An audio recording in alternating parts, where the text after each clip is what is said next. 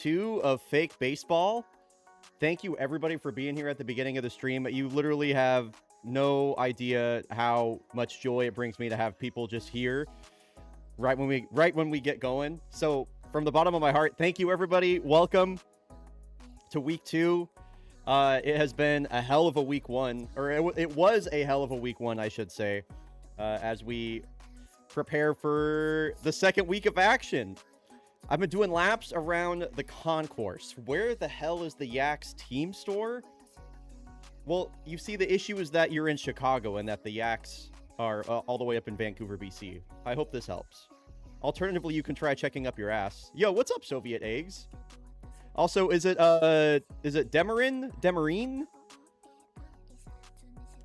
Is it please let me know. Welcome in. I can only watch 2019 Nats highlights so many times. I feel for you. I mean, this year it's a bit different for me. Demarine. Okay. I mean, I'm a Mariners fan, so I'm used to I'm used to disappointment, but they're actually good right now, so IMO pretty backwards franchise to not have an option. Dude, I wish that there was a way to like export visuals from this game and like all these logos, because literally the merch for Fake Baseball would go so hard. I even just want like emotes with all the logos and stuff. Like, that would be so cool. There's so many things I want to do. Exactly. Oh, they're so fun. They're so fun this year, Demarine. They're so fun. The Kyle Thomas, what's up?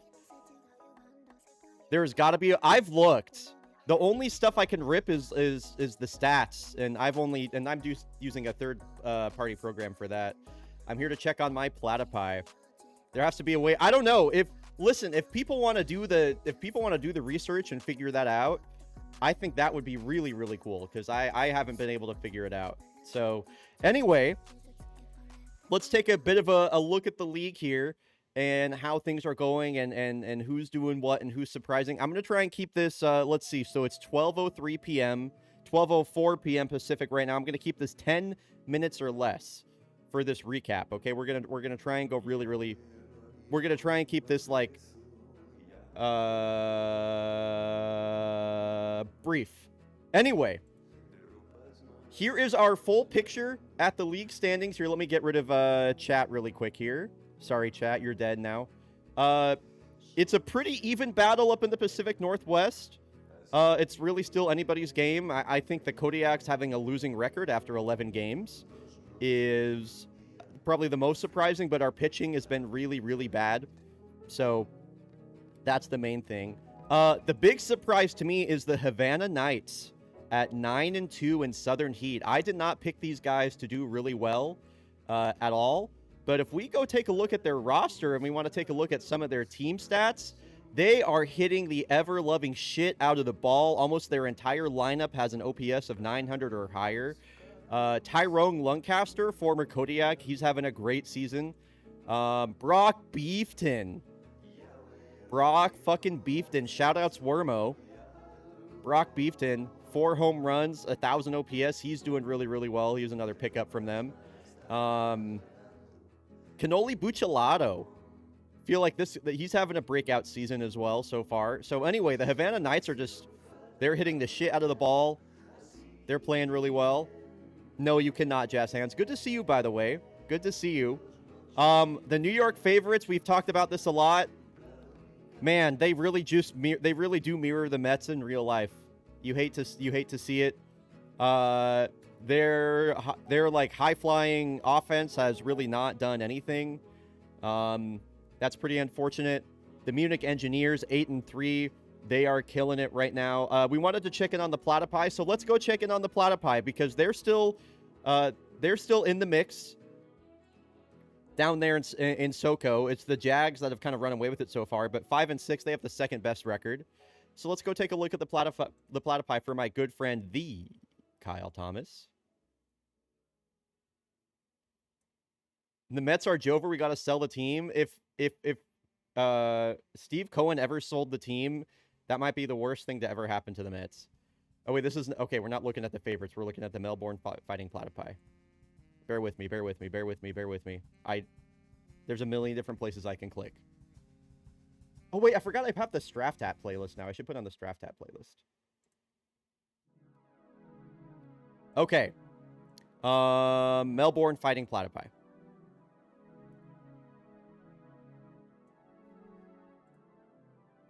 I am curious how they're doing. Let's take a look here. Paloma Monte Carlo, she was their big free agent signing. She's having a good start to the year so far. 864 OPS. You do love to see that. How's their pitching doing as well? Their starting pitching's getting lit up, but their bullpen is lights out. Holy cow. This year, Bulls having a good rookie start. Anson Fitzgerald is slugging the ball really well, but he's not hitting for average. Desmond Richard, it was really important. It's really important for the Platypi that this guy gets going this year. And he's got a 954 OPS, so good things to see. Definitely good things happening for the Platypi right now, for sure. Can I get Kyle Thomas on the Platypi? Do they have any rookies on their roster?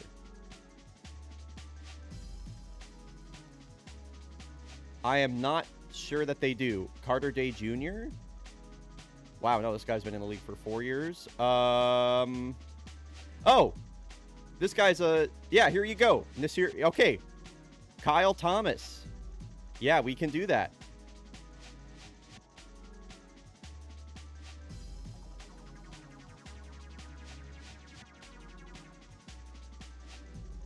And he has a mustache, so that works. Yeah, we definitely gotta, I already, there is like a Kyle Thomas hairstyle in this game. Kyle, your hair is brown, right? You have brown hair? There you go. It's like a dark brown like that. Okay. Kyle Thomas is jolly. He would be happy. And then I believe you have a little bit of a, you have like, I think there's a mustache with like stubble option, which I think is what we're looking for here. There we go. I'm not sure which head is going to match yours the most, though, because our options are quite limited in a general sense here. I feel like this kind of works. There we go. The Kyle Thomas, a reliever for the Melbourne Fighting Platypi. All right, I am going to pause the fake music and then start the actual in-game audio here. There we go. Okay. As a reminder, by the way, there are lots of channel point redemption options available for people that are interested. You can rename a rookie player on another team. We can spectate another team as well. We are here we go heading into week 2. I'm gonna sim the rest of the games and we'll get started with the Kodiaks today. Yeah, of course, Wormo, of course. Do the Nocturnals have a rookie batter?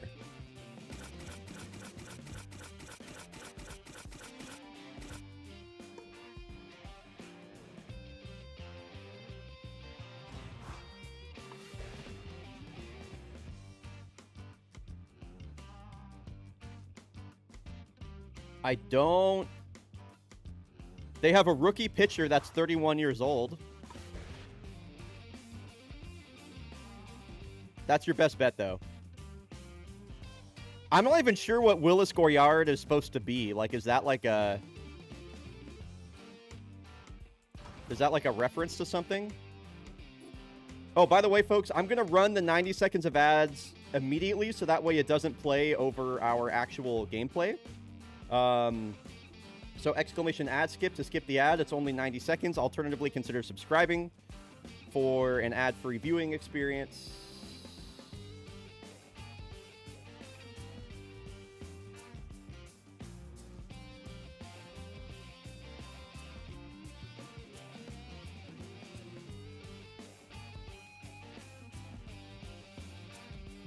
Okay.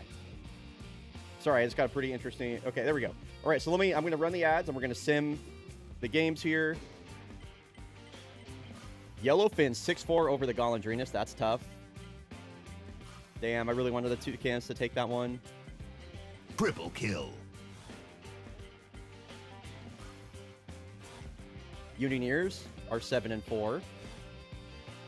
Blowfish, they're staying in the mix up there. Wow, would the Knights continue to roll? The favorites lose and the Knights win. Oh my god. Divisional matchup here that the Moose come out on top of. Sawteeth are 4-8.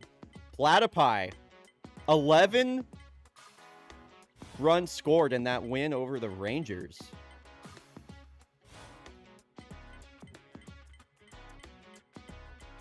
Wow. Commodores come back and win one versus the Heaters in the 7th.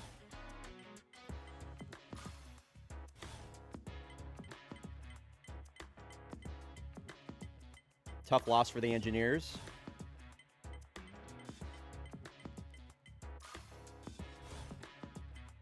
Play to pie. Right. Damn, Slugfest in Seoul. Oh, right. Sorry. Thanks, Piggy. Okay, our first matchup of the day. Oh, boy. We are going to be coming up against a red-hot Jaguar squad. Sage Cower is going to be on the bump. He's always really, really dangerous. Ibrahim Abate, one of my favorite players ever. Fortunately, we have a lefty on the mound, so that's good for us. All right, let's take a look at what we got here. Yeah, we're going to give Forte a day off. Chris Hanel is going to catch for us. We'll have Antoine Goldsmith come in and DH. I'm not sure why Kellen Zuniga is still tense when he had a day off, but he's, of course, going to come back. I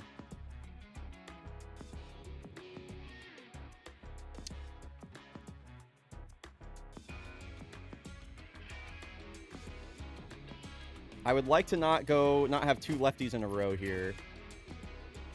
Yeah, okay.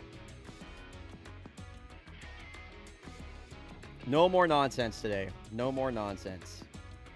And it's a battle of the... Dude, I love these... Actually, let's see. You know what? We're going to do that. I'm going to keep giving Sammy Siegel a chance, I think, here. I love these Game & Shout quips. It's a battle of the Apex Predators and Cascadia today, where the Jaguars are hoping to pounce on the Kodiaks. Okay. All right, first game of the day.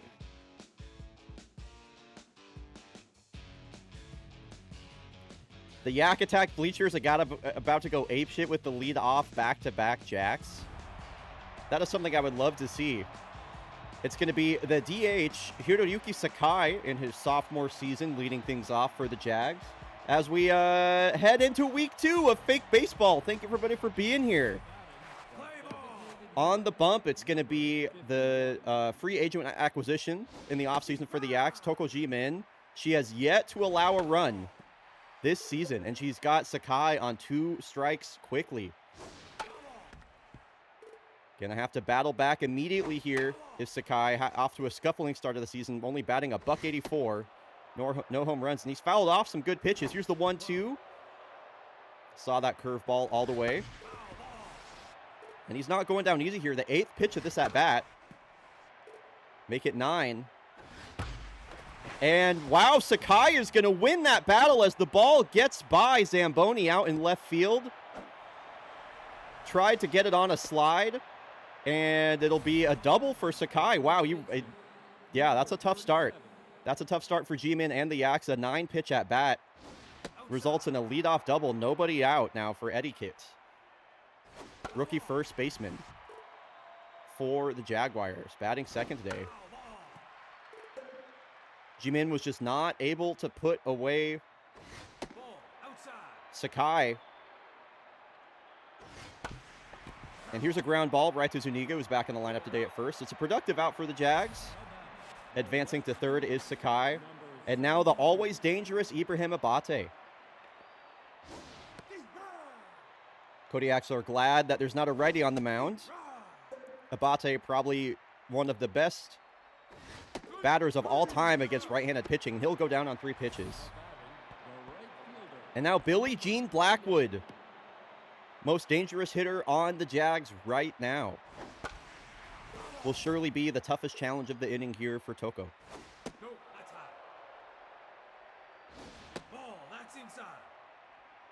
Two-seamer misses inside. 2-1 pitch. Gets her chasing outside the zone on a fastball. The 22nd pitch of the inning here. And it is a ground ball that just gets up the middle past the diving glove of Newt Gizmo. That leadoff double will come around to score. Ji-Min was just so close to... Oh, they're going to catch Billie Jean Blackwood stealing. So Kodiaks will catch a bit of a break here. That is a mojo down for Blackwood. So many times, Ji-Min was just 1 strike away from getting out of a tough situation, and they managed to score. So Tomato Anus called leadoff back-to-back Jacks to the Yak Attack bleachers. Let's see if that comes to fruition. This bounces off the glove of Cower. No chance for Monsieur Doofy playing shortstop, as that is an infield single for Takeda. I don't think we're going to be stealing versus a lefty on the first game of the day. We are not stealing with Takeda right now. As Katabura comes up, oh, and this looks like a double play ball. Grounded right to Doofy. He will be able to get the out there, and that leadoff hit is erased. Kellen Zuniga back in the lineup today really needs to get his season going. Okay, and here we go. A little flick shot served back up the middle. A 2-out single for Zuniga. I wonder, ZZ. I'm not sure how Zuniga hasn't mojoed up for that after a day off and a single in his first at-bat back. But okay, wow! And a really well-hit ball out to the gap. Zuniga can run. This will surely score him into second base. Standing is the RBI queen, Kolo Johansson. And just like that, the Kodiaks have answered. They are on the board. And a dangerous batter now at the plate in Chris Hinnell. Cola feeling bubbly today, says Mr. Game and Shout. Knocking it right to let Zuniga tie the game.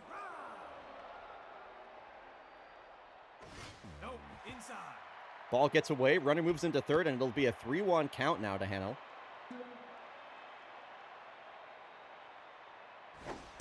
Ooh, and a wave and a miss at ball 4. Full count now. And he goes down looking. So he swings at ball 4 and then takes strike 3. Not the at-bat you wanted in that situation from one of your best right-handed batters.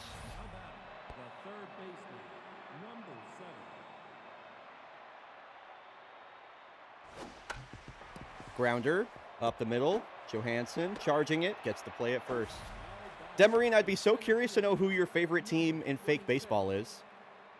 I'm not sure if you haven't had a chance to take a look at the list. Here is a link to a slideshow with all 30 teams. The Montreal Voyageurs were formerly a team from Washington, D.C. They got moved back to Montreal.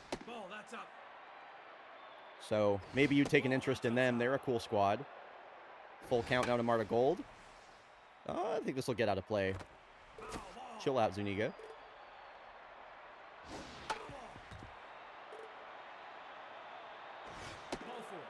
Man, and just so many, dude, the Jags are just working every single at-bat.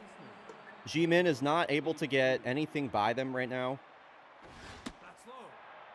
There'll be a 1-out walk for Marta Gold, who can run. I am surprised that Goldsmith didn't pick that.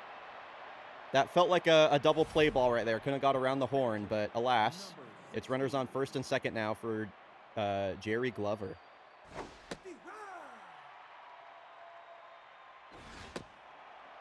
Yes, that's something that I do, Shout, whenever there are still a couple teams I would like to, like, rebrand or rename. That does happen over time whenever I get sick of them.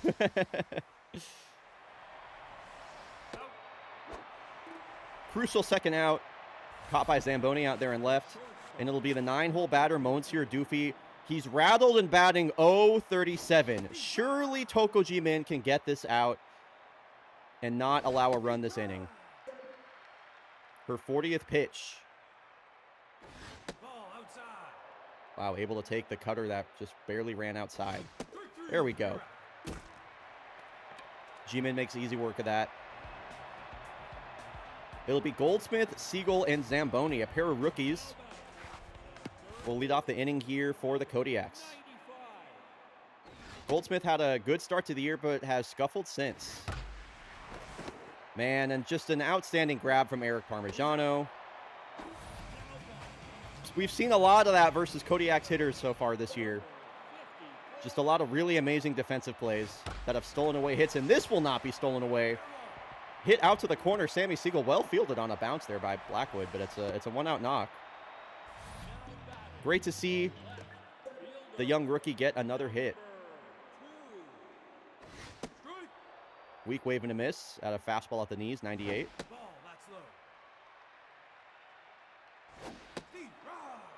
Slider's looking good for Sage Cower today. Wow, and another flick back up the middle that is, again, off the glove of Cower. This time, Parmigiano's able to come up with it and just barely out at first to Zamboni. Wild to see that. Almost two identical plays there. Newt Gizmo out to dead center. Her first career home run, and what a great time for it. That'll be 3-1 Kodiaks. She drives in Sammy Siegel, and the Kodiaks have a 2-run lead. Love that. Love that for Newt. Never doubt Newt. That's what they always say. Yeah, 433. That was not a gimme. Denting the batter's eye. And then a 4-pitch walk. I have to say, Takeda's always been an aggressive hitter. I love his play discipline this year. Like, he's really changed up his game, and I think it's paid off. So a runner on first now, as the Kodiaks continue to get traffic on the base paths here. Sage Cower tense after that 2-run dinger. This one's off the end of Uday's bat, and pushing to third is Takeda. He's been so aggressive on the base paths. And Kellen Zuniga can pick up an RBI here.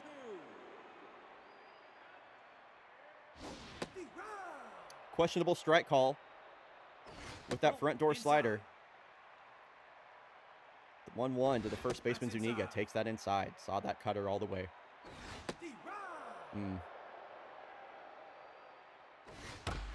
And 2 hits today for Kellen. He'll pick up an RBI there. Mojo up. That's what we want to see. It's 4-1 Kodiaks. Johansson drove in the first run of the game for the Kodiaks, her last time up. Takes ball 1 downstairs, a fastball. Hitters count now for Johansson. Off the end of her bat, right to Doofy at short. A crooked number for the Kodiaks in the bottom of the second. They lead by 3. It'll be the top of the order. Coming up now for the Jags. Second time through the order for Jakarta. Love a first pitch strike. By the way, that run scored by the Jags in the first run of the year allowed by G-Min. She's able to knock down a comebacker and get the out at first. Good play.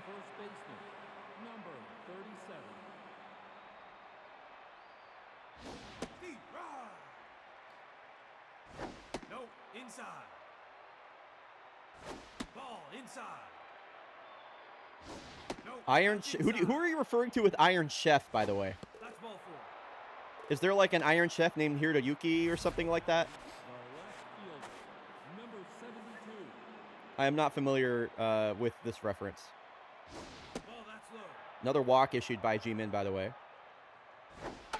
Hiroyuki Sakai is the name of Iron Chef French in the original. Really?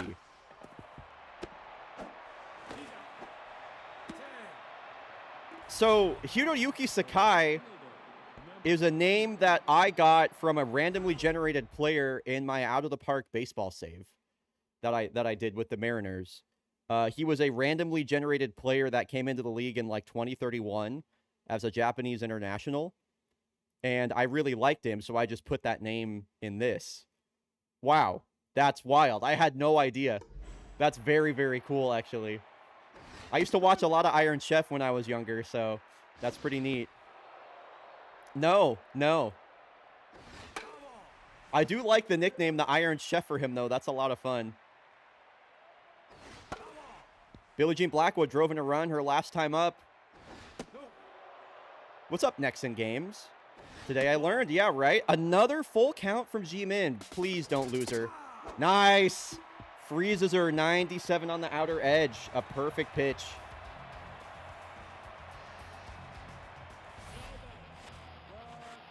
Chris Hanel will lead us off. Couple of first-time chatters in the stream today. Appreciate y'all being here. Takes ball one, missing with that cutter. It's a good swing. Just blew it right by him at 95. That's low. That's down. 3-1 to Hanel. Take your bait. Nice. Good at bat. Good at bat. Leadoff walk for the Kodiaks. As Sage Cower continues to struggle out here on the mound. Hasn't looked the same since he gave up that 2-run dinger.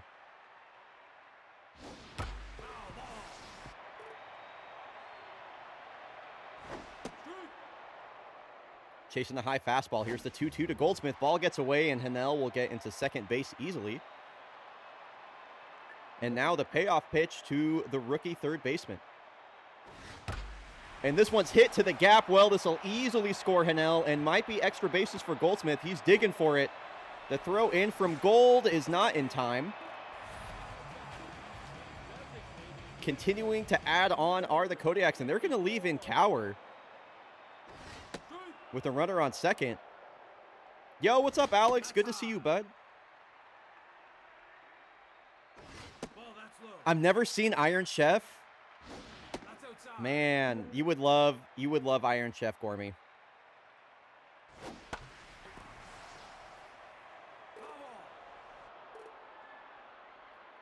Full count to Sammy Siegel.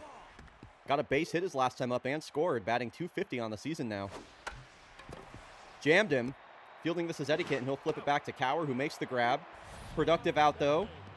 Runner on third for Zamboni. Sage Cower's day is done. They're going to bring in the lefty reliever, Nisha Antoine. A 5-pitch mix for her. Excuse me, a 4-pitch mix. Wow! Far champ Zamboni bounces off the third deck. The Ethiopian in his second season continues to dazzle and impress. This game has been blown open. It's 7-1. Zamboni ices the Jags. Hashtag clean the ice. What's up, Anarchy Poo?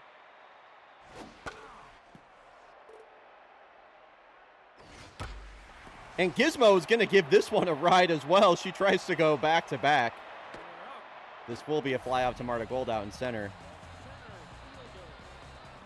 An offensive explosion from the Kodiaks here today. Definitely necessary considering their pitching struggles.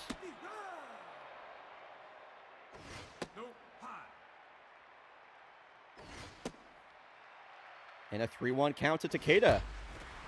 Oh, off the glove of Doofy out there at short. A hard hit ball. Barreled up by Takeda, gets him, or allows him to reach for the third time today. So Uday once again bats with Takeda on first. We will not be stealing with Takeda while we're up 7-1 with 2 outs and Uday at the plate.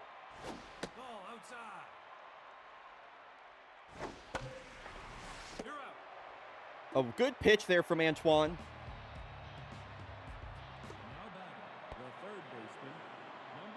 Gets Katabura to line out to short, and here is Nash Yoon. Ground ball up the middle, first pitch swing in. Leadoff batter is aboard for the Jags. This is a good-looking Jag squad this year, too. They are 8-3 right now, leading Southern Continental out in the East. Let me do a fake baseball reference check-in right here really quick. Exclamation ref to access fake baseball reference. The complete source. for all of your... Why is it my... There we go. For all of your fake baseball needs. The Jaguars haven't reached the playoffs since season 14, so they're on a 6-season drought. Last time they did that, they still had a 20-year-old Soap McTavish on the team. How about that? That was his second season. Full count now to Eric Parmigiano.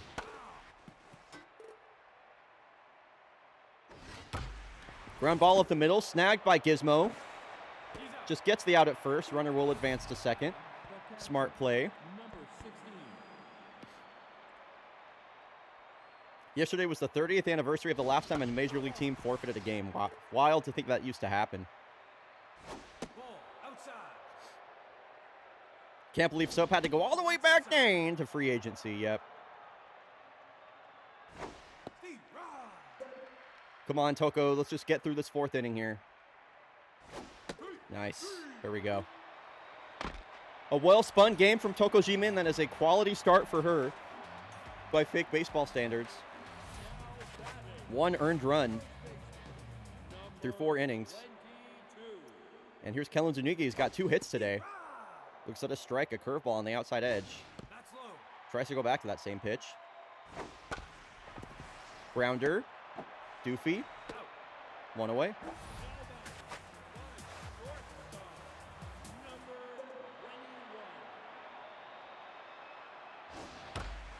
And another hit today for Kola Johansson. Just putting the ball in play pretty much every time she's up.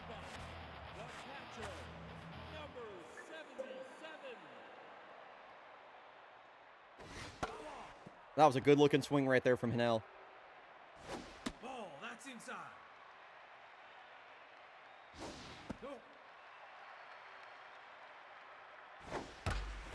Yo, what's up, the Tap 55?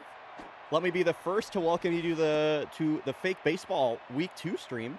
And welcome in for the first time. Good to have you. Awesome emote. That emote does rule. We desperately need fake baseball emotes. Yeah, 100%.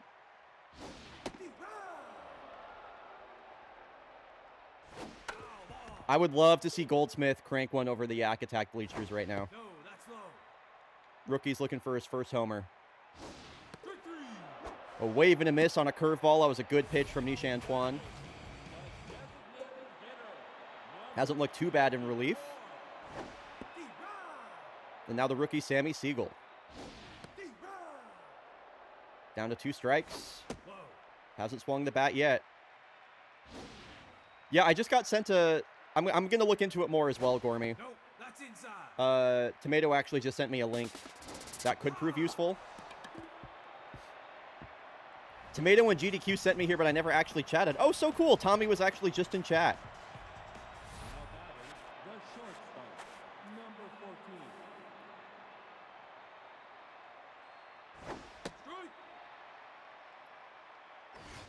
All right, this is going to be the last batter of the day for G-Min. I'm thinking anyway. Wow. Monsieur Doofy, who's batting 037 on 2 strikes, gets a leadoff single. I mean, I don't know why Kodiak pitchers just cannot put people away with 2 strikes lately. I like putting Kian Kochais in here. He's been really, really bad, as evidenced by the 23 ERA. Amazing stop. Oh, my God, Kellen Zuniga. What a great defensive stop there to get the lead runner. Almost turns 2 as well. Help your pitcher out. I love that. Anyway, Kian Kochais was far and away our best reliever last year, and he has just gotten absolutely torched. In 4 appearances, he's allowed 4 home runs and he only has 1 strikeout, a 23 ERA. I like putting him in here with a 6-run lead just to try and settle into the season. Here's the full count to Eddie Kitt. Nice. Frozen with the fastball down the middle.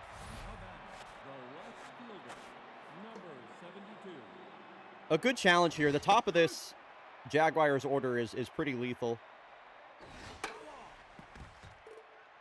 Here's the 0-2 to Abate to try and get out of the inning. Good pitch. I really like that slider. It was a good pitch and a good take. Nice! Boy, Abate just can't see the fastball today. He strikes out for the second time.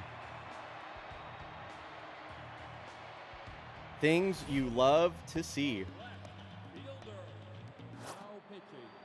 All right, and Zamboni's gonna gonna look at a right-handed pitcher here. Samir Corona's in now. For the Jags, Zamboni hit a huge home run his last time up. It was his second home run in as many games, and he'll go down on 3 pitches this time.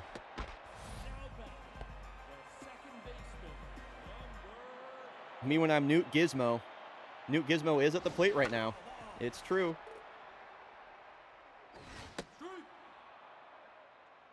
Got her first career home run her last time up. Newt Gizmo, one of the many rookies on this Kodiak squad.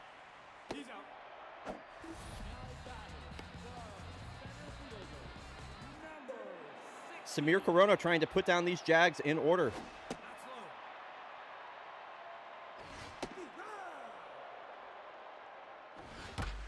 Valdemiro Takeda, another ball that bounces off the glove of Monsieur Doofy. Takeda continues to win the battle. First is the Jaguar shortstop. That's the second line drive that has bounced off the glove of Doofy. A couple of well-hit balls there from Takeda. Hitting the ball hard is the key to success as a batter. And now, ahead in the count 3-0 is Katabura, and he'll walk on 4 pitches. Batting from the left side for the first time today is the switch hitter Zuniga. Could be a great opportunity for him to get his season going with a home run right here. Good patience so far, though. Taking the changeup. 2-0. Back-to-back 3-ball counts. 7 straight balls thrown by Corona. Make it 8. 8 straight balls thrown by Samir Corona. And Johansson's got 2 hits on the day. They're going to leave him in. The bases are loaded. For the shortstop in her 3rd year, I think this is going to hang up. Oh, look good off the bat. Got a little excited. Got a little bit excited. Everybody calm down. Everybody relax.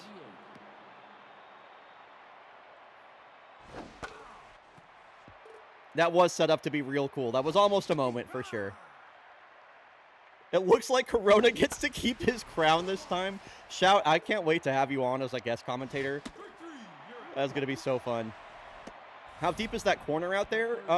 It's around 400. Some pretty interesting dimensions.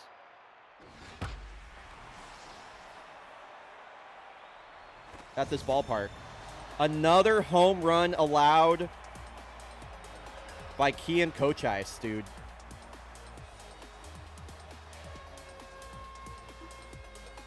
Yikes. Just yikes, dude. Co-commentary is going to be so peak. It's true. I'll be announcing, I'm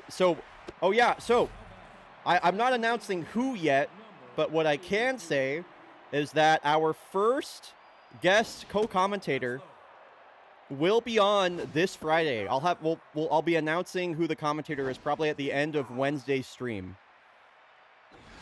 So, at the end of Wednesday's stream, we'll be announcing the first guest co-commentator for Friday's broadcast. Just pretty exciting. Oh my God, Sav! Hello! Hello, Savage Octagon. That's so cool that Sav and Kyle are in here. Savage Octagon is one of our host co-coordinators at GDQ. I work with her all the time at live events. So very, very cool that she's here. How can you not be romantic about fake baseball? It's so true. So what's not to love? It's an all-star cast here. We had Chris Hennell at the plate. Savage Octagon in the chat. Amazing.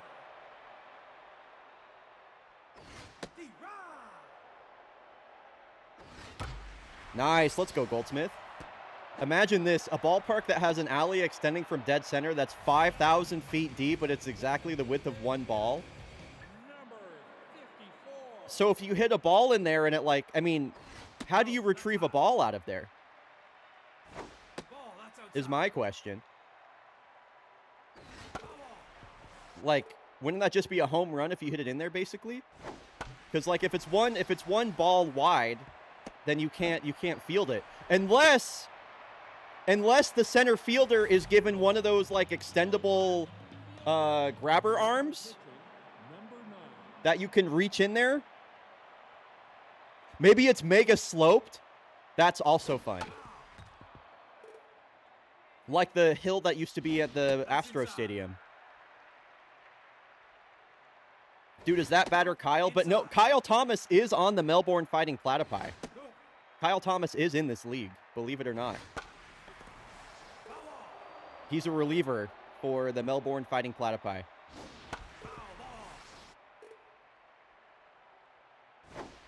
Nice, good take. Bases are loaded again and back-to-back innings. Now for Newt Gizmo. Walkerness here does allow a walk.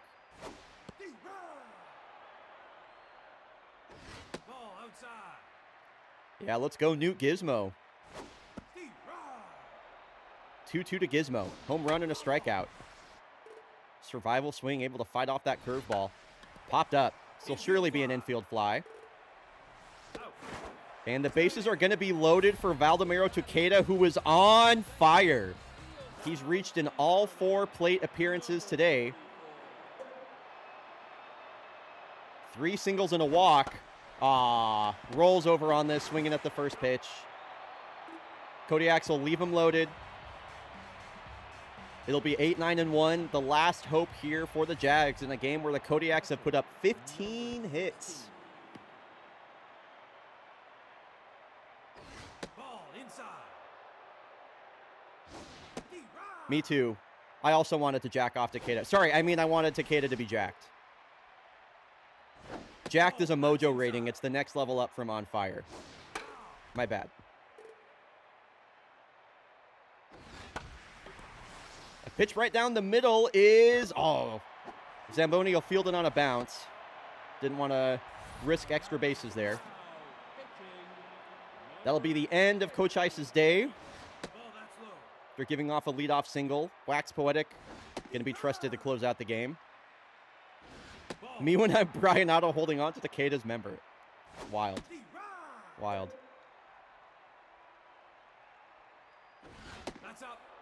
Full count now. There we go. Really, I did not want 2 runners on base, no outs for the top of the order. Let's go, Wax. High fly out to center. Takeda, easy play. I like it here. I like having you here, Sav. I'm really glad you're here. If anybody would like to watch another team after this game, by the way, I will remind you that there is a channel point redemption for 5,000 target odds for me to commentate a game from any other team in the league that you like in their next game. All right, and that'll do it. A weak fly out to Katabura and right. The Kodiaks secure their 6th win of the season in a game where they only allowed 2 runs and put up 15 hits. Home runs for Newt Gizmo, Farchamp Zamboni.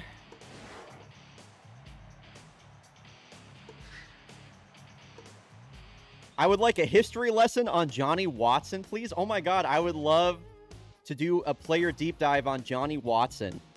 So, Johnny Watson... one of the OG Kodiaks. One of the OG Kodiaks. I don't even know if like I don't even think we're gonna have him in the game anymore. I don't think he exists in the game at all. You mean Watts off? No, I mean Johnny Watson. I mean Johnny Watson. This guy is the BFBL schedule set up in series.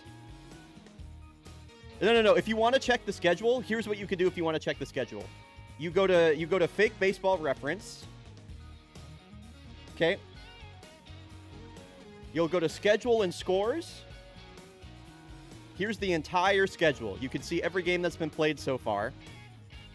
All the way down to the last game that was that's been put in since I updated it. So basically, if you want to see the schedule, you can check here.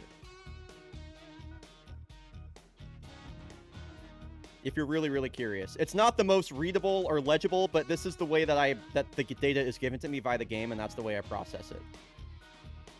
Anyway, Johnny Watson, one of the original Cascadia Kodiaks. This guy... This player deep dive, by the way, is brought to you by Nerd Piggy, who used 5,000 of their Dargy Dots to make this work. One of the OG Kodiaks. The first ever starting catcher for the Kodiaks as well. Was in the league for 12 seasons, 7 of those with the Kodiaks. This guy put up 4 straight 900 OPS seasons with the Kodiaks. He was a part of all 3 of those World Championship rosters. He was on in every single year that the Kodiaks made the World Series. He was there putting up over a 900 OPS. Truly one of the greatest catchers the game has ever seen. He had 6 straight seasons with 10 home runs or more.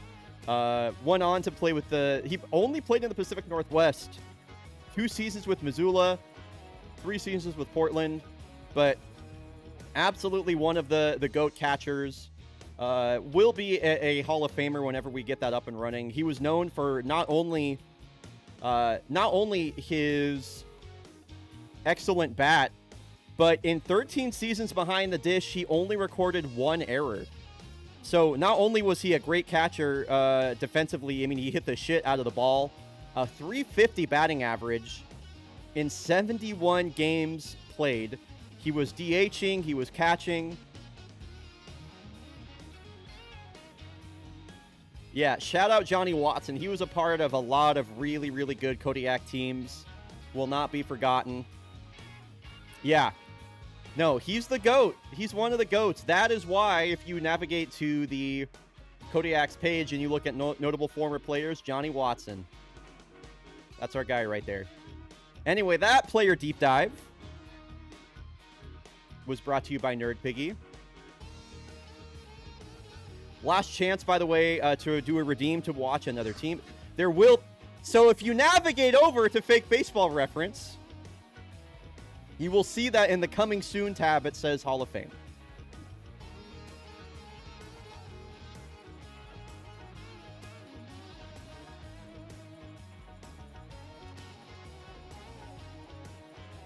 God forbid I bring him up around my dad. He would talk for an hour straight up with stories about Watson. That's awesome. Yeah, I have to say, Johnny Watson was also a very streaky and up and down player. More so than the stats would make you think. As ATD mentioned, he did have the nickname Watts Off for a while. His cold streaks were extremely cold. Anyway, folks, we're going to run 90 seconds of ads now that we're in between games. Exclamation ad skip to skip the ads. Alternatively, consider subscribing for an ad-free viewing experience. Boy, Nightbot has been hella slow today. Can we keep up, Nightbot?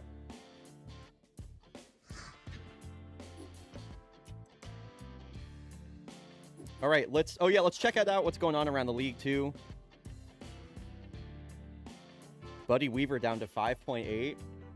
It's interesting to me.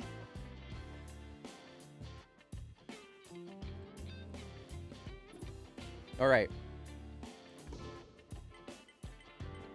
Let's go, Corsa. Corsa's 7-5. How about that? Come on, Unioneers. Damn. Those Foresters, they look good. Blowies win 2-0 over the Grays. Big win for the Golondrinas. They're challenging for the lead in Europe. Wow, dude. The favorites are really bad. The favorites are really, really bad, dude. Holy shit. Wow, Nocturnals win in 12 innings. Blowfish win 2 straight. They are officially first place in Pacific Theater.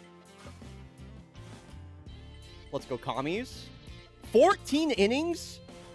That was a 14-inning game, by the way.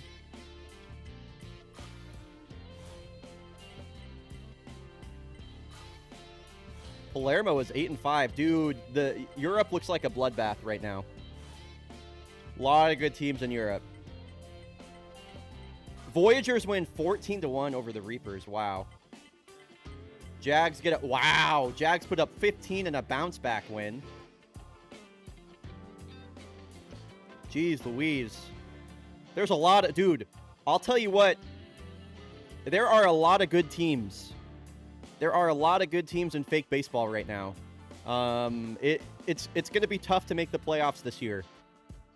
When only 8 of 30 teams are able to make... It truly is the new era. You're so right about that. Yeah, 5 out of 6 teams in Eurovision are over 500. Only 2 games separate first and fourth. Same goes for the Pacific Northwest. It's truly still anyone's game out here. Oh, boy, and check this out. We have a huge 3-game set versus Portland. A huge 3-game set versus the Portland Swifts. One of our top divisional rivals. And Waldorf Quantum is juiced? Somebody shoot me in the head, bruh. Oh, by the way, in case anybody's wondering about this Portland team, I can literally search the term Portland Swifts.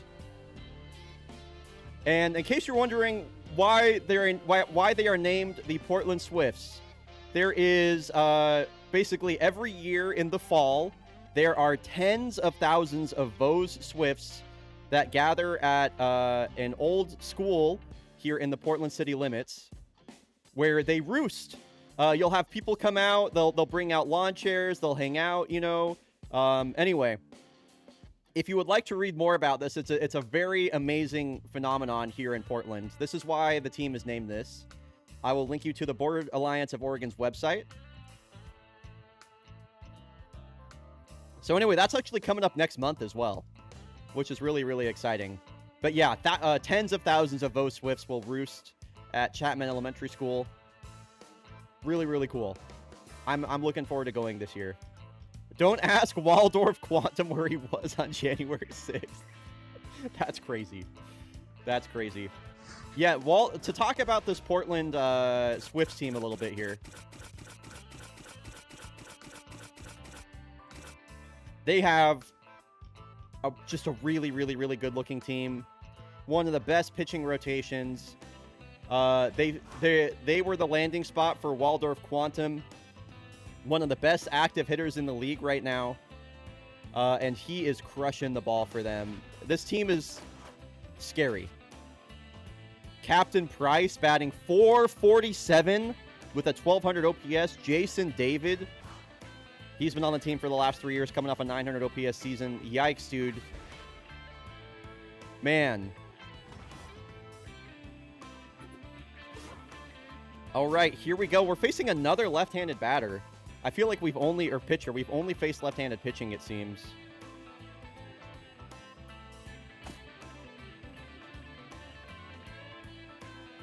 Let's get Julie back in third. We're going to have Chris Hennell DH versus a lefty. He's just been so good versus lefties. Who do I want to bat cleanup? Yeah, we'll have Cola bat cleanup. Forte, Mao, Hennell, Zamboni, Gizmo. That feels good. I like having Goldsmith and Siegel on the bench for pitch hitting opportunities if we really need it.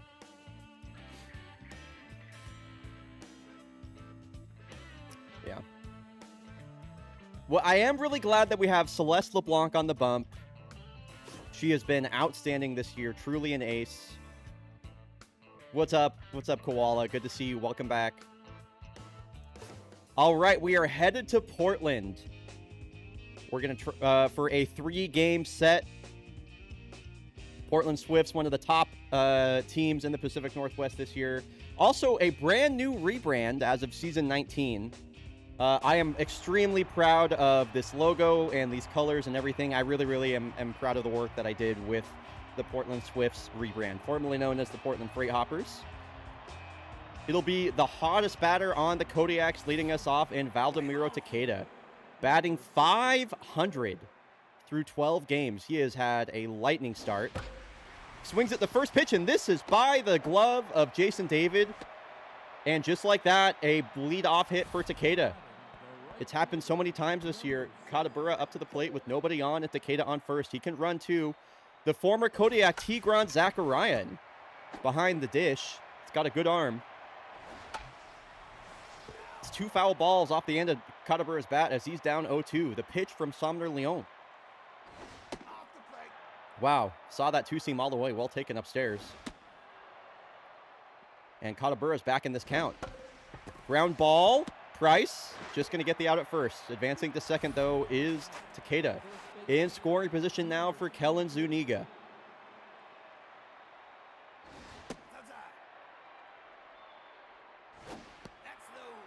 Heading the count 2-0. Almost anything put in play will score Takeda, one of the fastest runners in the league.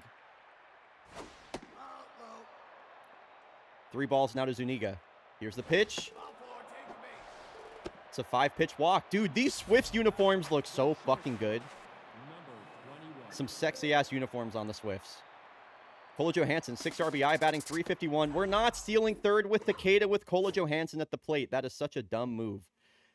So something that I have to do in order to maintain agency in this game is when the AI tries to do stupid shit like stealing third with your best hitter at the plate in the top of the first,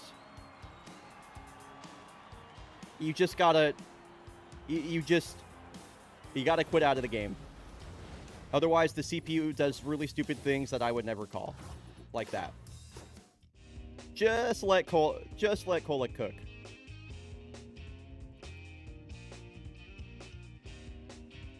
The Bears have come down the coast to see who really rules the roost as we start off this 3-game series against the Swifts. I love that. This is a super important matchup as well. It's a divisional matchup. You got to win the division before anything else to make the playoffs, so. Ground ball up the middle. This could be 2. And it will be, unfortunately. Grounding into a double play is Johansson. Kodiak will strand a runner. And that's a pretty huge double play there for the Swifts, I gotta say. So Captain Price leading us off. Veteran right-handed batter for the Swifts. Ground ball right to Gizmo. One away. How was game 1? Kodiak's won 7-2. Great game 1. Ada Melfi swing at the first pitch. Fouls that one off.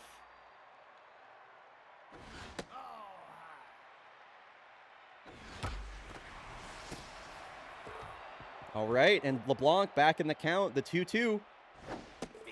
And she gets her looking with the changeup. 89 miles an hour and dotted. And now in her second season with the Swifts, we have Chromatic Aberration. 100 miles an hour. By LeBlanc, by the way. She's bringing the heat. Wow, and LeBlanc clearly pitching around Aberration here, just trying to dot all the edges. Wow, and you can see why as she sends this out to left field. No doubt about that one off the bat, folks. 442 feet. Chromatic Aberration gets her team on the board first. As a juiced Waldorf Quantum steps up to the plate. The marquee free agent signing by the Swifts this offseason. Glad y'all like the Chromatic Aberration name. I'm happy with that one as well. Mr. Game & Shout, thank you for gifting a sub to Hockey Babbler. Welcome in, Babs. Good to see you. So the long ball from Aberration puts the Swifts on the board. Leading off the inning will be the veteran catcher for the Axe, Raleigh Forte. Looks at ball 1. Forte coming off a season which he hit a career-high 14 home runs. Ground ball fielded by David. I also feel like Waldorf Quantum and Chromatic Aberration are close. It makes sense. And Julie Mao in her first appearance back.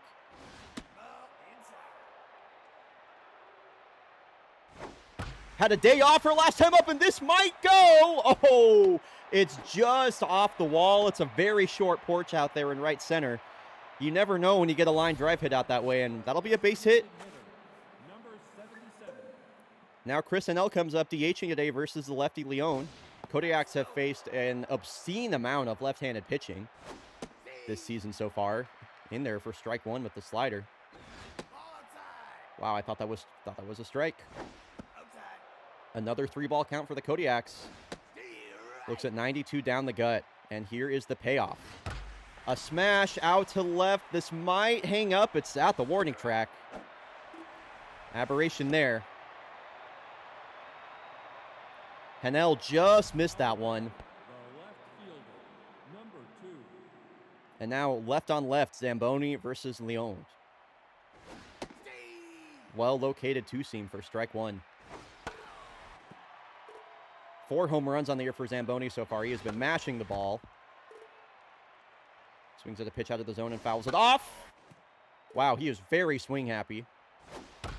And gets this one back up the middle. Zamboni has been incredible against left-handed pitching. He continues to mash. Question from my 4-year-old, is this different baseball? It is definitely different baseball. I would say it is categorically different baseball. Especially given that we only play 80 games in a season and have 7 innings rather than 9. A diving grab from Melfi will steal a hit away from Newt Gizmo and surely save a run. That's an excellent defensive play from the veteran first baseman. The former Kodiak now, Tigran Zakarian, the Armenian catcher. This baseball that doesn't have a big dumper, but we do have the big thumper. Raleigh Forte is very intentionally named after Cal Raleigh. He is also a switch hitting, power hitting catcher for a team that plays in the Pacific Northwest. Behind the dish for the Kodiaks today, actually, the big thumper.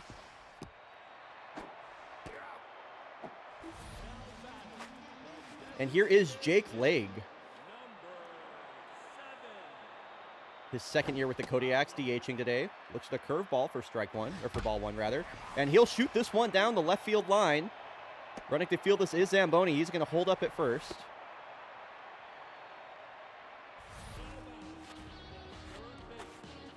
Bottom of the order now for the Swifts. 2 outs, a runner on. Nice snag there for Mao. They'll strand a runner. Swifts still have the lead. A chromatic aberration home run is the difference, as it's the second time through the order now for the Kodiaks. The red-hot Takeda comes back up and swings at the first pitch again. He'll foul that one away. Coming off a game in which he reached in 4 straight plate appearances. Hard hit ground ball right at Price. Takeda is finally retired. It's the first time he hasn't reached in 5 or 6 plate appearances. Off the end of Katabura's bat, calling for it as aberration. And that is quickly 2 away. 2 outs, nobody on.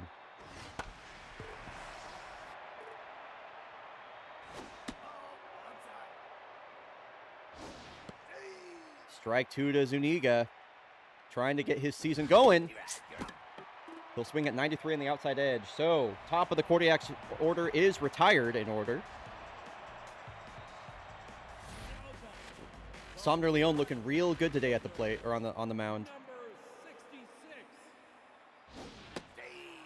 I wouldn't say they're struggling after 3, but Somner's pitching a good game. That's for sure. It's the 9-hole batter, Cortega Dominguez, going to lead things off. Very much a glove-first player.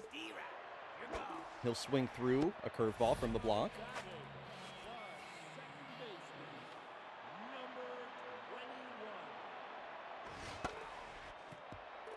Yeah, great curveball. Off of the glove of... Oh, my goodness. Off of a glove of Julie Mauer there at third. Trying to cover that is Johansson. Price will get there just in time. That's an infield single for the second baseman. And now here is Ida Melfi. You know LeBlanc would love to see her roll over a breaking ball for 2. This will work as well. A line out straight to Katabura.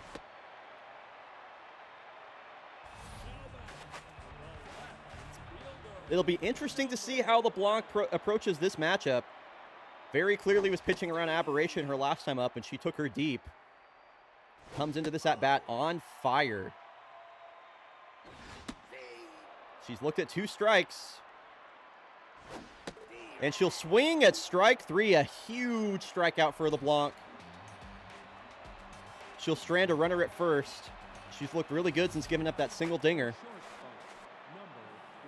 Johansson grounded into a double play her last time up.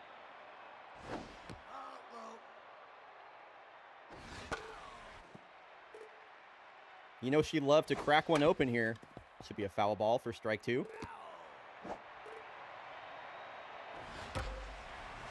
She's got a couple pitches to hit, just missing on him. Trying to stay alive on 2 strikes. And she's worked the count full.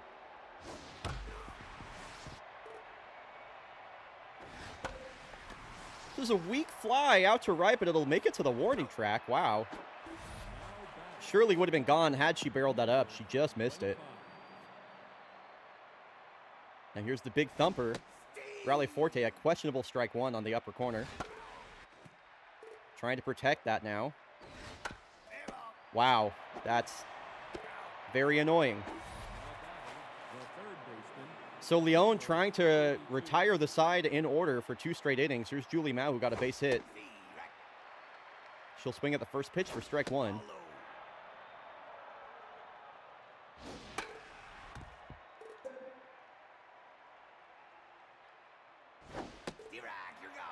Does Kola Johansson have a favorite soda? Yes, Kola Johansson is a fan of Boylan's Diet Cola. Really loves a Boylan's Diet. So down in order go the Kodiaks for the 2nd consecutive inning. That's 4 innings of shutout ball from Somner Leon.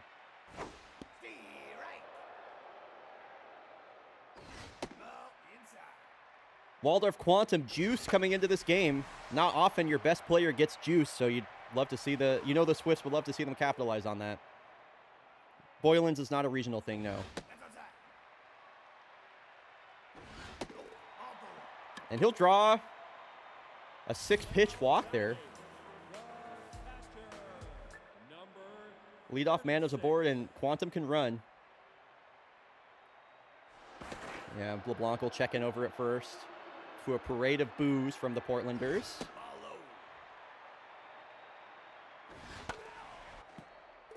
Zacharian batting a $152 so far.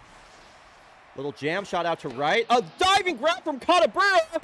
Quantum thought for sure that ball was going to drop, and he will be thrown out at first on the tag. The rare flash of leather from the big man out and right. That is a massive double play here in the bottom of the 4th, and what looks like a pitcher's duel through and through. A strange base running gaff from Waldorf Quantum. That didn't look like a sure thing that the ball was going to drop at all. Waldorf Quantum, baseball IQ of a tree stump, says Tomato Anus. Damn. Sorry, caught in a double slit? What? And Somner Leon is locked in. Why wouldn't he be? Chris Hennell versus his former team, by the way, came up with Portland. He'll strike out. It's a quantum physics joke. Gotcha. Gotcha.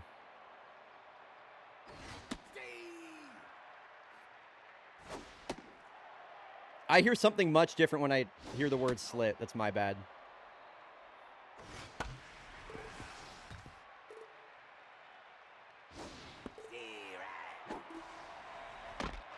Kodiak's at risk of going down in order for the 3rd consecutive inning. Somner Leon looks untouchable right now.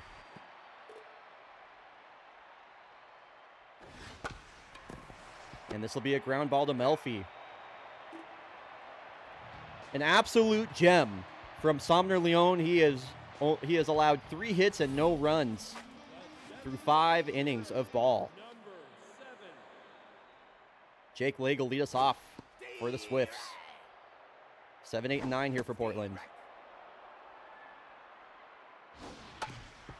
I like that one, Shout.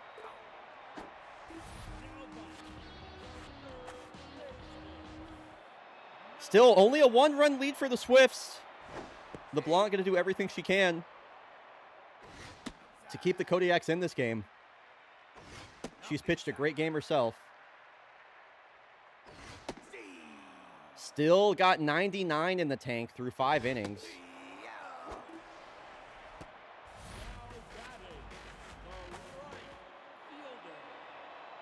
Huge out here in the 9-hole batter, Dominguez, number 66.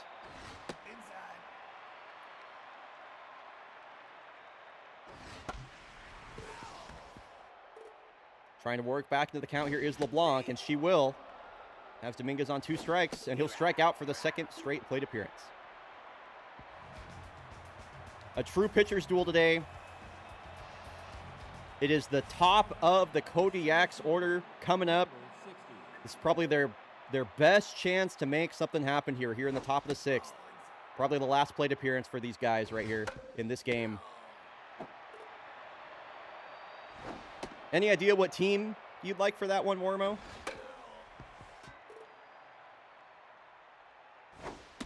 Full count now to Takeda. Turns on that, but sends it straight into the stands. Not going down easy is Takeda. The payoff pitch again. Fouled back. 3 straight foul balls. This the 10th pitch of the at-bat. Wow, an 11-pitch at-bat here to Takeda. Oh, off the end of his bat. He'll ground out to Melfi. That's 13 straight batters retired by Somner Leones now. And they're going to leave him in versus the big man, Mr. 99-99 himself, Uday Katabura. Why would you swing at that, dude? That's in the fucking dirt!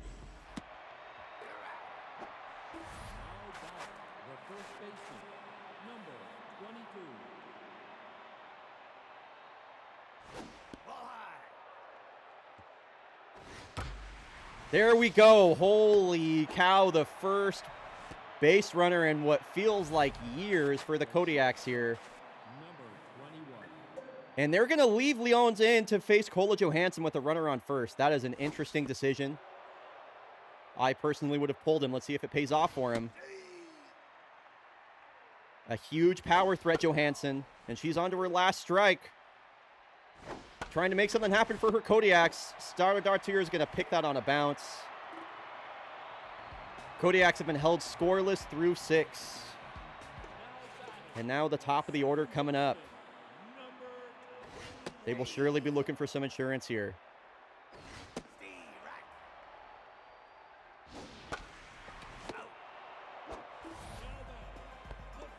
LeBlanc has pitched a great game, currently at risk of getting Felixed. Nice strike. On 70 pitches now, LeBlanc. A high fly out to right. That's a short porch out there. But it will hang up at the warning track for Katabura. Getting Felix refers to Felix Hernandez, who was a pitcher for the Mariners that was just unbelievable. He would regularly only give up, 1 or 2 runs, and he'd pitch like 9 innings, but he'd lose because he was on a bunch of really, really, really bad Mariners teams. So pitching a 1-0 ball game and losing is called getting Felixed. Shout out Felix Hernandez, by the way. Mariners Hall of Famer. Truly one of the best to ever do it. So, Celeste LeBlanc at risk of getting Felixed. They're going to bring in the veteran closer, Marty Eklund, the all-time saves leader in fake baseball.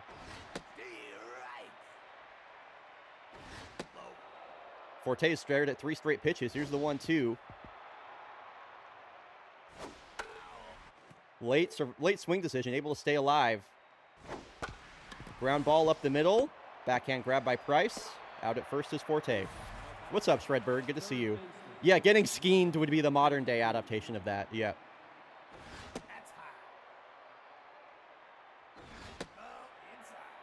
Julie Mao getting her first look at a right-handed batter in some time.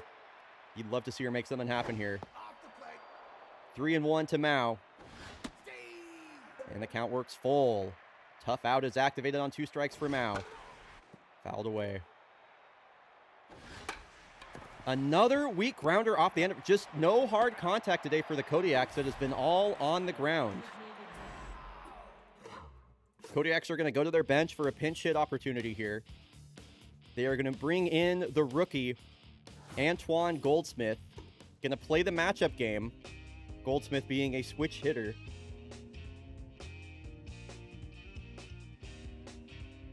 Jesus Christ, I just had a million notifications on my phone. That's crazy. Okay. A huge spot here for the rookie with the game on the line. He will bat from the left side versus the righty Eklund.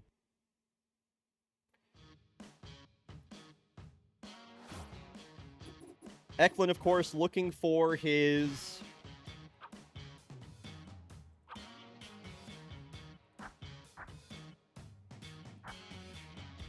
367th save, by the way, Eklund, right now. Yo, what's up, Glue Drinker? Good to see you, dog. Dude, Ichiro's Hall of Fame weekend was magical. Some of my favorite baseball I've watched in a long time. But look at strike one, a curveball down the middle.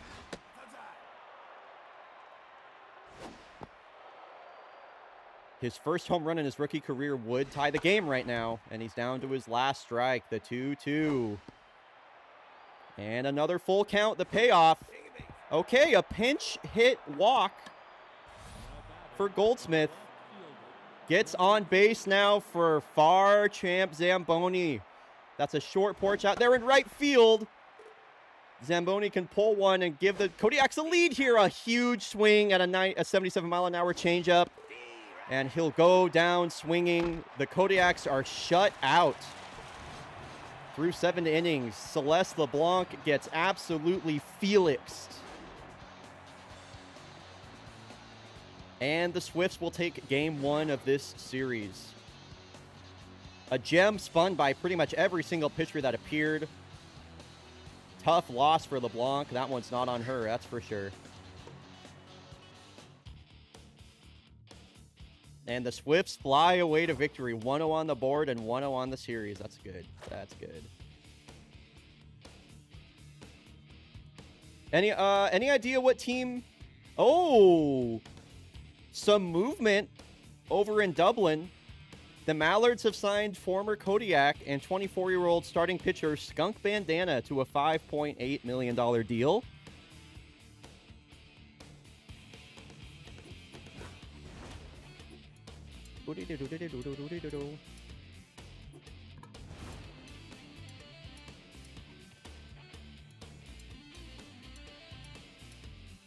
Oh yeah, what team are we thinking, by the way, Wormo? For Joanna Dark.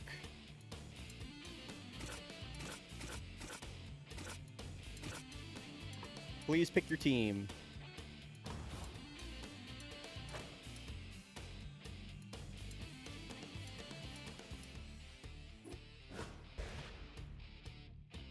Why does it say connecting to chat? Okay. I think Twitch has been on. Wormo, are you here? Okay. I'm going to run ads. Oh, there we go. Is there is not a way to view rookies on ref right now, no. Sammy Sequel stole my french fries. That's awesome. That's awesome. Muppet Dungeon, thank you for the 35 months, dude. So good to see you. No, there's nobody left on the Blowies.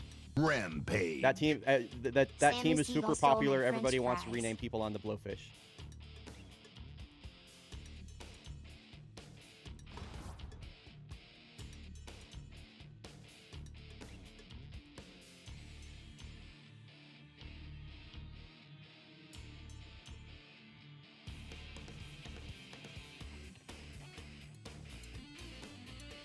For Dark on the Knights? Yeah, it's Platypi. We just renamed a rookie on the Platypi. Where you're going to have to choose some of the less popular teams. We can't always be renaming folks on the same teams, you know? Yeah, just renamed one of the rooks on the Platypi, unfortunately. I would say nobody available on the Blowfish or the Platypi. I should definitely, what I could do is have a list of available teams. That's a good idea and something I will definitely try and do.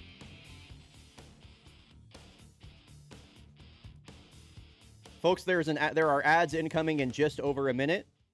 Exclamation ad skip to skip the ad.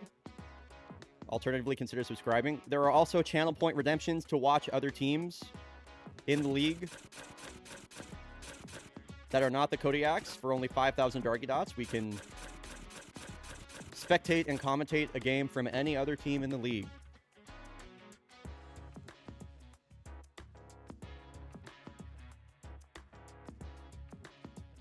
There's a rookie pitcher.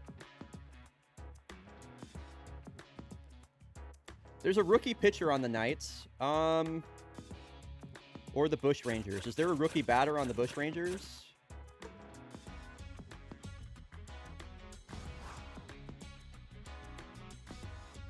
There's the catcher, Philip Marlowe.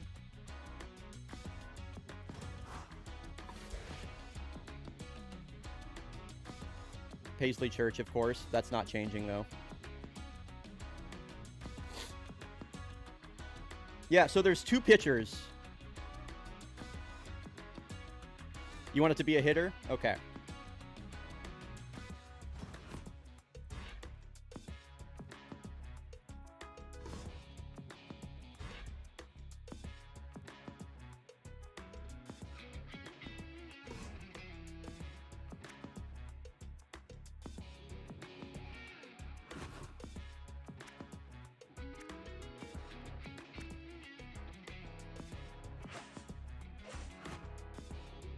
Good enough for me.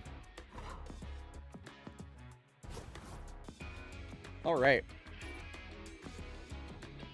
We're going to run the ads and sim the rest of the games.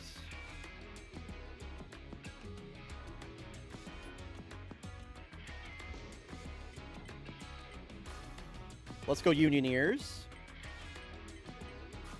Man, the Bush Rangers are 3-10, dog. That hurts my soul. Tough loss for the Platypi. The favorites continue to lose. Big matchup in Southern Heat. Toucans win 7-0 in a shutout over the Knights.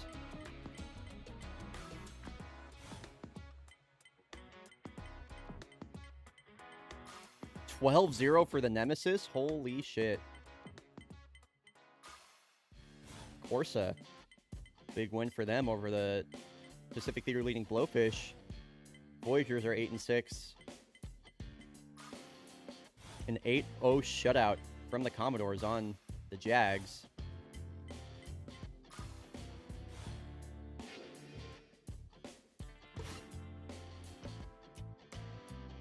All right. Finally against another... We're finally facing a right-handed pitcher for the first time in what feels like 20 years.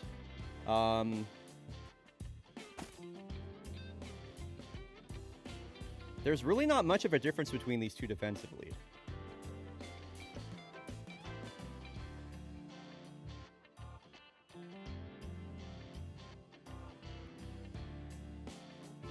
I'm gonna play Goldsmith in the field and have Mao DH is what I'm thinking for now.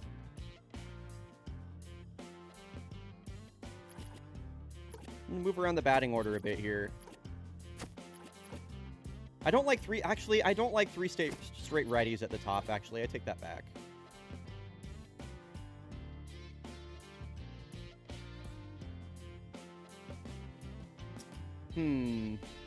I like having Zamboni at the bottom of the order because I feel like he lengthens out the lineup so much. Just having a really established power bat like that. But he could be doing damage in that 3 spot instead of Kellen.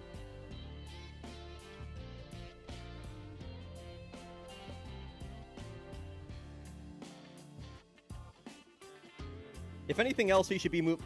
I'll move him up to the... I'll put him in the 5 spot, actually. I'm going to swap him with Julie. I think is the plan.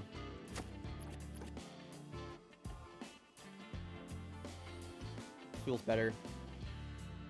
What's our bullpen looking like, by the way? So Kean is available. Dirt Clyde is on full rest. Okay, our bullpen is fully available. All right. We head to Portland for Game 2 in this 3-game series. The Pacific Northwest leading Portland Swifts. Biggest series of the year for the Kodiaks so far. They lost Game 1 in a 1-0 pitcher's duel. Lineup looks a bit different today for the Kodiaks. 1-2-3 is still the same, though. It'll be Takeda leading us off. What's up, Stan? How we doing? Welcome in. Here. We should do a prediction. I love... Wow, the Dr. Burger conspiracy was the last prediction that was ran here.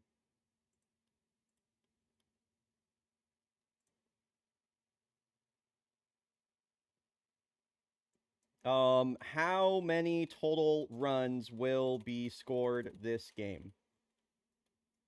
So we're betting on the total amount of runs scored this game. There will be 3 different options. There will be 0-2,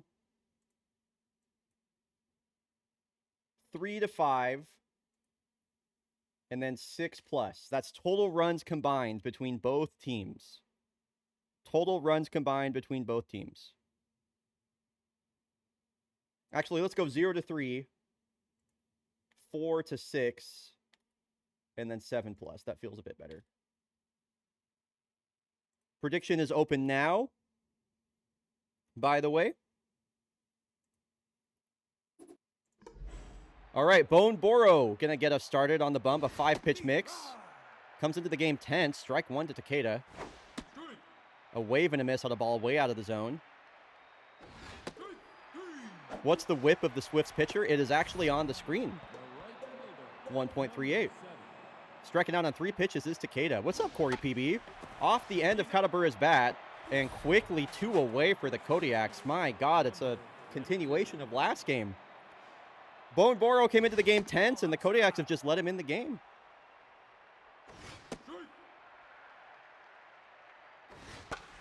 Popped up. Top of the Kodiaks order goes 1-2-3 again. As Captain Price will settle into the batter's box up against Fausto Swenson. The tale of Fausto's season so far has just been the long ball. Got a sub-1 whip, 14 strikeouts. He's been good. He's just given up too many home runs. So he's trying to work his way back in the count after throwing 3 straight balls to Captain Price. And he does. Here's the payoff pitch. Checks his swing, 94 on the inside edge. A good at-bat from Captain Price. Not poorly pitched from Fausto either. Leadoff man aboard. Missing again. Ball 1. Runner goes.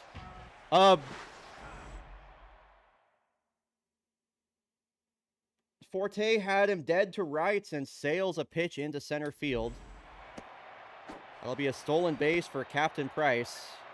Should have been 1 out, but a throwing error from the Kodiak catcher. We'll have a runner in scoring position. Runner will advance to third now, so some good base running here from the Swifts. Has the go-ahead run 90 feet away with their best hitter in Waldorf Quantum at the plate. What's up, Ratchet Mania? No, that's inside. Good to see you, by the way. Big swing and a miss on a slider that dove out of the zone. He's got Quantum chasing right here. I'd love to see an elevated fastball. It's been all low and away. I'd love to see an elevated fastball right here. Wow, that one drops just foul in front of home plate. Pulls the string on the slider. 1 out away from getting out of this inning unscathed is Swenson. Yo, what's up, Frost Lass? Pop fly. Calling for this one is Gizmo. Out there in the right field grass. And Fausto is able to navigate his way around a throwing error. Swifts are left scoreless. Yo, what's up, Marcy? Any news on the Nemesis? They lead the Urban Atlantic right now, Marcy. They lead the Urban Atlantic. Here's the 1-1 to Johansson. You can always check in on, hold on, full count to Johansson here. 3-3, you're out. A swing and a miss on ball 4 inside. Batting 5th in the order today is Zamboni. Moved up the batting order. He's been swinging the bat so well. First pitch swinging, strike 1. Ball outside. This Portland Swift pitching rotation is looking absolutely lethal, as that is back-to-back strikeouts now for Bone Boro.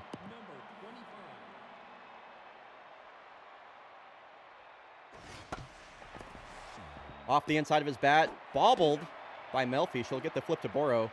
6 straight retired for the Kodiaks. Does Zamboni ever bat cleanup? I've thought about it. He has sometimes. By the way, if you ever want to check on how your favorite team is doing, you can go check out baseball or fake baseball reference. You can go to you can view the current season standings. This is updated after every broadcast session. Not only can you do that, you can go check out how some of your favorite players are doing. Maybe you wanted to see how the center fielder for the Nemesis is doing, Sophie Bikes. You can navigate over to the batters by season page, search her name. Lots of cool stuff you can do with fake baseball reference. Exclamation ref to access fake baseball reference. Back to the match. That's low. It's ball 1. Fausto Swenson's biggest issue last year was, just not able to find that first pitch strike. We're definitely seeing a bit of that here in this game. Nice diving grab from the rookie Goldsmith. Not a fast runner as Zachariah. He'll get the put out. Love that.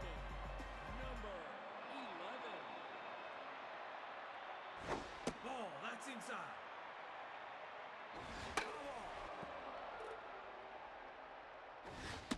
Woo, 96 down the middle. Swinging through that is Melfi. No, inside. And a good take. Got an inside cutter. On the ground. Scooped up by Johansson. Nice play. Routine, but a nice play. Seeing there's something about Mary on 35 millimeters tonight. Awesome. I just went and watched Cloud last night. It was showing at the Hollywood Theater. I gave it 2.5 stars on Letterboxd. The message and everything wasn't lost on me. I just thought the movie was really boring. I found the characters' motivations to be strange, and I found the movie to be boring. Especially that last, hour. I have not, Frostlass.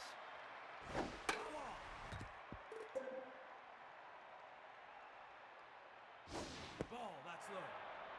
All right, Julie Mao trying to find the Kodiaks. First hit of the game, another strikeout for Bone Boro. That's 7 straight retired with 4 strikeouts. Antoine Goldsmith starting at third base today. No, that's low. No, inside. Would recommend Kieran Pulse. I would love to add those to my watch list. Ball 4. First base runner of the day for the Kodiaks. The perfect game bid from Bone Boro is off the table. As Goldsmith walks on 4 pitches. Here's Newt Gizmo, 9-hole batter. Looks at 2 straight strikes, a nasty slider. Catching the inside edge, and she will strike out on 3 pitches. Strikeout number 5 on the day for Bone Boro. He is absolutely cruising. To think that he came into the game with a mojo down. He has just diced up these Kodiak batters. And here's 3 straight balls to Takeda. He'll take strike 1. Second walk of the inning. Bone Boro bending a little bit here. Huge opportunity for the Kodiaks with a runner in scoring position now. A smash from Uday Katabura to center. It's out of here. Wow, and 3 runs on the board just like that. It's exactly what the Kodiaks team doctor ordered. Number 6 on the year for the big man. The first run the Kodiaks have scored in 10 innings. Wow. Ball that's low. Needed that so bad. No, high. And now here's 3 straight balls to Zuniga, and he will walk. So the struggles continue for Bone Boro this inning. He's issued 3 walks and a home run. Ball high. Kodiaks with a big lead. No, that's low. Their first lead of the series. So, please clip the home runs, by the way. Please clip the home runs, folks. That's high.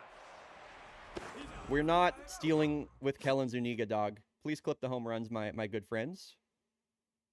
It would be appreciated.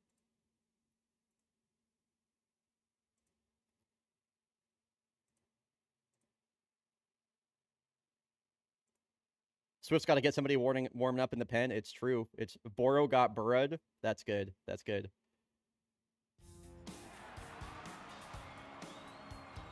I'm just... Hey, there's lots of other people in chat shifts. It's not just your job, right? It's not anybody's job, I should say. I just appreciate there being clips because it's really helpful for when I go back and make recaps or clip reels or anything like that. I have to buy a new chair. What are you looking at?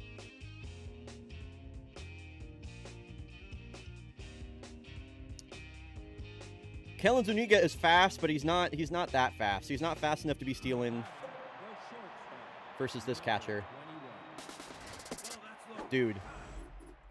Sorry, we might have to do this a lot. I'm not going to lie. We might have to do this a few times. I know it's annoying. I appreciate you bearing with me. DX Racer versus Secret Lab. I mean, they're both gaming chair brands, so I can't imagine there's going to be a huge difference in quality between the two. Yeah, what you're witnessing is easily the most annoying thing about Super Mega Baseball 3, is the inability to control your team that you manage when you are spectating them.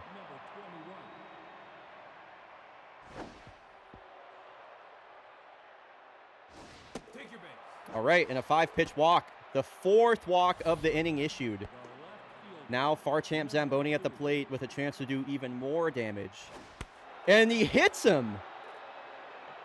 Interesting. I mean, that was right at his back on the first pitch.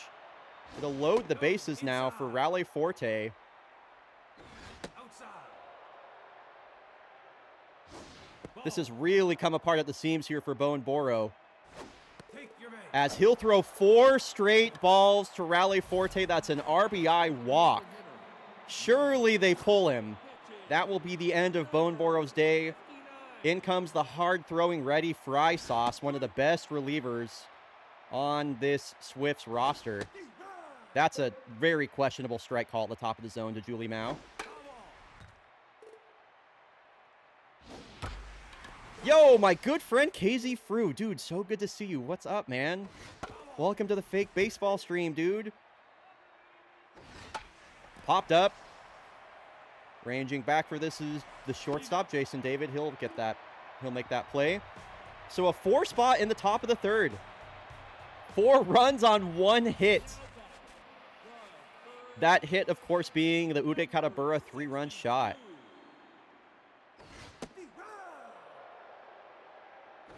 No, that's inside. Yeah, good crooked number. Things you love to see. Let's go, Fausto. Fausto Swenson, of course, named after the 2 founding members of Thrasher Magazine.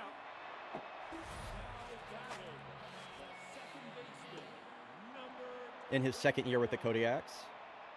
Ball that's low. I've never even heard of Roger and me. Ground ball, right to Johansson. And that is a clean inning from Fausto. Swifts are hitless through 3. Oh, I've heard of Michael Moore. Oh, yeah. Oh, yeah.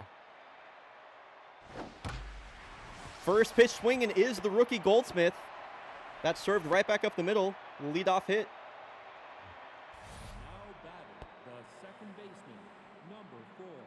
There goes my channel points.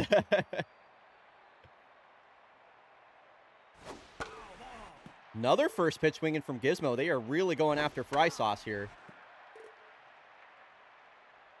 Question for chat. Ooh, ground ball right back to Fry. And that is a double play. Well fielded by the pitcher. Do people know, like, what Fry Sauce actually is, by the way?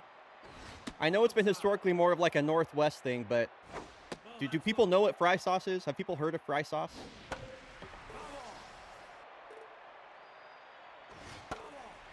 2-2 to Takeda. It's generally speaking ketchup and mayo mixed together with, like, some sort of other, like, you know, black pepper or seasoning mixed in there, yeah. But yeah, it's a base of ketchup and mayo mixed, and then you dip fries in it. Isn't it cane sauce? No. Fry sauce is goated, by the way. I like, they used to have it at like McDonald's in the Northwest. I love fry sauce. Like fry sauce with a couple of JoJo's yummers. There goes the no-hit bid from Fausto. Chromatic aberration, or was that Ada Melfi? Couldn't tell. Anyway, leadoff man aboard for the Swifts here in the bottom of the fourth. And that's two straight swings at the first pitch and 2 straight hits now for the Swifts. Causing a little bit of trouble here for Swenson in the bottom of the fourth. Strike one to the shortstop, Jason David. And just like that, it is a 1-run ball game. Home runs continue to haunt Fausto Swenson. We talked about it at the start of the game.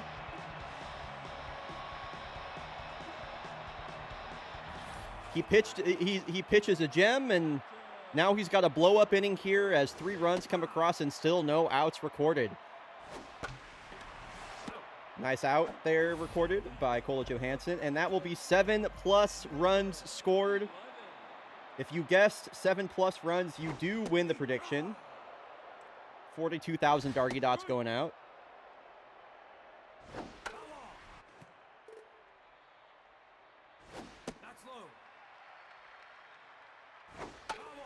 Oh, I can actually pull that data from, I can pull that data from SMB3 Explorer. So that's definitely, that's information I have access to. I appreciate that, shout. I just have to actually put it in the sheet. Yeah, I appreciate the thought, though. Thank you.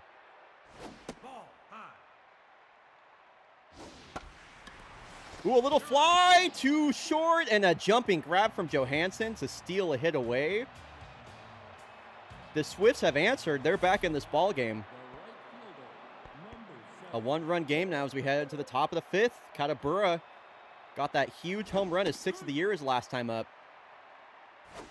Oh, I love Old Bay seasoning. It's amazing. Who doesn't love Old Bay? Ground ball. Charging this is York at third. Little lob across the diamond to get Uday out at first. Zuniga walked his last time up.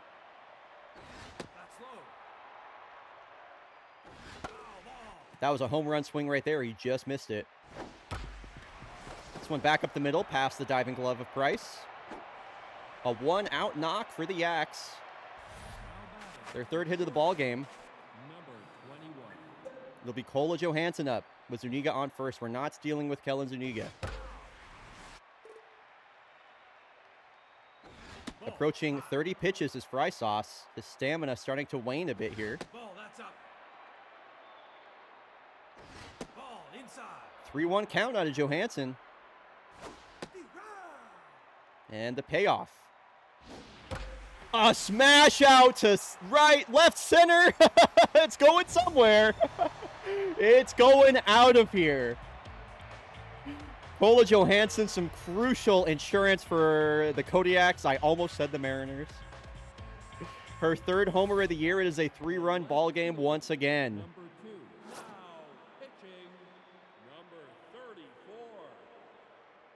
What a slugfest. It is a slugfest here in Portland, folks.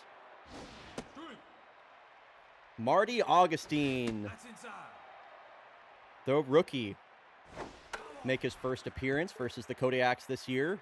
Hard throwing lefty. He'll strike out Farchamp Zamboni.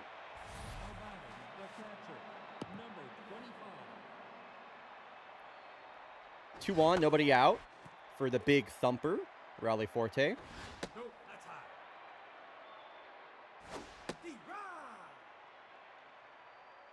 Ball. That would have been my trans mask name. Marty Augustine is named after one of the characters in an incredible noir film I watched a few weeks ago, The Long Goodbye. Marceline August is basically the femme version of that. That's awesome. That's awesome. No, that's high.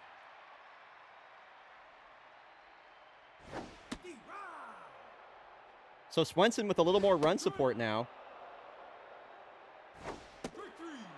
Will strike out the first batter that he sees here in the top of the 5th. 9-hole batter now in Cortega Dominguez. No, inside. No, that's low. Kodiak's bullpen getting warm. Dirt Clod getting ready for his next appearance of the season. Last batter here for Fausto Swenson.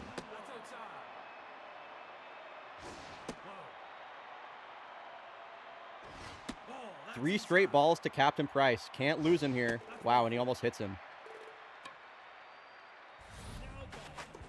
That will be the end of Fausto Swenson's day. Goes 4 2/3.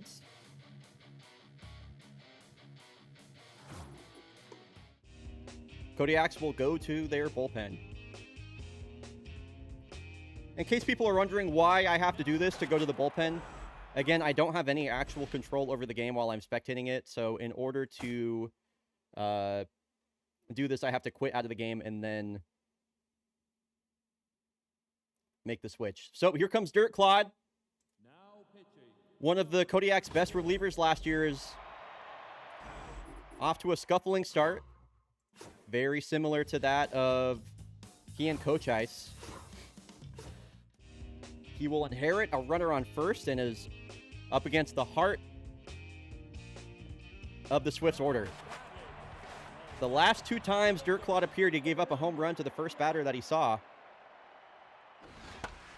Oh, and Chromatic Aberration sure tried. Will this stay fair? It'll just go foul. I would probably still use this, Shredberg, honestly. I would still use this. Who knows? I really don't know what would happen if the show was on PC. I've wanted the show to be on PC for, like, what feels like 30 fucking years at this point. Come on, get her swinging on the curveball. Drop the hammer. Ooh, freezes her. 94 on the inside edge. Let's go, Dirt Clod. MLB The Show is like the official baseball game. The officially licensed baseball game. It's only on consoles. Oh, shit. I should have pinch hit somebody here. Oh, well. Julie Mao has to get things going at some point. She can't suck forever. Oh, she might... A passed ball. So Julie Mao strikes out, but the ball gets away from the former Kodiak catcher, Tigran Zakarian. And, yeah, Julie Mao strikes out, but advances to first in a very rare sequence of events right there.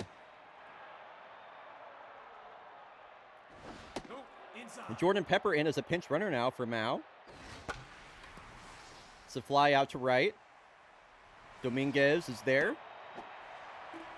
That is not a hit. That is called a passed ball. Would be the official term for that.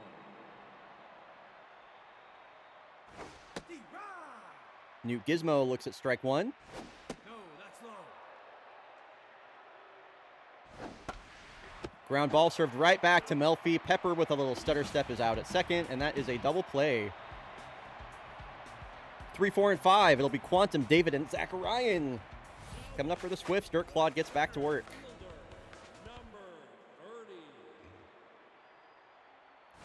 Dangerous batter leading off in Waldorf Quantum, and that is a beauty of a curveball for strike one. Goes right back to it, past the diving glove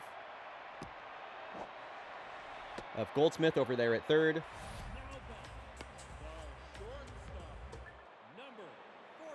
Leadoff runner is aboard. And checking in over at first is Claude. Pitching from the stretch now.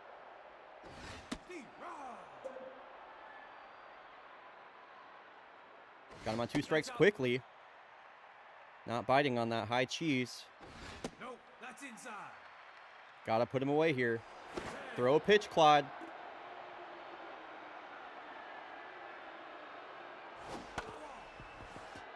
Damn, this is a hell of a battle from Jason David here. The 2-2.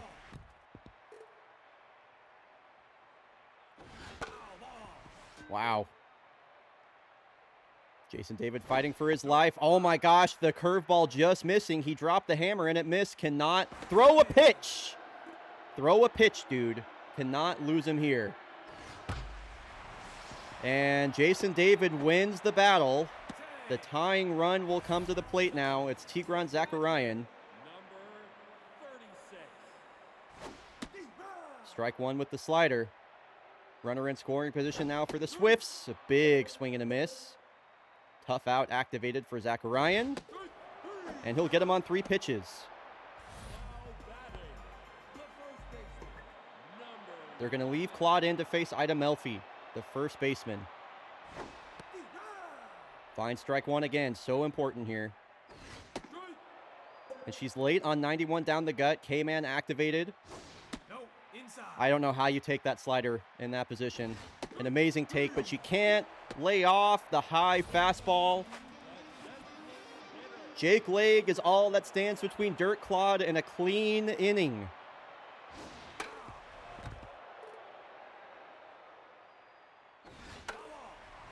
And that's 2 foul balls, but 2 strikes all the same as K-Man is activated again for Claude. Had a tough start to the year, trying to make a statement here. Wow, not getting the call at the top of the zone. That's inside. Laying off some good pitches is Leg. And spoiling some good ones as well. Oh my goodness, what a battle it is here in the 6th. The Swifts are trying everything they can to tie up this game. What an at-bat from Jake Leg. The 2-2 again. And he fouls it off. Oh my God. Please? Oh my God, he's gonna hit a fucking home run or some shit, dude. The 35th pitch. He takes it in the dirt. Runners go, and he stares at ball 4. Are you human? Who are you? Wax Poetic comes in now with the bases loaded to face Eastman York. What an at-bat from Jake Leg. The sidearm throwing Wax. Trying to get out of this inning clean. Eastman York, the go-ahead run. And he gets him chasing. 90-mile-an-hour slider. Wow, he really dialed that up. That's not Dirt's fault. That was that was just a really, really good at-bat from Jake Leg. Like, Dirt had pitched a really good, that was just good pitching. He just, like, you've got to give credit. You got to tip your hat to the batter there. Anyway, top of the order. Here's Valdemiro Takeda.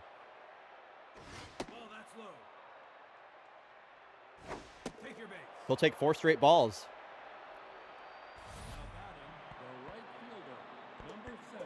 Runner on first now for Uday.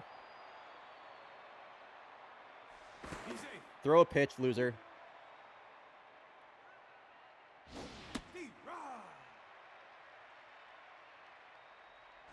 That's outside. No, inside. Takes off on a breaking ball in there safely. Fitness down? No way, he's inflamed Achilles. Dude, how is this the 2nd time he's been injured this year? Are we serious, man? Oh my God. Oh my fucking God, dude.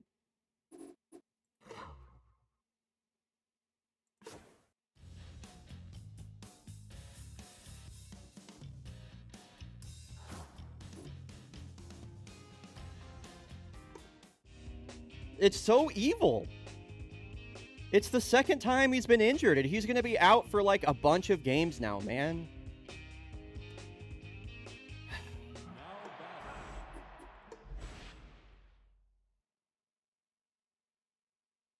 What the fucking hell, man? All right.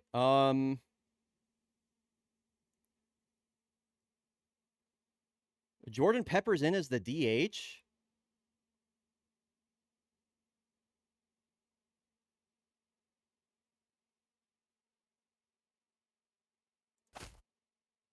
I can't. Okay. I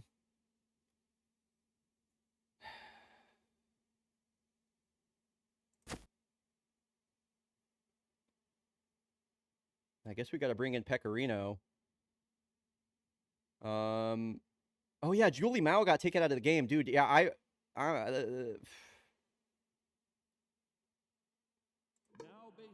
whatever. It's just not fair, man. Lovely chatters, there might be an ad incoming. Sorry, I forgot to snooze it. I don't know if any of the mods got it. It's just not fair, man. We're being robbed of a great season from Valdemiro Takeda. It's just not fair. Pecorino's going to head home. He might score off of this, and he's in there safely. It's an RBI single. Advancing on the throw is Uday there. Broderick dash attack canceled up smash comes in now. Runner in scoring position still here for the Kodiaks. Dude, my heart just hurts, man. It's just so evil. No, high. Ball 4.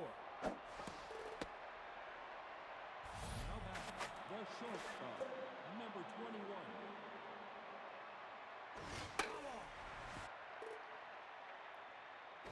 No, high. Ball high. Damn. They just have not been able to throw strikes for a few innings now. Nice of Cola to gift them a strike.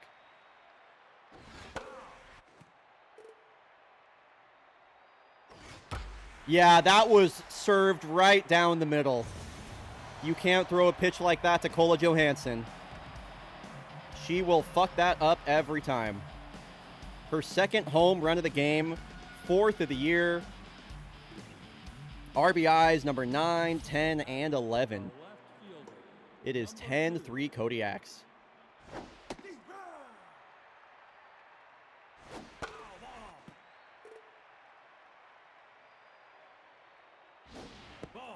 Hard to be excited when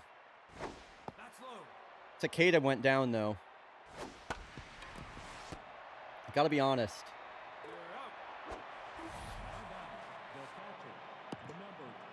Rally Forte is tense again.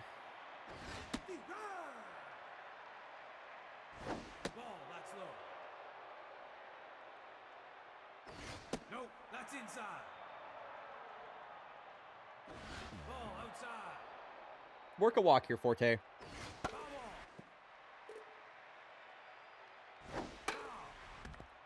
Yeah, if only there was a way to prevent ads.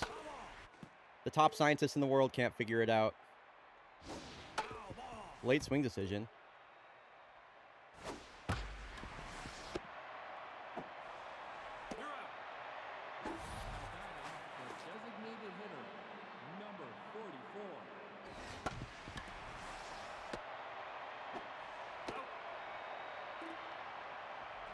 All right, a 7-run lead now for Wax Poetic.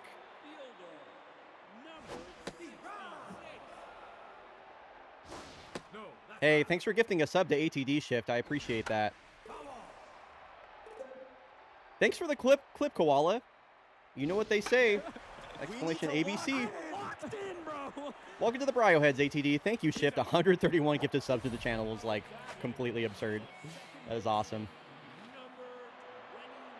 Folks, after this, we will be watching a Havana Knights game. How about that? That's exciting. This one will be brought to you by Nerd Piggy.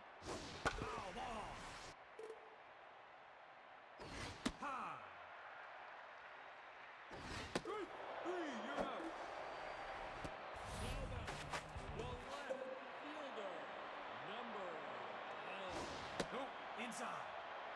Time for some nightlife. Hell yeah.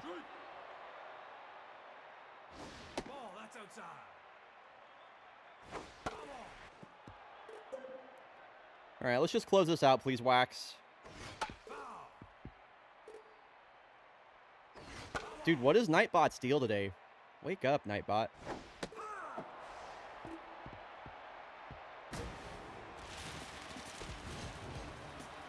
Ten runs on 6 hits, boy. Yeah, 7 walks today. Drawn by Kodiak's batters. You love that plate discipline.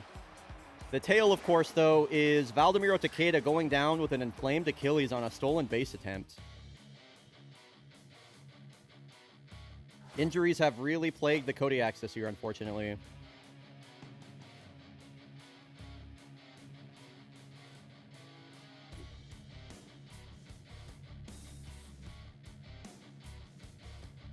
All right.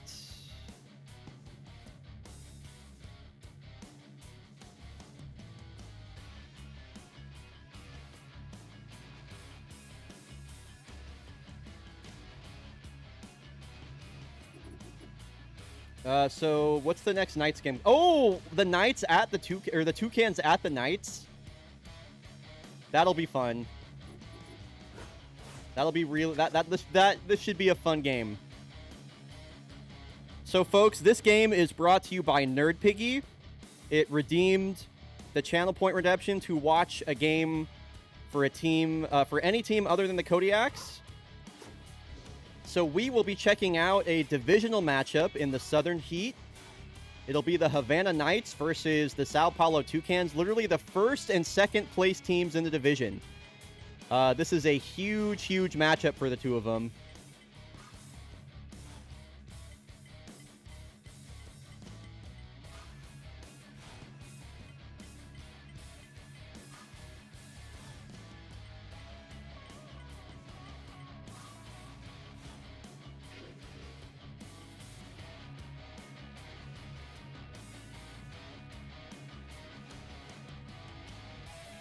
Platypi 190.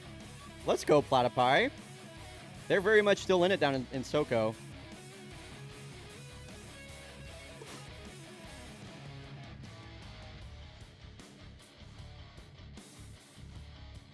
Also, I'm rooting for the Toucans. It should be a good game. All right, we are headed down to Cuba for an electric divisional matchup between the surprise of the season, Havana Knights, and their high-flying offense. They will take on the Sao Paulo Toucans in a tight battle here in Southern Heat.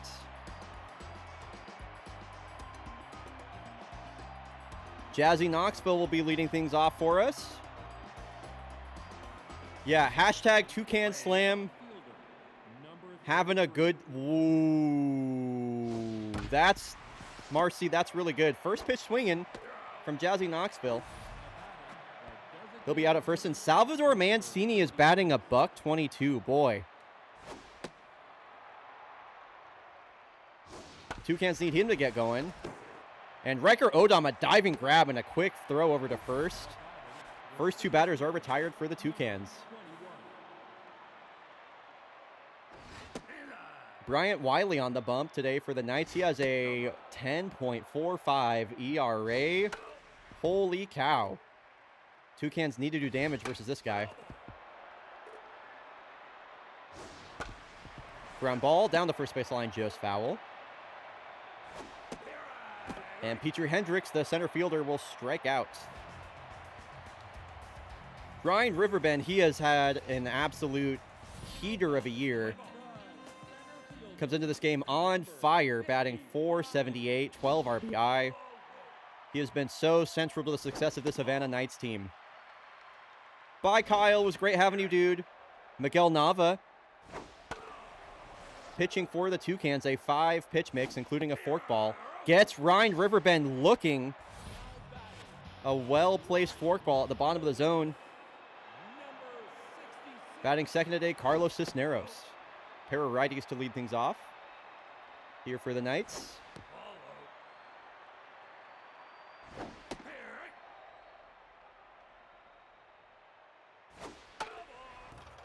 The 2-2 to Cisneros. Bullet. Count works full. Back-to-back strikeouts for Bryant Wiley.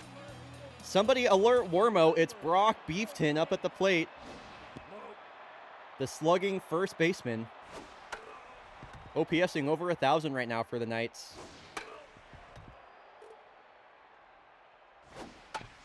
Ground ball, fielded by Persephone Moonbeam. Biff Ironbarge Jr. will lead things off for us. I said Bryant Wiley, I meant Miguel Nava, by the way. Biff Ironbarge Jr., son of former All-Star catcher Biff Ironbarge. First hit of the ball game. This one is slung into shallow center. Yep, and Persephone Moonbeam. There's a familiar name, the former world champion with the Kodiaks. She is the centerpiece to the identity of this Toucans team. A Toucans team that has been really good for the last few seasons, that has just barely not made the postseason, as she's going to hit a ball all the way out to the center field wall. That is an easy double. The Crystals are charged. The Toucans are on the board first. And another former Kodiak, it's the switch-hitting third baseman, Ivor Roberts. A lot of outfield space here in Havana. Any ball hit into the gap should score Moonbeam. Runner in scoring position, nobody out for the veteran third baseman. Checks the swing a couple times on 2 pitches in the zone. Laying off the forkball, payoff pitch. 82 at the bottom of the zone. Ivor did not like the call. Damn, there are a lot of people on the Toucans that are batting under 200. Selena Serafina, one of them. This ball just gets by the glove of Tyrone Lancaster, usually a vacuum out there at short. An infield single for Serafina, so a lot of speed on the base paths at first now. Domingo Moreno, the catcher. And this one's hit out to the gap. This should clear the bases. Coming into second is Moreno, and they will wave Serafina down into home, and the Toucans have put up 3 runs here in the second. They are tacking it on early. The second baseman, number 28. Bryant Wiley's ERA balloons to 12. Didn't know you could get much worse than 10. And the Southern Heat leading Knights are on their back foot out of the gate here.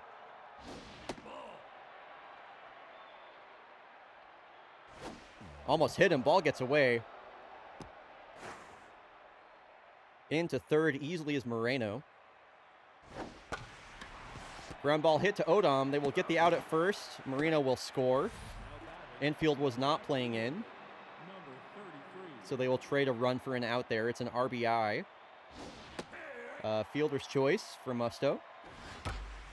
And Jazzy Knoxville was going to go the other way. Shoots this one out to the left field corner. Steady can't handle it. Holding at second, though, is Knoxville. The designated hitter, number 46.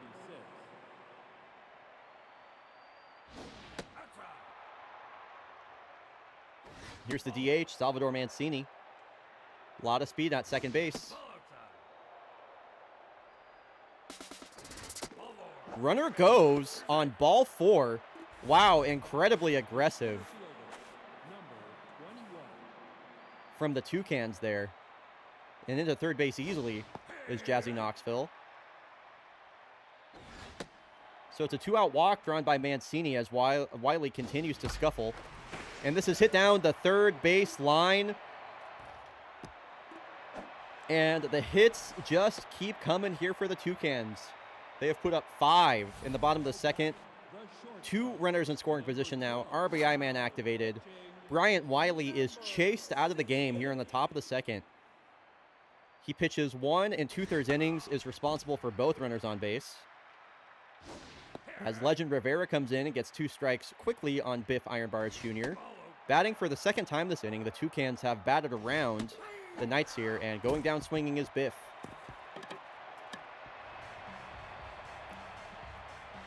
So 5-0 for the Knights.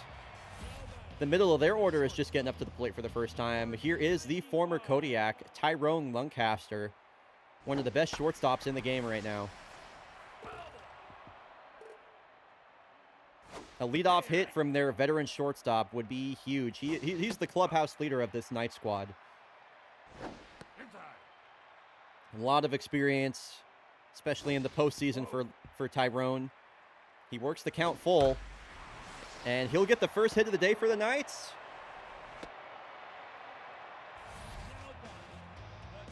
Is this the start of a rally here? Levi Ware, one of the many free agent signings here from the Knights in the last few years that has really changed the identity of this ball club. Batting from the left side, the DH.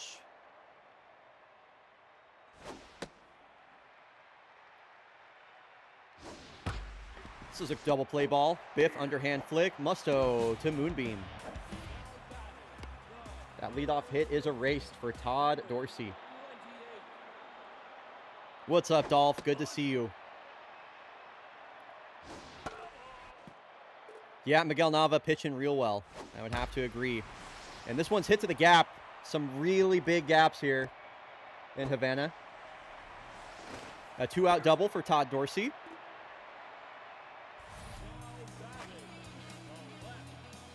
Brings up the left fielder, Nevada Steady. Veteran left fielder for the Knights. And another hit. A lot of hits coming today on both sides.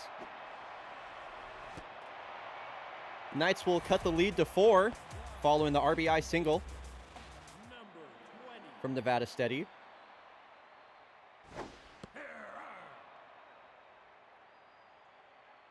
Damn, the Knights are really trying. They sure are. They got the top offense in baseball right now.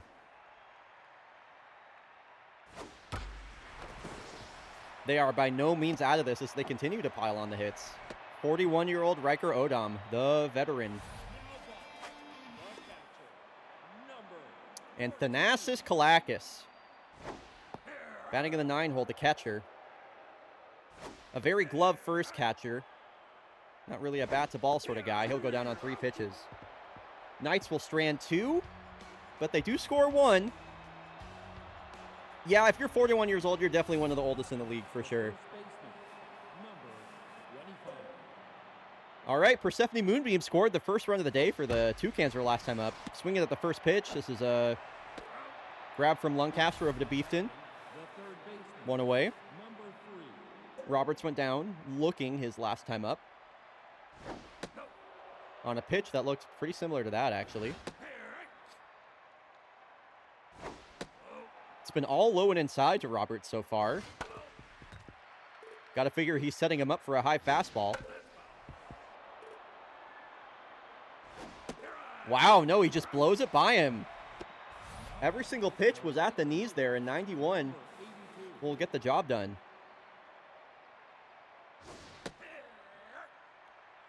Legend Rivera looking pretty good.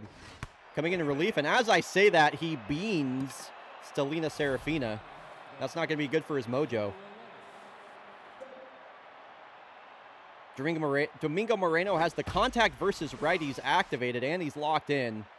This just got a lot more dangerous for the Knights, with a lot of speed on the base pads, and Serafina as well.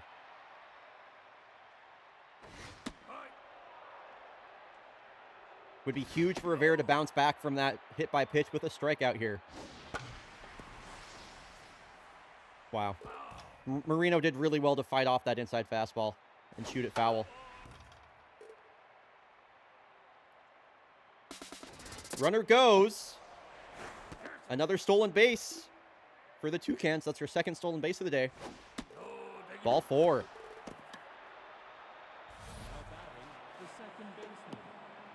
All right, versus the 9-hole batter. Ripple Musto. This is a good opportunity for Rivera to get out of this inning. Batting .364 and locked in, though. And he'll get him swinging. So Toucans strand 2. Rivera able to recover from that hit by pitch. Top of the order now for the Knights. Ryan Riverbend. We talked about him back in the first. Was OPSing over 1,400 through the first 10 games.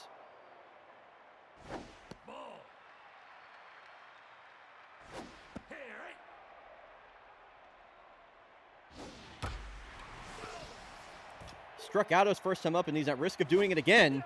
Back-to-back strikeouts for Ryan Riverbend. Cisneros also struck out. So Nava continuing to spin it well.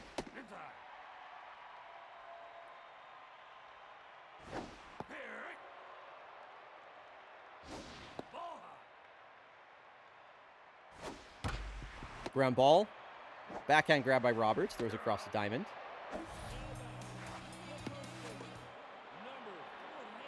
Really no action here from the top of the order so far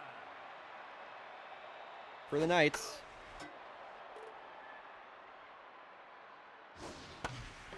Beefton with that signature white and red bat. And he'll go down swinging. Top of the order for the Knights goes 1, 2, 3 again. No runs, no hits, no errors. As Jazzy Knoxville comes up for the third time today. Got a stolen base, a double, scored a run, and he's on base again.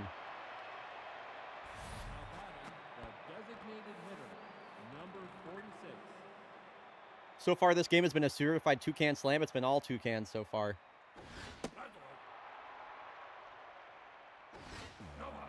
Ooh. Ball gets away from the catcher, Kalakis. And now Jazzy Knoxville is into scoring position. He's shown he can steal third base. Would not be surprised to see him try that again. Not a real good arm on Thanakis. And this is well hit into the gap. Knoxville is going to score almost before this even hits the wall. Mancini, not a fast runner, is trucking for second, and he's in there sliding. Tag not in time. The Toucans' lead is back to 5. A lot of balls sent into that right field gap.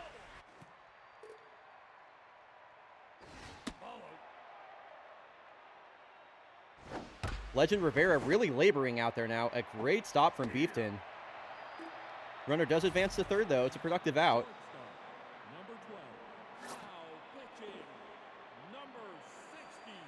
Rivera's day is done. In comes Rex Wrestles. Right-hander with a 4-pitch mix. He's had a really good season so far. He comes in locked in.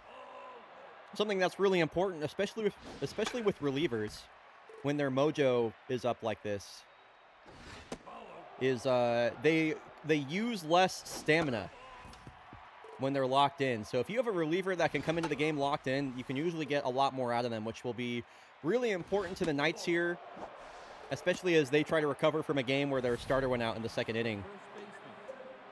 A walk to the first batter he sees is not going to help, because now he's got to deal with Miss Crystal's charged herself, Persephone Moonbeam. And she's going to get her second hit of the ball game and another RBI. Digging for third is Iron Barge Jr. He's out at second. The aggressive base running continues for the Toucans. This time it does not pay off. Persephone Moonbeam, she's always been one of the best RBI hitters in the game. She broke the single-season RBI record in her rookie season. So the Crystals stay charged. Definitely a foolish try for third there. I have to agree with Shredberg and the crowd. Speaking of the crowd, oh. I don't know what that was about. Okay. Anyway, speaking of the crowd, we can actually go and watch the game from the crowd as well. How about that? And there are multiple different views we can do.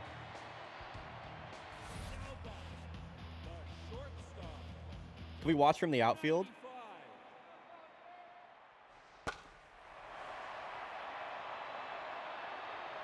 Where is this ball? Oh, it's a foul out for Lancaster. Yeah, we're in the Havana outfield right now. Looks like Levi Ware up the plate. A ground ball to third. Back over to Moonbeam at first for the putout. Todd Dorsey has one of the few hits today for the Knights. He also scored. Oh, and a smash hit! How far will this go? Oh, it's out of here! What a cool view for that. Todd Dorsey He's got 2 hits today. Another run for the Knights, the first homer of the game. That was awesome. What a fun view for that. We should have been sitting over here.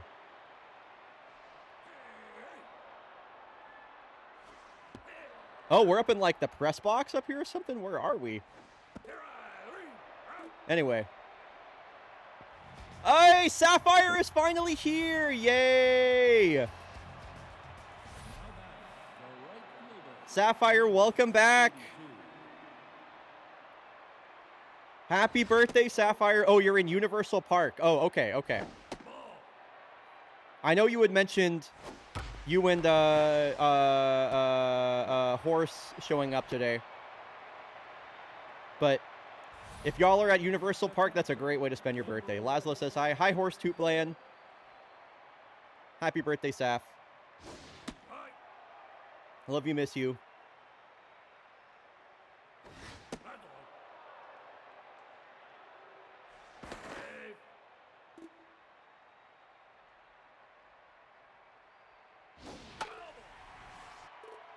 Oh, no worry.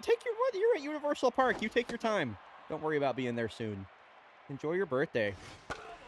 Did you go to the Tiki Bar yet, or is that tonight? Okay, bye. I love you. I just have so many questions. The traffic on the base paths continues here for the tonight at 8. I'm so excited. I love Tiki Bars, dude. I mean, and it helps that we have like the greatest Tiki Bar in the country here in Portland. Or at least one of.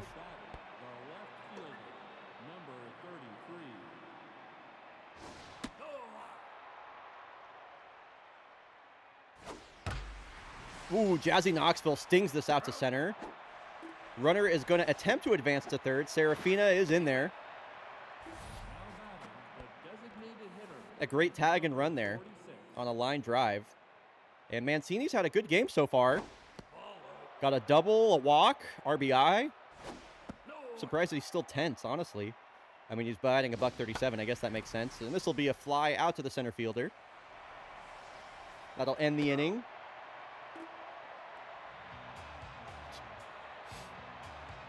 (7-2) Toucans. A little bit of life here from the Knights. Me too. Me too, Piggy. It's going to be a tight battle in Southern Heat this year, that's for sure.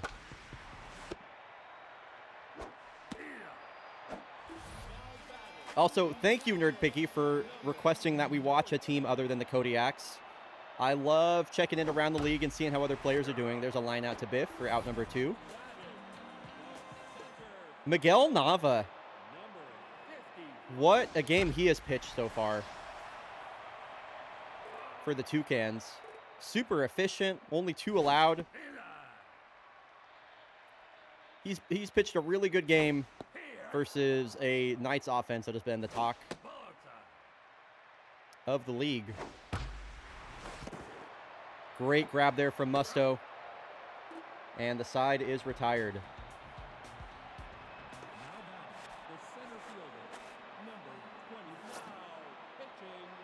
Yeah, I want to see a couple myself personally, Piggy. All right, the rookie reliever, Terry Lennox, another player that was named after one of the many characters in one of my favorite movies I've watched in recent memory, The Long Goodbye. A noir thriller that takes place in Southern California in the 70s.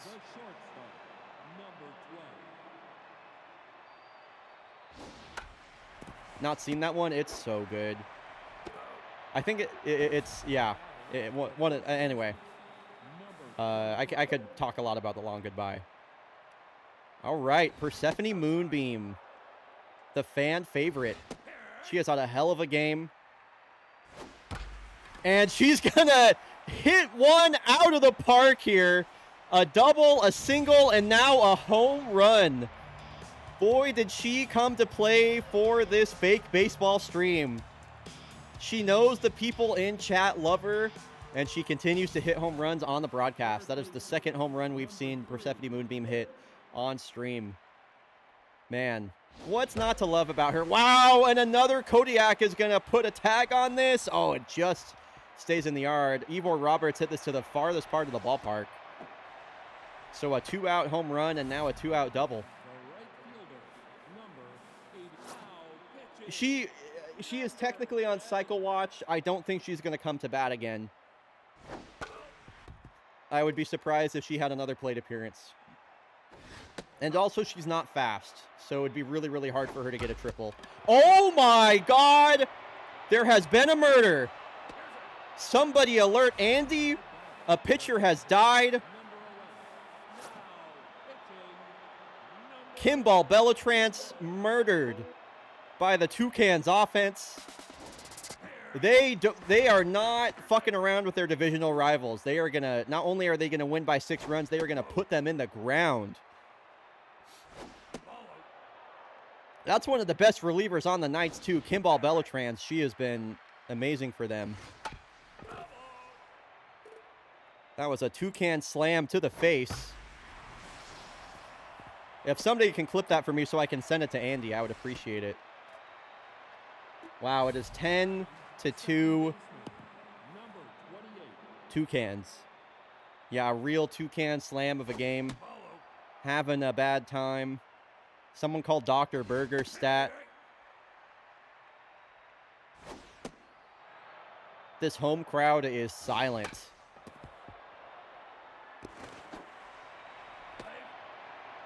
And now an infield hit for the second baseman, Repo Musto. Brings up Jazzy Knoxville. He's just been hitting the piss out of the ball all game.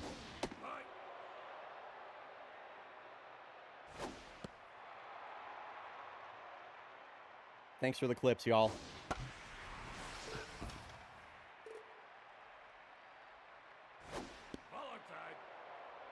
And Wolfgang Gizmondo is actually a starting pitcher for the Knights. They have nobody left in their bullpen, so they have to turn to their starters. So this game continues to snowball against the Knights here. If you're a Toucans fan, you couldn't be happier with this result. Another well-hit ball for Mancini, but that will finally end the inning. 15 hits for the Toucans. And BT Sventu, number 74, came up with the Toucans, is now back with the Toucans after she spent a few years around the league. She was a huge signing for the Toucans and a big stabilizing force for this bullpen.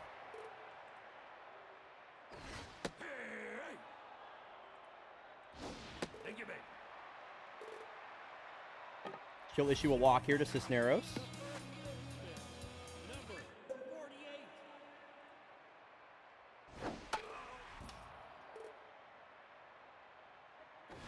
Flipping on mobile on the train, that is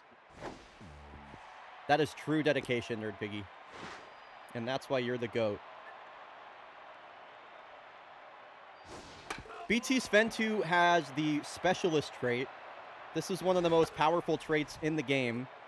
If you face a batter of the same handedness, you actually debuff their contact and hitting stats. It's a very, very powerful trait. Wow, what a backhand grab there from Repo Musto at second base on a line drive that was maybe a foot off the ground. Outstanding defensive play from the Toucans. Wow. Definitely saved multiple runs there. Just when you thought the Knights might have like anything going. Okay, we're gonna watch this up until Persephone Moonbeam comes to the plate only because she's on cycle watch. And we've never seen a cycle in the history of fake baseball.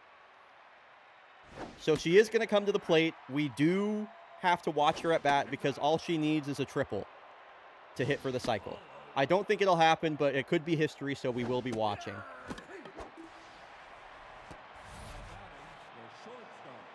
Yeah, I would say there's probably about a 1% chance she cycles. If she can hit a ball to the gap out in left center, and like one of the defenders misplays it, then maybe. Yeah, there's never been a cycle in history, Shredberg, largely due to the fact that, for one, I can't watch every game ever, and two, we only play 7 innings, so batters get less opportunities. All right, here she is. She's got a 1% chance to hit for the cycle. And it will not happen. All right, and we're gonna sim. A cycle is hitting a single, a double, a triple, and a home run in the same game. We are gonna sim the rest of this game.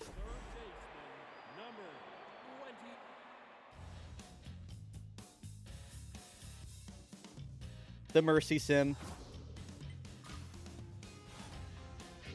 What a statement game from the Toucans over the Knights. Thank you to Nerd Piggy for redeeming that. Very much appreciated. And now we will head back to Portland for the final game of this series versus the Swifts. As always, we are in between games now, so we're going to run an ad. Exclamation ad skip to skip the ad. Alternatively, consider subscribing for the ad-free viewing experience.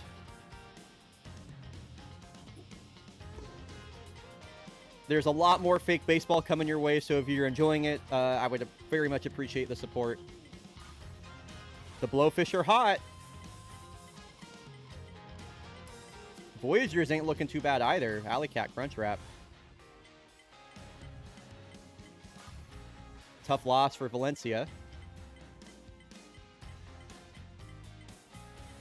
Tough start to the year continues for the Sawteeth. They're 5-10. Big divisional matchup that Munich squeaks out on top of. Did the ad not start? I started the ad. Dude, I hate this shit. Ugh. Fucking Twitch. How many times do I gotta click start ad? Okay, well, I'll wait for a bit before we get going here. Wasn't there something I wanted to do? I don't remember. Roger Hatter is only 4.7 million. Yeah, the Northwest is really a scrap.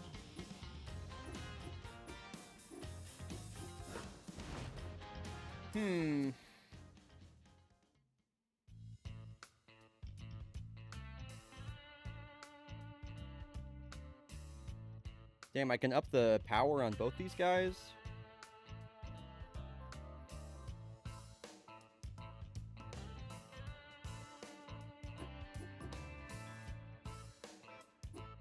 I will do this for Chris. Okay. Oh yeah, while the ad's playing, I will also let y'all know. Let's take a look over at let's take a look over at the monitor capture here. I am making use of the schedule tab. How do I... Or wait, I guess I just have to go to twitch.tv/bryonato. If we take a look over at the schedule tab here, I do actually... I don't want to see my view count. I don't want to see it. I do not see it. Where's my schedule tab? Okay. If we head on over to the schedule tab, you will see I actually am making use of the schedule page on Twitch now. So you can see when every single game is coming up for Fake Baseball. Additionally, I have them all put down as events in the Discord. So whenever I'm streaming Fake Baseball, you'll see the event is live. So multiple ways to keep track of the Fake Baseball schedule, by the way.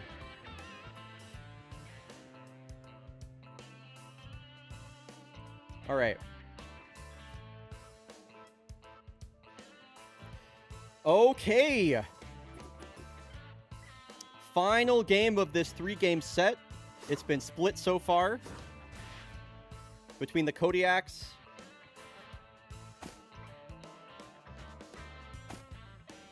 and whichever this other team is, the Swifts. Dude, Valdemiro Takeda being injured again sucks so fucking much. Fuck.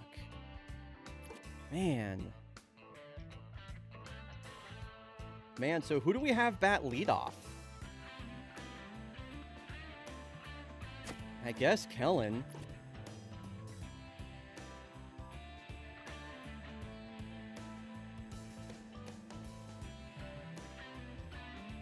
Boy, our lineup is rough right now. Well, we will be lucky to win this game.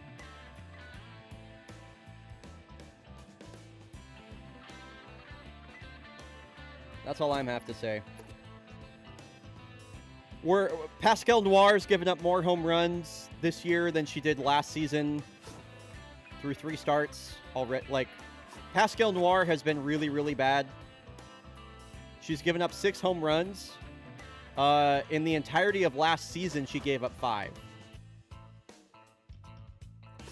We will be lucky to win this game. All right.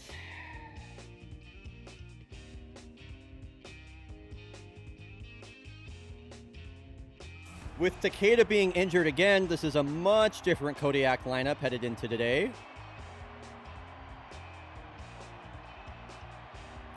Kellen Zuniga moves back into the leadoff spot. The first baseman, number 22. Up against the former Kodiak, it's Piper Govender. Longtime veteran of the league. Has been on many different teams at this point. A very, very, very high control guy. Doesn't walk a lot of batters, doesn't throw super hard, but has a lot of command. Can locate his pitches really, really well. Can generate a lot of weak contact and ground balls. Wow, what an outstanding stop from Jason David. There's no way they turn 2 from that. Jesus Christ. Steals a hit away. Gets the lead runner out.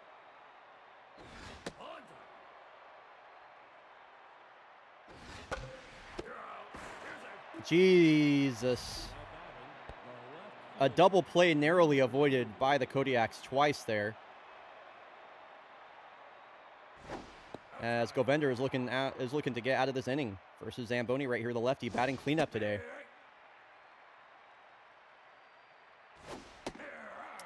Strike 2 downstairs, well located. That's what you always see from Govender. Ground ball, diving scoop from Melfi. She'll take it herself to first. So a leadoff hit from Zuniga, but the Kodiaks do strand one. Some really just some outstanding defense there from Portland. And Pascal Noir was one of the best pitchers on this staff as a rookie. Comes into this game with a 9.2 ERA. She's had a very tough start to the year. Gets the first out. Captain Price grounds out to Antoine Goldsmith at third.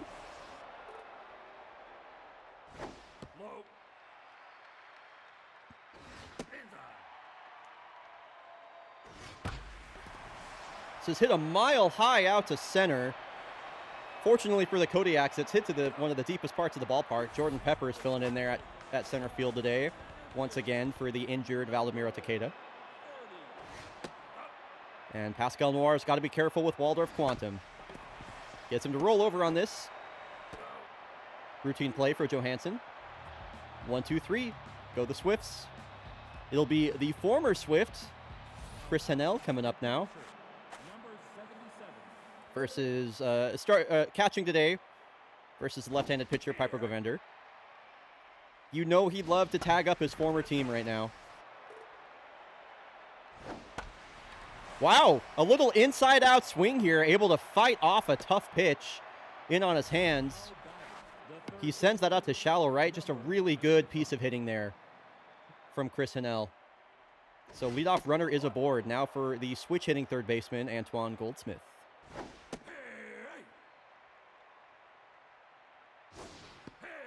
Checks his swing. Well-located curveball. Trying to stay alive on 2 strikes now. Should get out of play.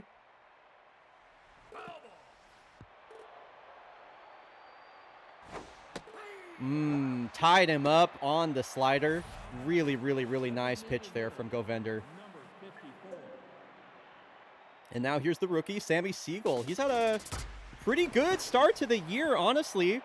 Took him a while to get his first hit, but he's been piling them on ever since then. So 2 runners on now, 1 out for Newt Gizmo. It's going to be a tough at-bat for her. She's tense. And the pressure is up, which affects Mojo even more. Would be very surprised if she doesn't strike out here. Entirely too predictable. So a really, really, really tough look now for Jordan Pepper.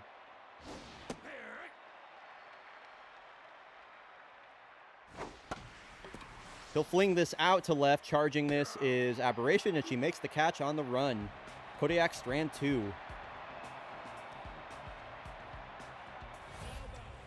Noir, a really efficient first inning, only 10 pitches. The lefty Jason David will lead us off. Opens him up with a curveball.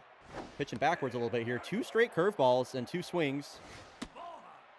Not going to bite on that high cutter. Goes right back to that same spot. He swings through it this time. You saw this oh my God. Tell me all about it, Sam. How was it? That must have been unbelievable at Coors. No, it's named after the setting that you see in like video games that you can turn on and off. Shout out Native Construct though. They set an attendance record. That's awesome. Yeah, it doesn't surprise me. Coors is huge. Man, that must have been a blast. It is a good song. Back-to-back strikeouts for Noir. That was quite the battle there from Aberration. Noir comes out on top, though. This is her 15th pitch of the inning. Facing the former Kodiak catcher, Tigran Zakarian. What sort of pregame entertainment did they have, Sam? Ground ball. Johansson gives a pump and then throws it.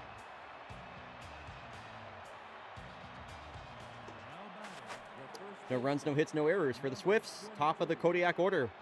Kellen got a hit his last time up. They tossed bananas into a guy's pants from the upper deck. What the hell? And he'll swing right through that. That's a 3-pitch strikeout for Govender. Climbs the ladder on him there. Zuniga got really sequenced up.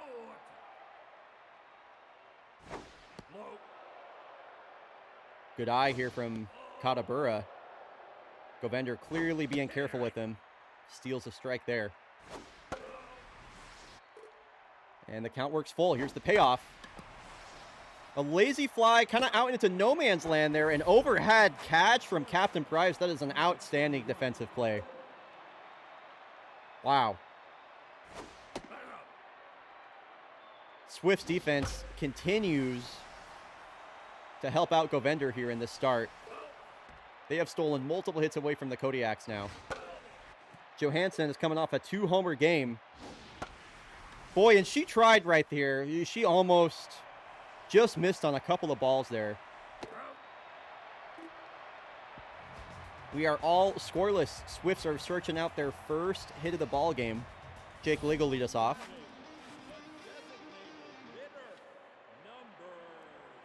Is that a banana from the top deck in your pants, or are you excited to see me? Wow. 1 pitch, 1 out. You always love to see that.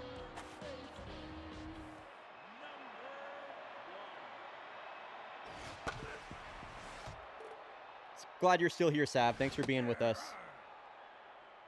See you when you're home, Piggy. Got just an hour left of the broadcast today, folks. I hope everybody has been enjoying the beginning of Fake Baseball Week 2. As a reminder, we will have our first ever guest commentary appearance coming up on Friday. More details of that will be announced at the end of Wednesday's stream. More Fake Baseball coming at you on Wednesday after today's broadcast. All right, Farchamp Zamboni going to lead us off.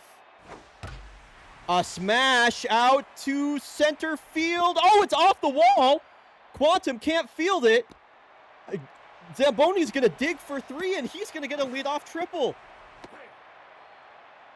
Wow. That is exactly what you want to see. He has been so good against left-handed pitching. He continues to produce. Quantum barely just going to come up with that. And unfortunately, a line out to Melfi at first is going to hold Zamboni at first base. You have to wonder if one run is going to do it. Go ahead, run 90 feet away. This should score Zamboni. This is all the way back, almost out to the warning track. Tagging is Zamboni. They're not even going to try a throw home. So that is a sac fly for the rookie third baseman. Productive out there for Mr. Goldsmith. Yo, what's up, Bobby Blackwolf? Dude, I love seeing noted baseball fans on my timeline in here. So good to see you, dude. Bobby, I would love to know, or actually, I would love to know, just in general, just a general question for the chat. Who's your favorite fake baseball team? Kodiaks is an acceptable answer. I mean, that's what the stream is designed around, but with the kind of the zoom out that we've done this year and the focus on more on the league as a whole, I would love to know who y'all like the most. Especially folks like Bobby Blackwolf. Whoever's in last, to be honest. Okay, so you love the New York favorites this year. Gotcha. Pablo Sanchez is not I don't know if I'll ever name a player Pablo Sanchez. Unless he comes into the league and like literally is just like 99 on all of his ratings. Maybe the next S-rated player that comes into the league, I'll name Pablo Sanchez. First hit of the ball game for the Swifts. That's really well played by Jordan Pepper out in center. Prevents extra bases there for Waldorf Quantum. Quantum can run, though. They'll probably have him try and steal on Chris Hanel. I'm from Munich, so I have to go with the Engineers. I love the Engineers. One of my favorite teams for sure. High fly out to the short porch in right center. Pepper calls for it. Swifts get their first hit, but the runner is stranded. He pitched while balancing on a barrel. That's awesome. I love the firefighters. Whichever team is closest to me geographically. Okay, well, you can check out all the teams using the BFBL command. Alternatively, we also have Fake Baseball Reference. Nightbot, lock in, dude. Whatever. I guess you'll never know what other teams we have. It's not like I haven't tweeted about it a million times, though.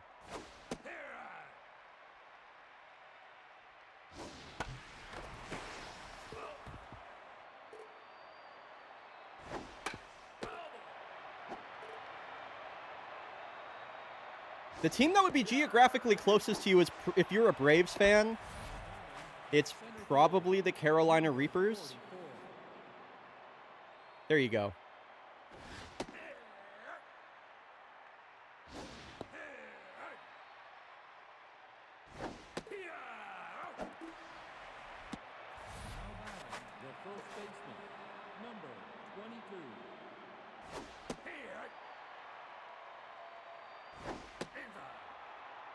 First two batters strike out. Kellen Zuniga up for his third plate appearance, and he'll strike out as well. Wow, Piper Govender strikes out the side. Down quickly go the Kodiaks, and back to work go the Swifts. Pascal Noir's been efficient. She's on 47 pitches. What we've seen a lot from these Kodiak pitchers, though, is really good ball games and then blow-up innings. So we'll see if Noir can hang in there. She's locked in right now. Okay.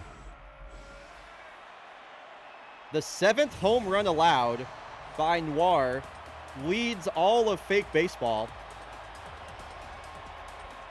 It's a tie ball game. The Boston Commodores are pretty cool, Demarine. Chromatic Aberration goes yard for the 2nd time this series. Gizmo calls for this one out at 2nd.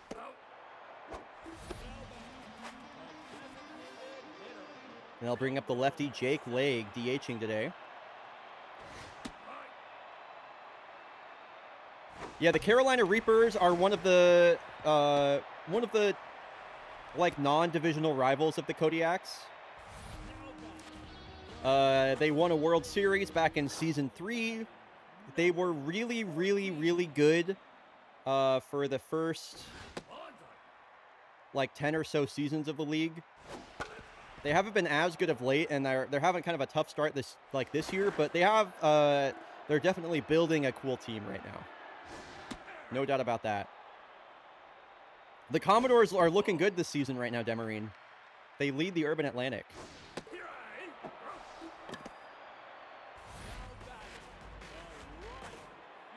All right, Pascal, let's get out of this inning. Runner goes. Throw from Hanel just barely not in time. That was a close one. That was a good throw from the catcher. Runner in scoring position now for Dominguez. Nice play from Goldsmith there. All right. 2 innings left to play, and it is a tie ball game. Eastman York coming in at 3rd base. And Piper Govender has also been very efficient, as we so often see from him. Again, that 99 accuracy rating gets you a really long way in this game. Wow. Questionable strike 3. Katabura doesn't like it. I don't like it. Brings up Cola Johansson, who homered twice in game 2 of this series, and she's going to try and make it 3, but this one's just going to fall down at the warning track. It's into the corner. Johansson continues to produce. She's in there with a double. Runner in scoring position now for far champ Zamboni. He hit a triple and scored on a sac fly. Wow, just barely missing on strike 1. Ground ball. Into 3rd goes Johansson. Go ahead run 90 feet away for the former Portland Swift Chris Hanel. He has been destroying left-handed pitching for 3 seasons now. Probably the biggest spot he's been in all year. He slings this one out to right, but it's right at Dominguez. Well hit, but no luck. And it's now the top of the order coming up. For the Swifts, do I leave? What do I do with Noir here? Do I leave her in? I don't know if I can trust her, man.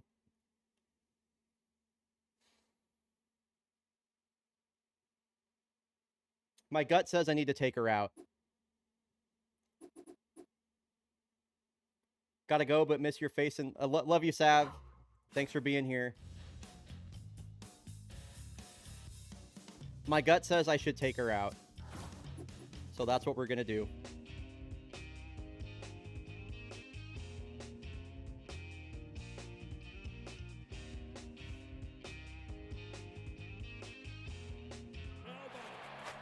For whom becomes the question? We're gonna. I'm gonna put in. I mean, really, our options are Kean and Pillar. So, the rookie Autumn Pillar. This is probably the highest pressure scenario she's been in all year. A great opportunity to prove herself here.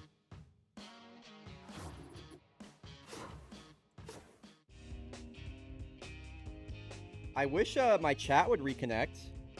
It just says connecting to chat over. Twitch has been like really on the fritz today, it feels like. Fortunately, I can read what's happening on the screen here. All right, ball 1 to Captain Price. Kodiaks go to their bullpen after a great game from Pascal Noir, easily her best start of the year. Ground ball right at Johansson. That's 1 away. It's been a great series so far. Game 1 of the series was a 1-0 shutout for the Swifts. Game 2, a 10-run shellacking by the Kodiaks, and now here we are all tied up at 1-1. 2 up, 2 down for Pilar. This will be her greatest challenge here in Waldorf Quantum. And this is slung out to center to the deepest part of the ballpark. Jordan Pepper, the catch on the run. Steals extra bases away from Quantum, and an amazing defensive play from the backup center fielder playing out there in place of Takeda. What a save as we head to the top of the 7th. Govender is in for his 7th inning of work, and he's going to give up a leadoff hit. Okay, I just need to restart. Hold on, I need to restart my chat doc because it's just not reconnecting.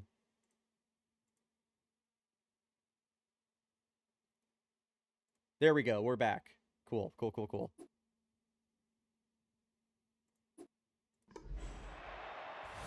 All right, a leadoff hit here for the Kodiaks, and they're going to leave in Govender versus the DH today, Sammy Siegel.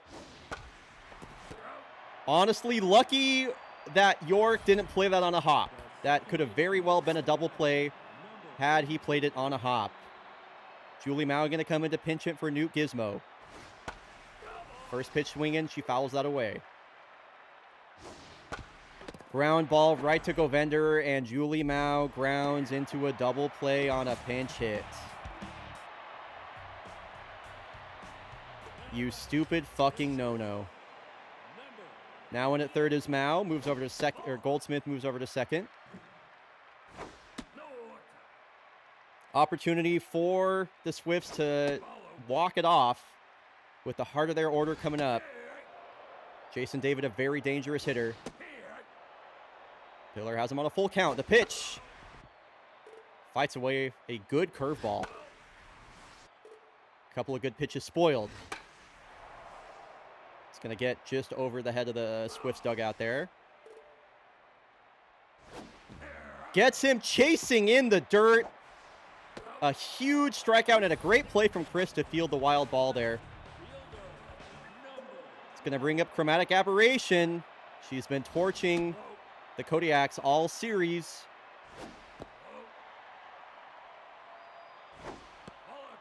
Wow, just not getting the strike call there is Pilar. She's in a tough count now. Walks her.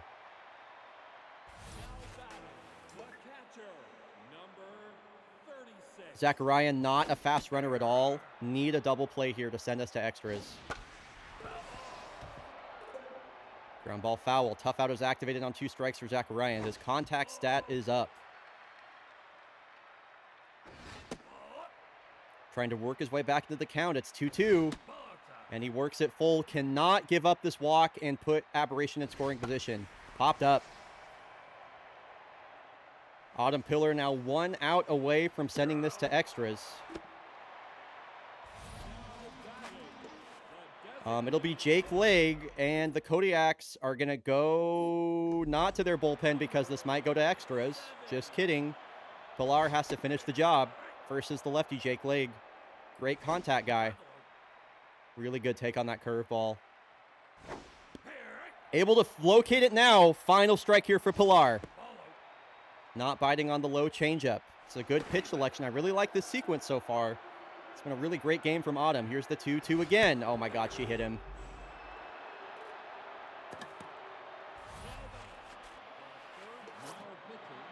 Kodiaks have to go to their bullpen now.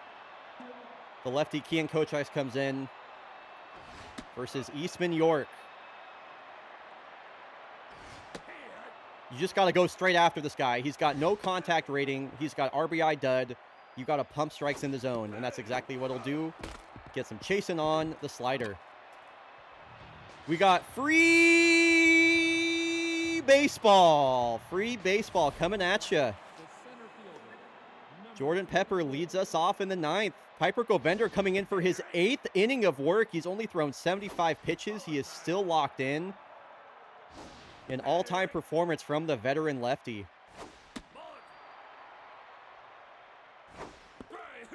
And Jordan Pepper strikes out again. He has been absolutely miserable at the plate. Number 22.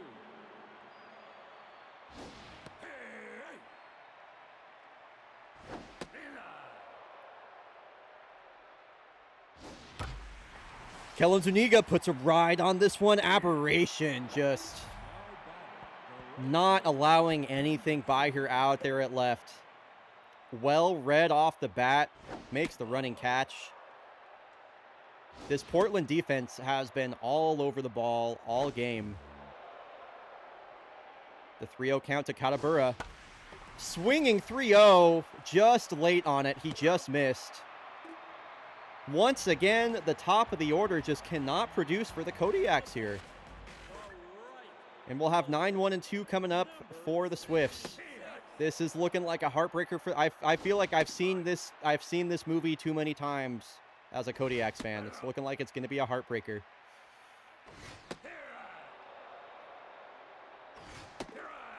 All right, Kochai strikes out the first batter he sees. He was by far the best reliever for the Kodiaks last year. He has really struggled this year. In a really tight spot here in extras. Come on, man. Wow, swinging 3-0. And he will ground out.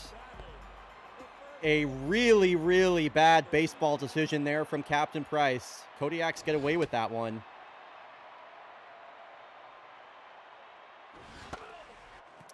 That was almost a home run swing right there from Ada Melfi.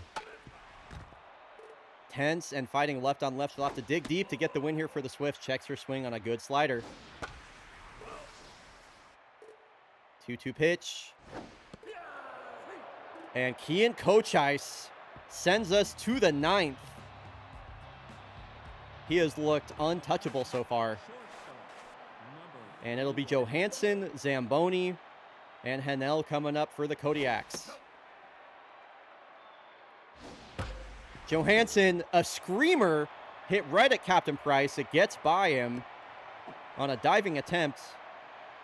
It is a lead-off hit for Kola Johansson.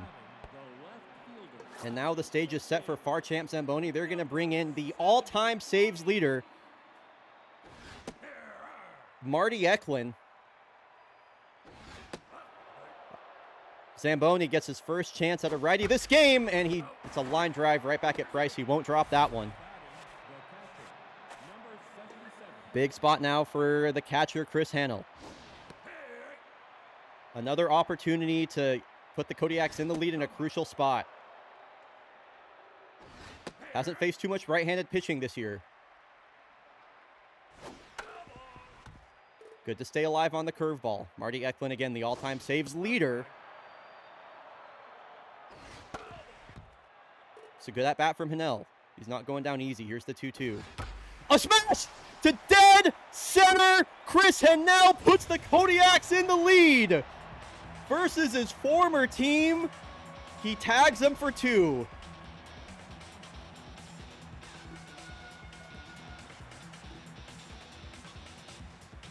What an outstanding moment for the backup catcher. That is absolutely huge. Marty Eklund blows the save. Wow. Will Chris Hanel ever actually be in chat for one of his moments? The world may never know. And here's another hit. Antoine Goldsmith to the right center wall. Kodiaks are still going to try and threaten here. Number 54.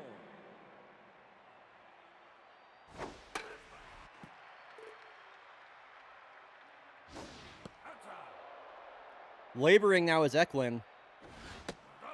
Stamina low. Mojo down. We are not stealing with Antoine Goldsmith. He has a speed rating of 36. Are we serious?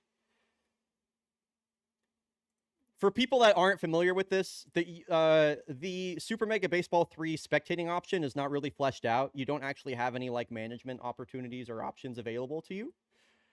So I would never call a steal in that situation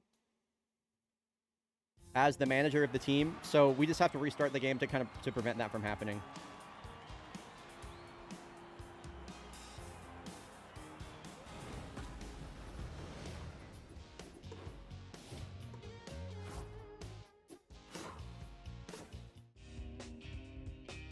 Yeah, Goldsmith is not a runner. He's a hitter. I'm going to send that to Chris ASAP.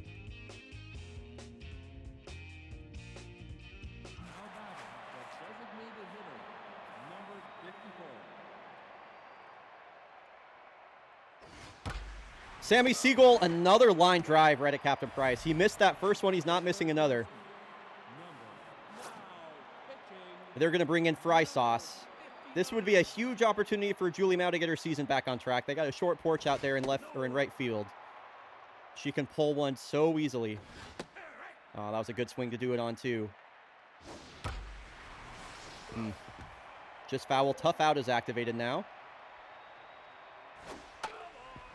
Grounded into a double player last time up on a pinch hit. Bit of a swinging bunt. Fry Sauce gets the throw. Not a fast runner as Mao. Quantum, David, and Aberration are all that stand between the Kodiaks and a huge series win versus their top divisional rivals. The Swifts stand on top of the Pacific Northwest. And Waldorf Quantum, he hit one out to dead center before. He's not missing on this one. It's another home run allowed by Kian Kochice. Kodiak pitching continues to give up home runs. This is 451 feet. Pretty much no doubt about that. It's a one-run game now. And with that, the tying run is going to come to the plate. Yo, what's up, Chris? We're trying not to squander the lead that you literally just gave us. 1 on, nobody out for Chromatic Aberration, who has 2 home runs in this series already. Not liking these pitches from Kochice. Tough no call there. Wow, Aberration is not biting, and the ump is not calling these close pitches. Wow! The strike zone has become the size of a postage stamp here. Kodiaks need a double play versus the former Kodiak Tigran Zacharian. And Kochice cannot find the zone. Yeah, tying run in scoring position. Double play ball. Goldsmith, Johansson, Zuniga. The Kodiaks are 1 out away, and it's Jake Legg. Wax Poetic going to come in to try and close this one out. Swinging first pitch. Jake Legg batting .341. No slouch of a hitter. This is a fly out to left. Ranging for it is Zamboni. He makes the grab, and the Kodiaks win a thriller in Portland. What a series. Easily the series of the year. They win on a Chris Hennell 2-run homer in the 8th inning. What a series. That was some good-ass fucking face baseball right there. Some good-ass fucking... some GAFFB, as they say.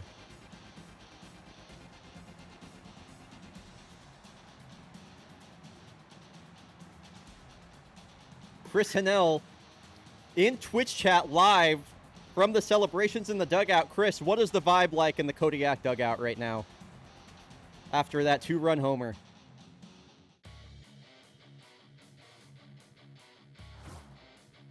Man, what a game.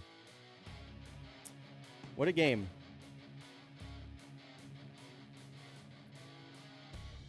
I can't hear you. I'm drowning in a Gatorade jug. That's awesome.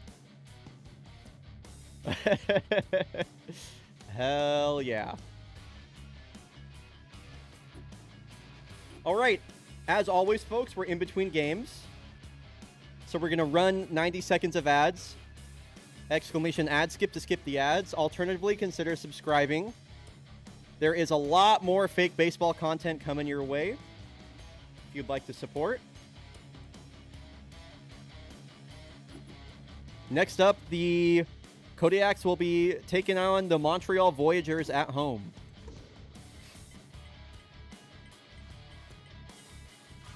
The Elephants get a big win versus the Foresters. Bomberos are looking good. Wow. The Grays shut out the Favorites. The Favorites are 2-13. Palermo's 10-5. As a reminder, folks, we have a plethora of channel point redemptions available, with more on the way. You can use your Dargy Dots to get a deep dive on a player or on a team, for all I care. We can watch. I will commentate a game for any other baseball team in Fake Baseball that you like. If you have a lot of points, you can rename a player on another team. I will also have another channel point redemption coming soon, where you can use the phrase that I will use, or you can give me the word or phrase I will use to describe the next home run in my next home run call, such as a piss missile or an absolute schlocker, something like that, you know? Yeah, what's up, Shameful?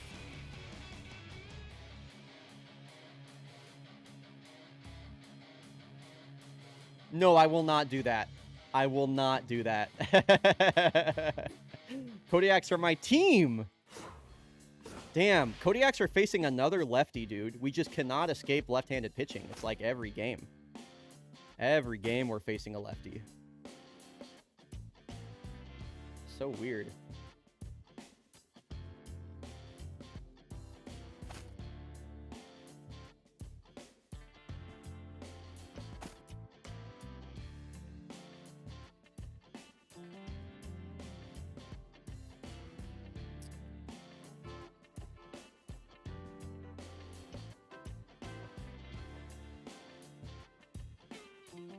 All right. Alrighty, after that 3-game set in Portland, Kodiaks are headed home. Who's pitching the next game for the Bushrangers?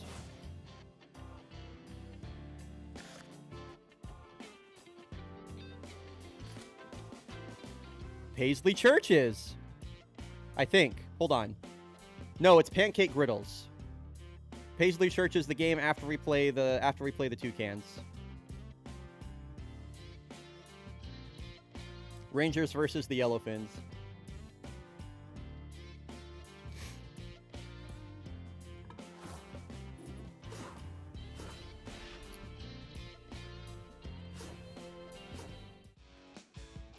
All right, Kodiaks are headed home versus a very good Montreal Voyageurs team.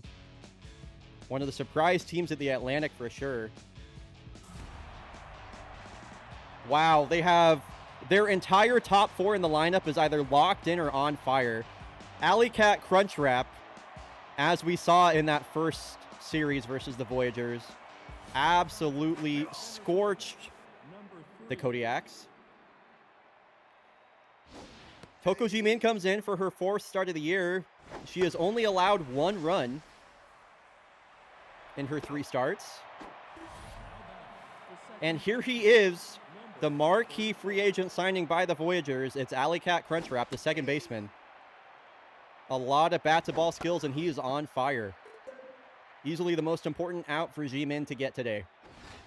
A lot of lefties in this lineup, too, which is good for Jimin, a left-handed pitcher, and she strikes him out. A great start so far, and dude, I love these Voyageurs away uniforms. They are so sexy. Here's the rookie first baseman, HK Shukahiro. First right-handed batter Jimin has had to face today.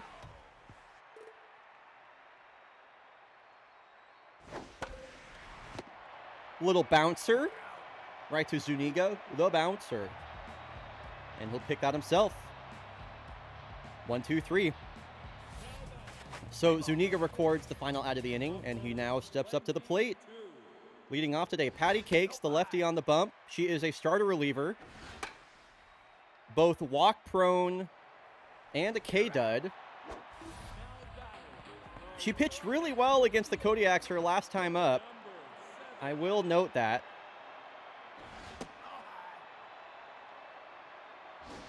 Kodiaks have faced just an obscene amount of left-handed pitching so far this season.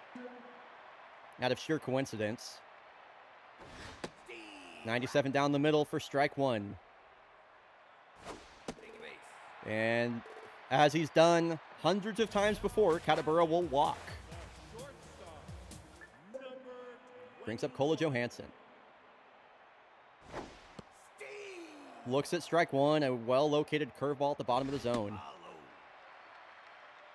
Has Uday on first. Got to get the ball in the air. Neither of them are fast runners.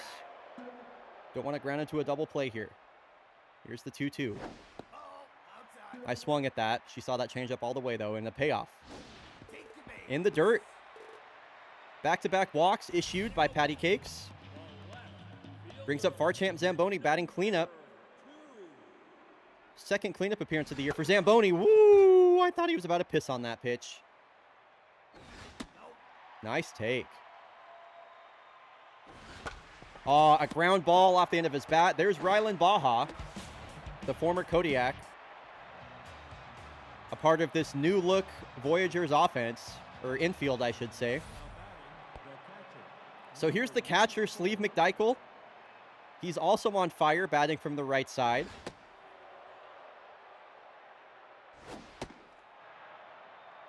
Ahead in the count, 2-0. That's 3 straight balls from G-Min. Being real careful with McDykel here. And she's back in the count, trying to put him away here. That's a tough call. Looked like strike 3 to me. He checked his swing.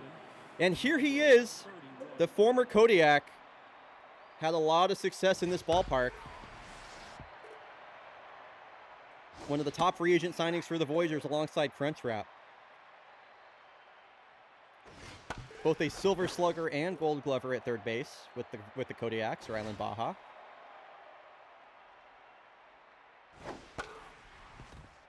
He's really fighting to stay alive here on 2 strikes. And as I say that, he swings right underneath 92 at the top of the zone. Here's the rookie shortstop, Tycho Raikkonen.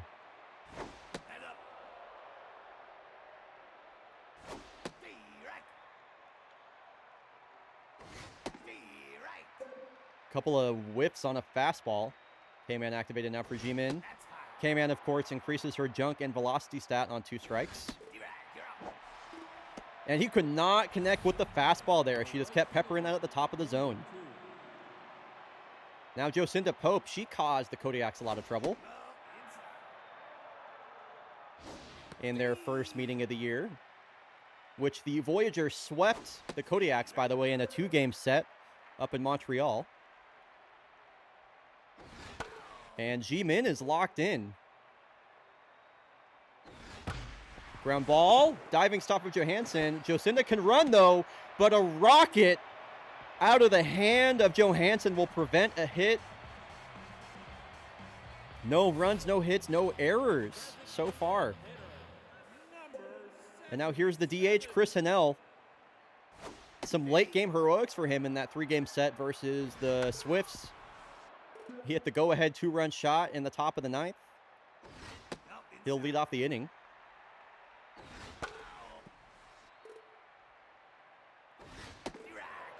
A wave and a miss, 91 off the plate.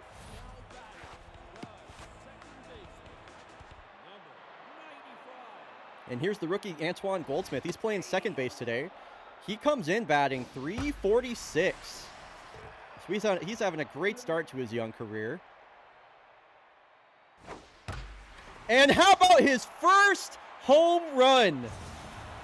The 19-year-old sends this one out of the park and gives his team the lead. Career home run number 1 for Goldsmith. Hopefully the first of many. You'd love to see that for number 95. And number 95 will hand it off to number 25. Here's the big thumper. Back in the lineup today after a day off. Off the end of his bat, right back up the middle. I missed you so much, Kindier. How about that? Julie Mao. Back up in the lineup today, playing third base. She's got to get her season back on track. Batting average at risk of going below 200. She has been tense for what feels like about 23 years now. Grounded into a double play last game.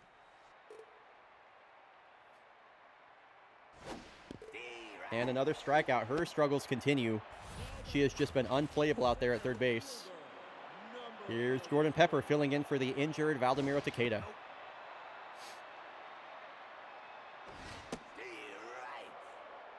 Runner on first, 2 outs for the 9-hole batter Pepper.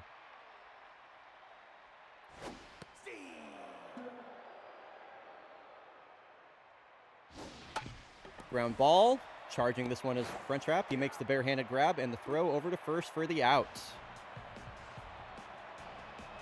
Jordan Pepper continues to be a black hole as Pavel Jokela will lead us off.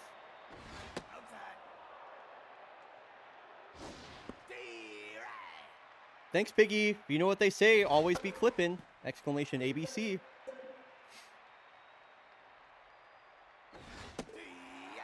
Gets hit, freezes him. 92-mile-an-hour cutter on the inside edge. Brings up Miles Brodson. DH batting in the 9-hole.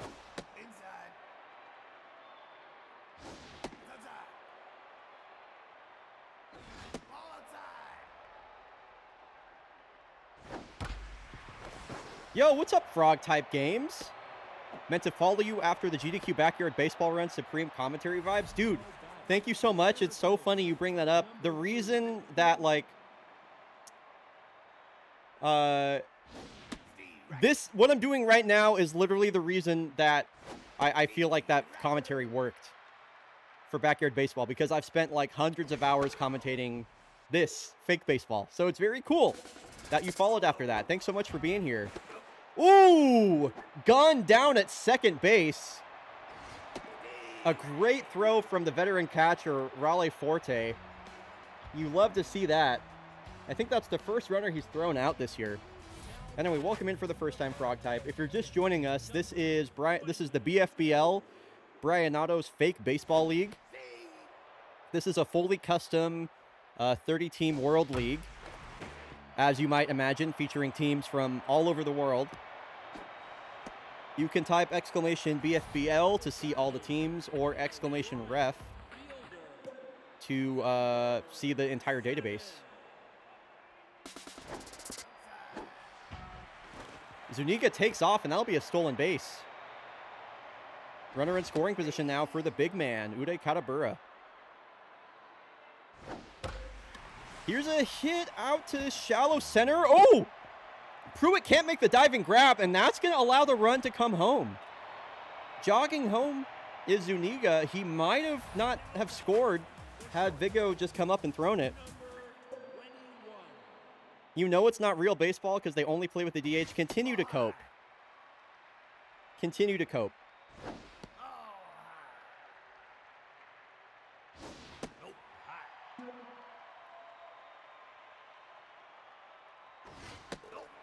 Four-pitch walk to Johansson.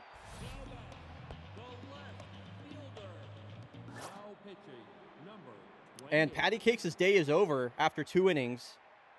Farchamp Zamboni will come up facing Daeho Song, former Kodiak, all-star reliever out of Korea.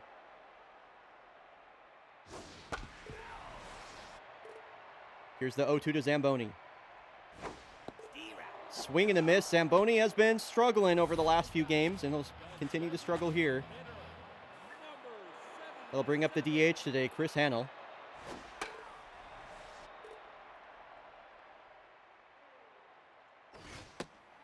I saw a baseball game live for the first time in years when I visited my family in the States a couple weeks ago. It was the game before. Dude, yeah, that twin situation is really tragic and really infuriating.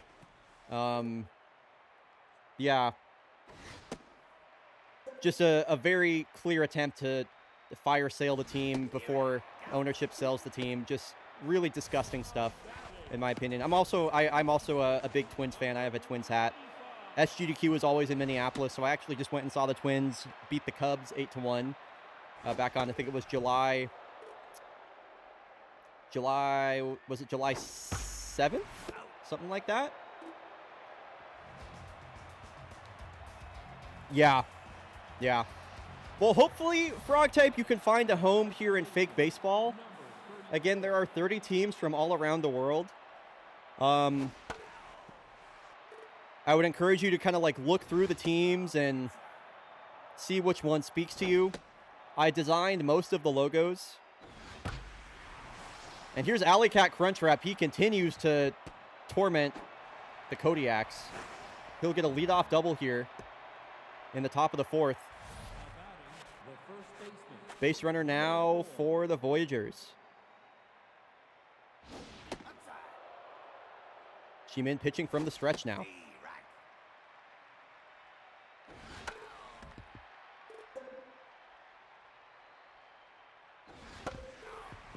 Ground ball foul. Trying to get the first out here on 2 strikes. Nice. Gets him chasing sillily. A silly chase at 96 up and out of the zone. But now she's got to deal with Sleeve McDykel. Batting .432 right now. Just an absolutely monster of a season for the veteran catcher. Not biting on 76 in the dirt. Ground ball, that'll advance the runner to third, but Goldsmith will pick it and throw it. And if my eyes don't deceive me, is that the Nito Burrito with a 74-month resub? Nito, it's so good to see you. Welcome back. My goodness, I hope you've been well. And that will score the first run of the game for the Voyagers. The former Kodiak Rylan Baja. The name is Baja, but the plays are Alto. He'll score a run against his former team here. Or drive in a run, I should say.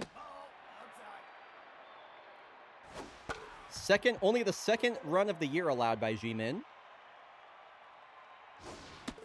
And another strikeout. So 3 hits and 1 run allowed by Jimin through 4 innings. That's back-to-back quality starts for her. She's been an excellent pickup for the Kodiaks this season. Rally Forte will lead us off. Daeho Song comes into this game locked in, which is tough for the Kodiaks. The higher your mojo, the less stamina you consume per pitch.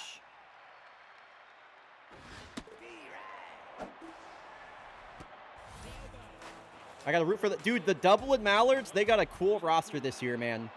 They're a fan favorite, too. Hashtag quack.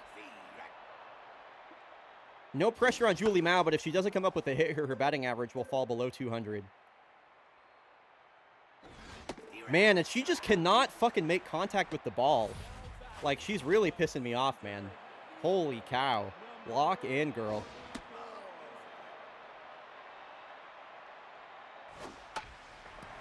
And a little fly into no man's land. Wow. Jordan Pepper will steal a hit from the Voyagers defense there. Can the Kodiaks make them pay for that?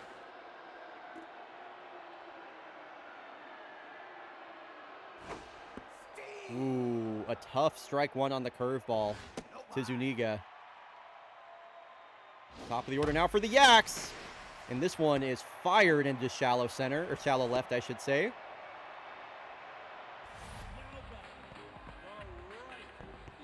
All right. The best hitter in baseball with runners on first and second. A prime opportunity for Katabura as this one is going to smash off the wall out in left center. That'll plate another run. And that is another RBI driven in by number 7. A huge 2-out knock.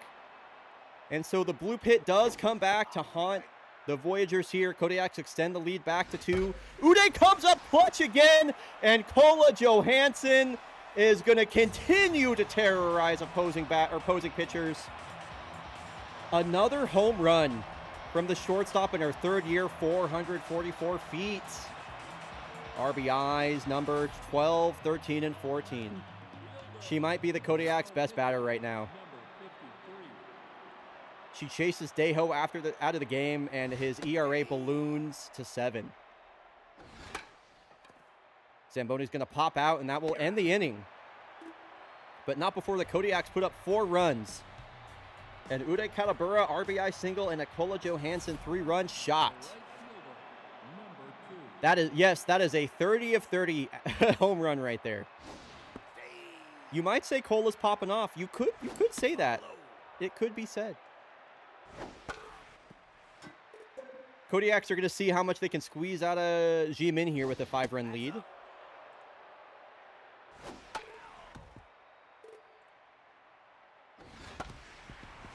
Ground ball to Zuniga. Will take it himself to first. And by the way, for anybody that's watching for the first time, I just want to encourage you, if you have any questions at all about baseball or fake baseball, the league, anything, the rule set, the league structure, I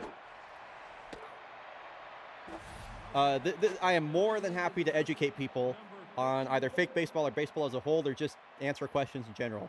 It's an open forum here.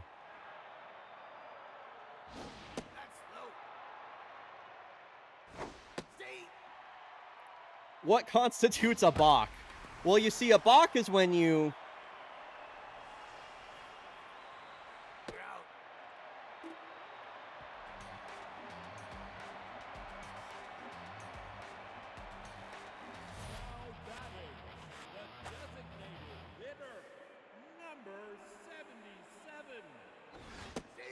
I'm trying to find the thing.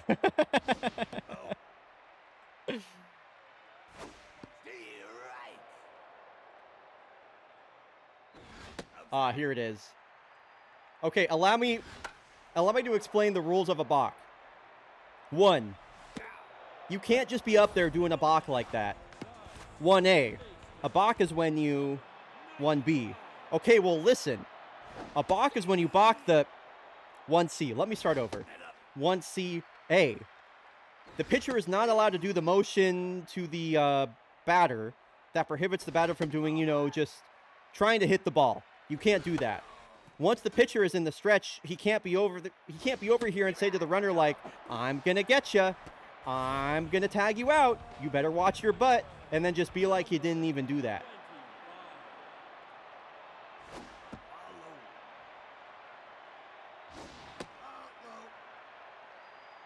Anyway, if you're wondering what the rules are for a balk entirely, here's a link to that. This should explain what a balk is for you. Hope this helps. Come on, Julie, get a hit.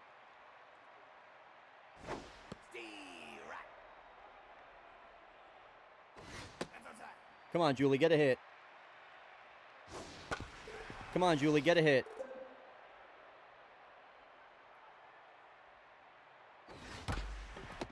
That's tough.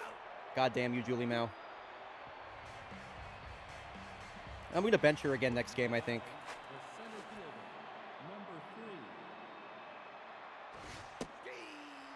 Wow, Ji-Min will remain in the ball game. This is surely the AI polls are after this. It's got to be your last batter. Yeah.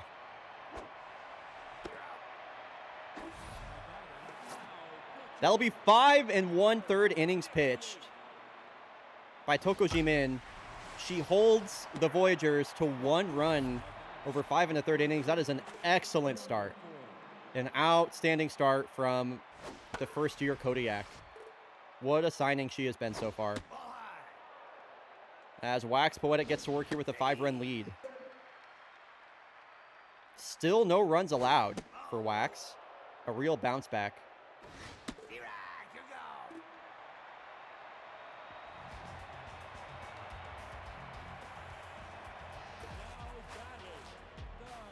All right, Jordan Pepper, he really got the scoring started for the Kodiaks with that bloop single into no man's land and right. Was able to be driven home by Uda Katabura. It's a well-hit ball, but a great pick from Tycho Räikkönen at short. He doesn't let a lot of stuff get by him out there. And now, coming into this game, coming into this at-bat, Kellen Zuniga is batting .300. Still searching for his first home run of the year.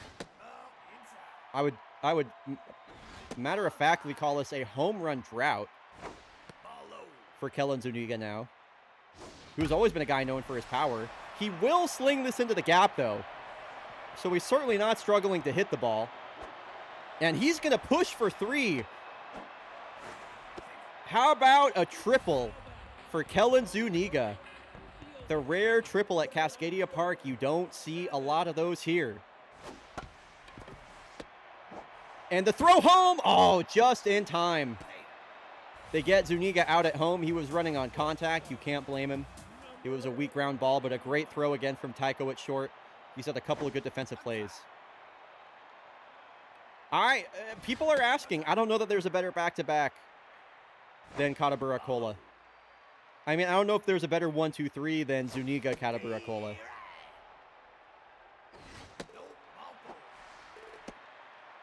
Though the Bush Rangers have a good argument with Commander Shepard, Spartan Laser, Yaka Miazga. But even then...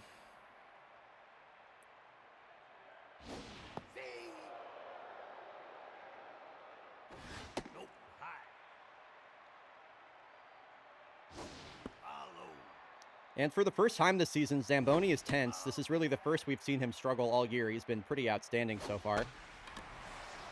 This might get down. Wow. So another bloop single for the Kodiaks. They've had all of the BABIP luck. RBI single makes it 7-1 Kodiaks here. A stark contrast to the series they played versus the Voyagers at the beginning of the year.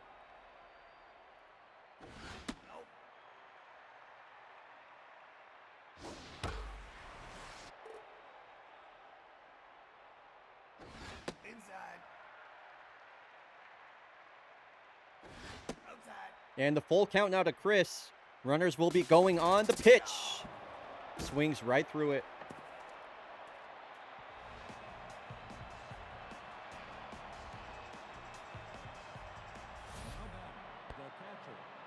All right. The switch hitting sleeve McDykel comes to the plate. Poetic has a 6-run lead here to close this one out. And McDykel's going to stay hot. He'll get a solo shot to cut the lead to 5. First run of the year allowed by Wax. You're in the top of the 7th. Not too much cause for concern, but you don't like it regardless. The long ball has really been the main issue for Kodiak's pitchers. Pretty much all season long at this point. Doesn't matter who the pitcher is. Just too many home runs allowed. So Wax gives up a home run and then a walk to Baja.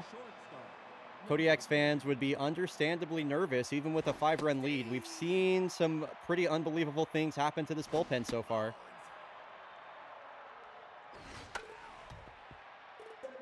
Still a long way to go for the Voyagers, given that the Kodiaks are out of slam range.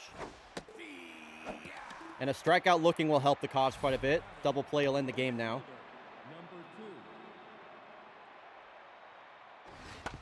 Ground ball, this should be 2. The flip, oh my fucking God.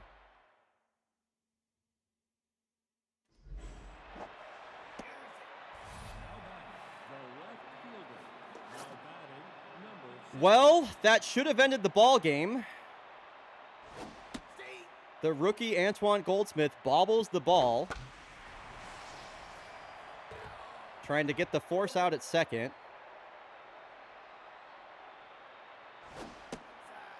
So what should have been the ball game is now 2 on, 1 out. And a strikeout there prevents the bases from getting loaded. Bryant Brandt will come in to pinch hit for the Voyagers here, still without a hit. Good to see you, Nervy.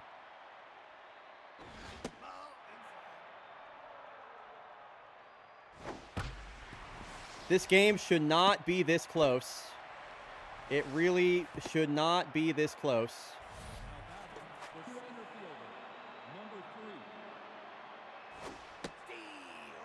Just got to put him away, man. Just got to put him away. Wow. I don't know how you stare at 3 strikes in the zone with the bases loaded. That's crazy. Thanks for that. The Kodiaks win as much of a nail biter of a 7-2 ball game as I have ever seen.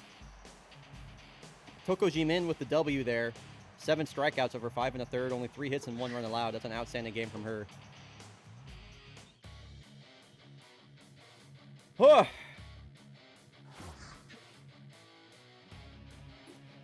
If anybody would like to redeem a final game to watch here, we have time for one more game today. If anybody would like to watch a non-Kodiaks game, I would love to commentate a non-Kodiaks game to end the stream. Lovely chatters, there's an ad incoming. Exclamation ad, skip to skip the ad. Alternatively, consider subscribing for the built-in ad block. If you've got 5,000 Darky Dots laying around and you want to watch a team other than the Kodiaks, here is the upcoming schedule.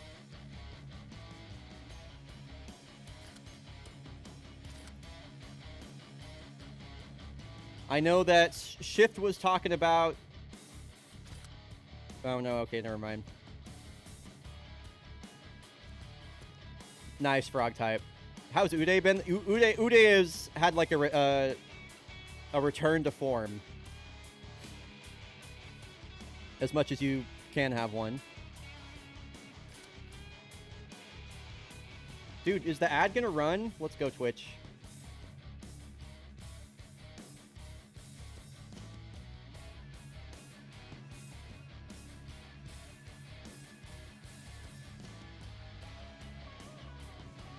All right, well, I'm going to choose to commentate a game myself.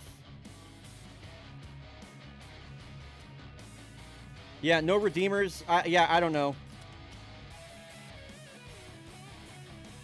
This looks like a fun matchup. Oh, shit. Okay. Well, I guess we've already watched the Toucans. Mr. Shasta, it's good to see you. We have... quite literally already watched the Toucans play the Knights today. I suppose we can do that again.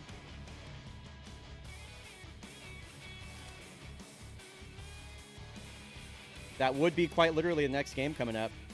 No, you're fine. You're fine, Shasta. I asked for the redeems.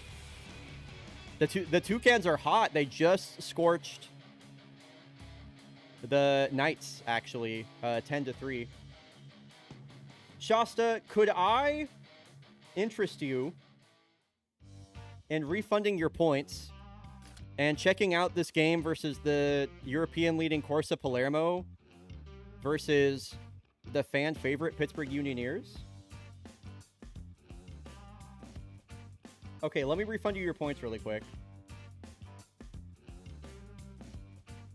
And we can check out a Toucans game next. Can I just get to the queue? Thank you. Next stream.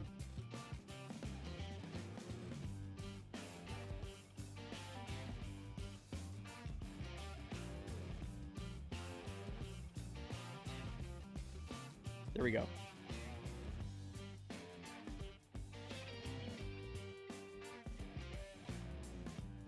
I got a message, ZZ Rules.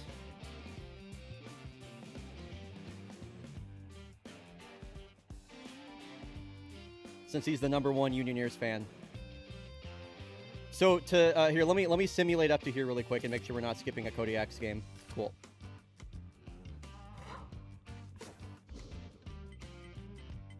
The Toucans, wow, just absolutely demolished the Knights over 2 games. They are tied for the lead in Southern Heat now. Platypi gets shut out by the Reapers. Blowfish. Oh, let's go, Blowies. Dude, the Blowfish are so real this year. The Blowfish are so fucking real. Engineers win that rivalry matchup versus the Mallards. Springboks win over the Jags. Bush Rangers, a much needed win. Okay. Let me set up this matchup for y'all. We have Corsa Palermo, who in my opinion are very much the surprise team of the East so far this year. I kind of wrote them off at the start of the year. But their pitching has been really, really outstanding. Swing Slinger is getting it done. Jacinto Baptista has been awesome. Bronson Swanson hasn't allowed a run. And how are they doing on offense over here? Vijay Ramdeen, off-season acquisition for them, having a career year, 1,000 OPS. They have the best uniforms in the league. Got quite a few guys hitting the ball. Pascal Bernard, Sun Lee Kim, Jay Gray Jagerson, I love seeing Grover Lobster do well. And then, of course, we have the fan favorites, the Pittsburgh Unioneers. They got a pretty interesting team. Actually, it'll be Hassan Demirtas versus his former team. They just signed him after he left Corsa. Winston Person, one of my favorite outfielders. They picked him up in the offseason. He's doing big things for them. He's got a 900 OPS. He's got a career year. Really love Winston Person. Duke Bilgewater, they need him to get going. But their starter, Bangarang Orangutan, one of the best pitchers in the league, Sigarine LaBelle. Their starting pitching's just been outstanding. So, folks, this will be our final, isn't it? Isn't it, Shasta? I vividly remember Duke Bilgewater running Hotline Miami on like an old an old 20 teens AGDQ. And that is why I named a player after him. One of the formative speedrunning memories for me. So we are headed to Pittsburgh to see Corsa Palermo and the Pittsburgh Unioneers in action for the first time. Let's go racing. Where are the Trackmania players at? So true. Of course, the team hashtag for the Unioneers being unionized. Here, let's get a channel prediction going too. Who do you think will win in this matchup between Corsa Palermo and the Pittsburgh Unioneers? Fans of AGDQ should be rooting for the Unioneers. Prediction is live. Fans of AGDQ should be rooting for Pittsburgh, of course. Fans of Italians and Italian food and Italian things should be rooting for Corsa Palermo, who do have the best uniforms in baseball. I really, really like that their away uniforms look like actual racing suits. It's just a great shade of red. I like pizza, then you're a Corsa fan. All right, Pascal Bernard, we were just talking about him. He'll get us started. Back of Rums, the number 4 starter for the Unioneers. He's had a tough start. A 6.14 ERA. Boy, those Unioneers. This is an outstanding uniform matchup. Whereas Corsa is in Palermo. Wow, a fair ball that hits off the foul line on the wall. You rarely see a hit like that. Anyway, Palermo is where they're from. Corsa is Italian for racing. So, anyway, it's basically like Palermo Racing would be the team name. So, yeah, Palermo is in southern Italy.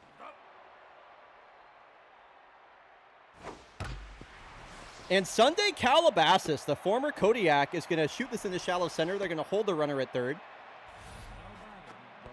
And the best hitter here for Corsa, Vijay Ramdeen. Batting in the 3 spot, swinging at the first pitch, really aggressive, shoots that down the third base line, just foul. And this one is slung into center field. That'll plate the first run of the game. The first 3 batters have reached with no outs recorded. Yeah, that's why the hashtag for Corsa is Let's Go Racing.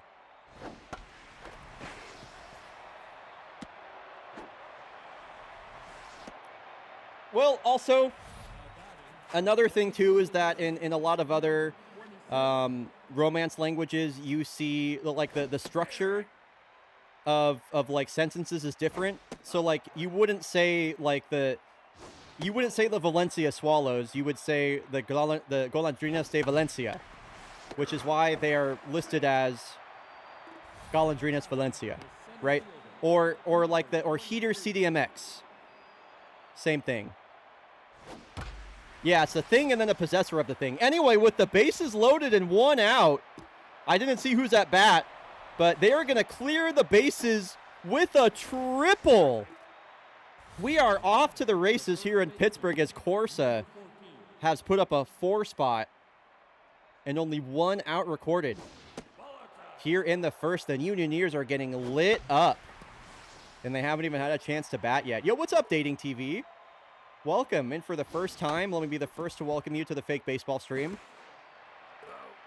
I am having a banger day. There's been a banger stream. I have to say, Heat Miami is kind of a baller name, too. I almost did a semester studying abroad in Valencia. I didn't get to because COVID canceled it. I'm so sorry. That would have been wonderful.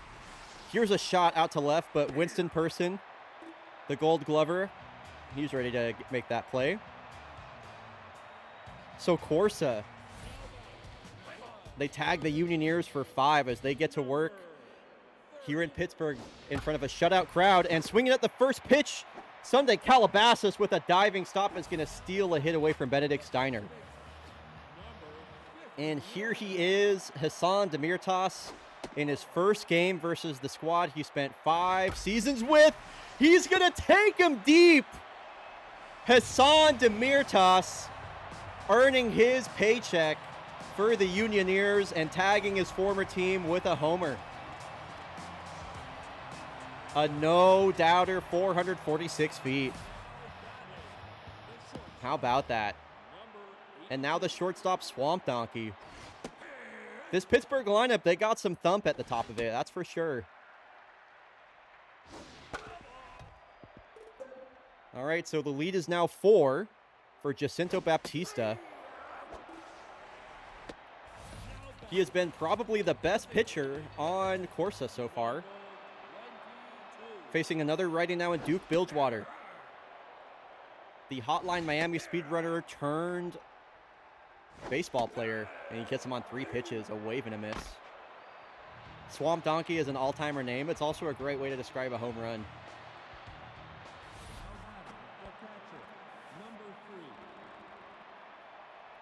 I've heard that quite a bit, actually, Dating TV. Yes, you wouldn't be the first to say that. I appreciate that.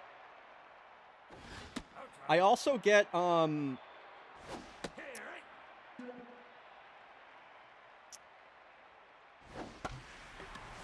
somebody, Pascal, I get compared to him a lot.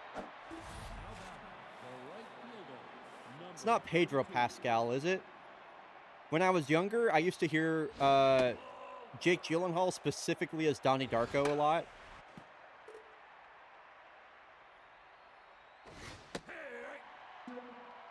Yes, of course. No, it's Pascal Siakam. Right, that's what people say I look just like Siakam. I hear that all the time.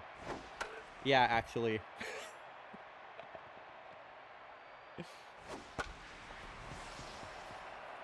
It's a ground ball up the middle, finds the gap. Another base hit for Corsa with 1 out.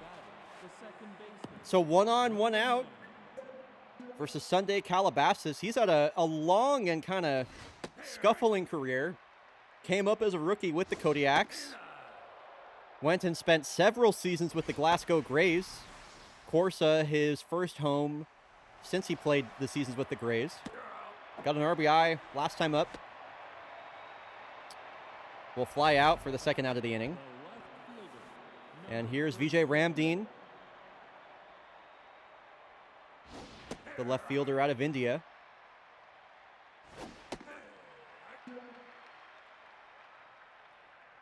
They're calling me White Rudy Gobert. How exactly does one suck a fuck? Interesting. Interesting. What an interesting non sequitur question there, Mardoc. That's a great question. All right, and here's Egon Cosma. Oh, and he's juiced today?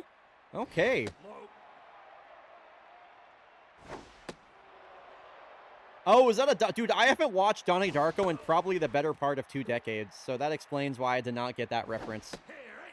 That's my bad. That's my bad. Cosmo lines out to Donkey. Cosmo lines out to Donkey. Holy shit, that rules. Man, I love fake baseball. Anyway, Winston Person is going to lead us off.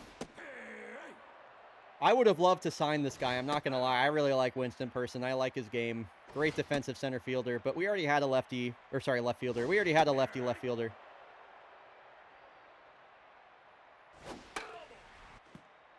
It's a movie that's designed to confuse you for sure, Piggy. You got to, yeah. You got to pay pretty close attention.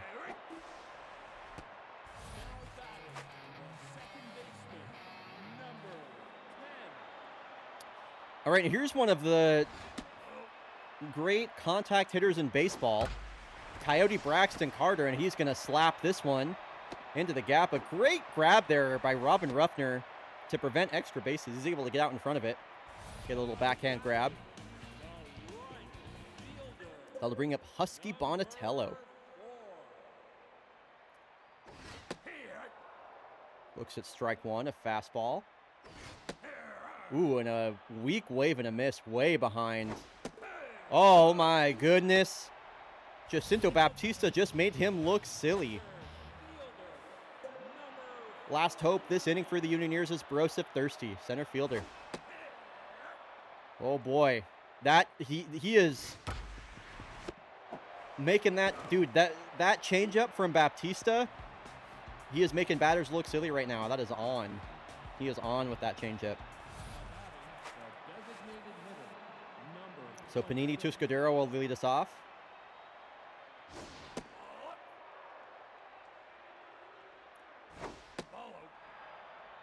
Corsa comes into the top of the third with a 5-run lead.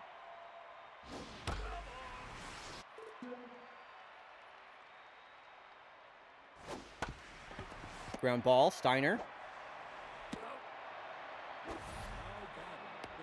Yep, this is the final game of the day, Mr. Game and Shout. Got a great matchup between the Pittsburgh Unioneers and Corsa Palermo. Also, Shasta, thanks for being a good sport, by the way, about the redeem. I appreciate that.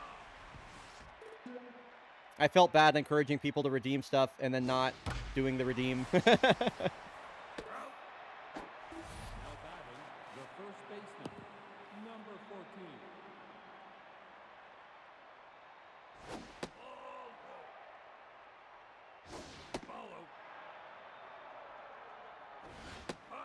Damn, 3 straight balls to Marlon Sanders.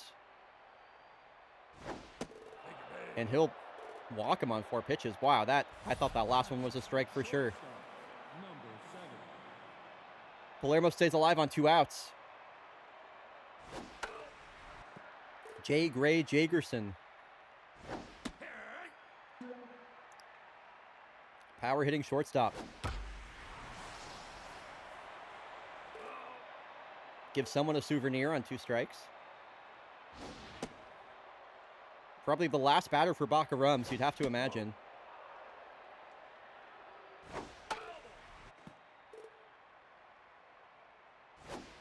Ground ball. Picked by Donkey. Nice defensive play. Gets Pittsburgh out of the inning. There'll be 9-1-2 coming up. Pittsburgh doesn't look like they're out of this. Quark Markenstein, the catcher, leadoff batter. 3rd-year catcher now for the Unioneers. And he strikes out on 3 pitches. Boy, Jacinto Baptista is carving him up right now. Again, that changeup is just lethal. And here's a weak ground ball. Sunday Calabasas with a really respectable effort there, but no play to be made. There'll be an infield hit. And Demirtas versus his former team took his former teammate Baptista yard, and he's ahead 3-0. Jacinto really pitching around him here. He'll walk him on 4 pitches. Ball 4 in particular was a close call. So now here is the always dangerous Swamp Donkey batting from the right side. Got runners on first and second. Could make this a one-run ball game. Baptista work him inside to avoid the barrel. So true. Swamp Donkey needs a Swamp Donkey right now. The 2-2. Great take. Not biting on that changeup. There's that changeup again. And the payoff pitch. These are some great at-bats from the Unioneers right now. And now the tying run is at the plate in Duke Bilgewater. The rookie. Or sorry, not the rookie. In his second year. This is a big spot for him here. Can tie the game up. Good take. Ooh, a late wave and a miss again. That is back-to-back strikeouts for Duke. It'll come down to Winston Person. You got to feel this is a must-get opportunity for the Unioneers to at least get a run right now. Got to chip away at a 4-run lead somehow. Down to his last strike is Person. The 1-2 pitch. Wow, close take on the outside edge on the fastball.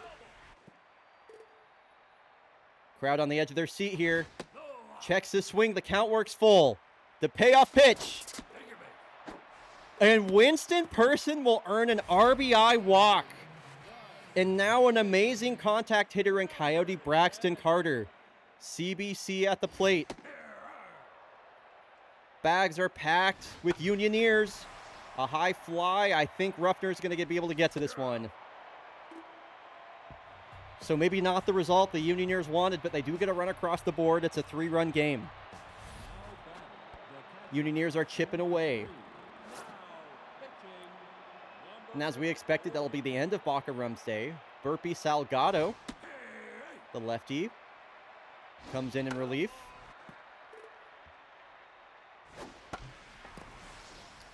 What he lacks in velocity and movement, he does make up for with his commands, as he's got 2 outs quickly here, top of the 4th. Can't help but feel like the momentum is slightly angling toward the Unioneers, at least as much as it can be for a team that's down 3. Comebacker bobbled by Salgado, and just as I say that, they could have gotten out of the inning quickly, but now an infield single allows Calabasas to reach. And now you have 2 runners on with a juiced Egon Cosma at the plate.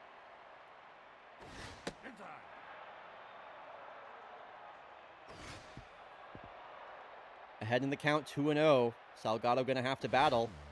Ball gets away and runners will easily advance. Bork Markenstein, the catcher, not able to corral that one. Walks him on 4 pitches. Yeah, clearly wanted nothing to do with him there. Clearly pitching around the juiced Cosma. And now the bases are loaded for Palermo. And this is a shot out to center. Ranging for this one is Thirsty, who makes an outstanding grab on the run. That is a great defensive play from the center fielder, Broseph Thirsty.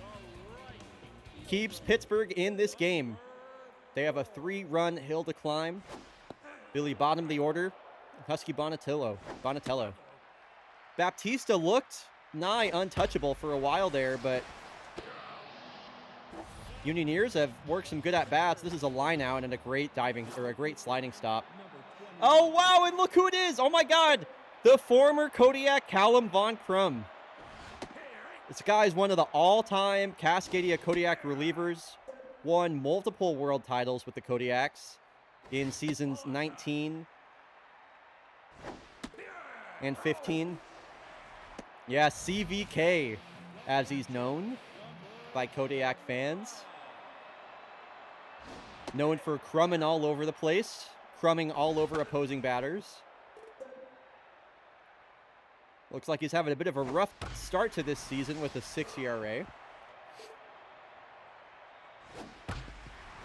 One of the Kodiak's all-time closers, and this one is off the diving grab, or off the diving glove of Calabasas. So it's a 2-out single. And that'll turn the lineup over for Benedict Steiner versus CVK. Trying to crumb all over this Unioneers offense. Got him on 2 strikes quickly, and K-Man is activated. Honestly, a decent knockdown that could have gone for extras. I couldn't agree more. Here's the 2-2. Count works full. Runner will take off on the pitch. Ground ball. Fielded by Jagerson. Makes the routine play. Unioneers strand another. Not out of this one, but we'll have to survive another onslaught here from Palermo. Salgado trying to keep this at 3. Ground ball. A lot of weak contact from Salgado so far. He's been pitching a good game. And according to Dudley Hoggins, junior reporter for Cascade Athletics, Burpee Salgado has been in the league since season 1, a 20-year veteran of fake baseball. Thanks for that stat, Dudley Hoggins. I appreciate that. Yo, what's up, Dynamite Dan? So good to see you, dude. Was really, really great chilling with you at GDQ. Nice to have you in here for the first time. We're doing really well. We're on our final game of this fake baseball broadcast versus 2 teams that I really like. Came up with the Blowies starting at age 19. Sounds about right. Leadoff man is aboard. And Hassan Demirtas, he's got 2 hits against his former team here. And now Swamp Donkey comes to the plate with a runner on base again. Von Crum behind in the count 2-0. Make that 3-0. Will they give Donkey the green light? They do not. It's a tough pitch anyway. Crum has worked his way back in this count. Here's the payoff to Donkey. Spoils that one.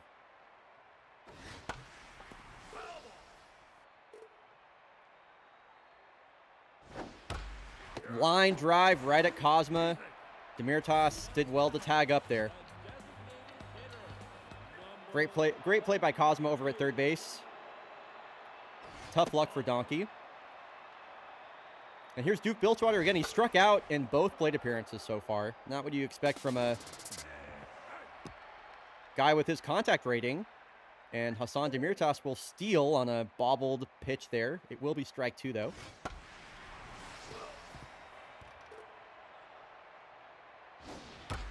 Ground ball back up the middle.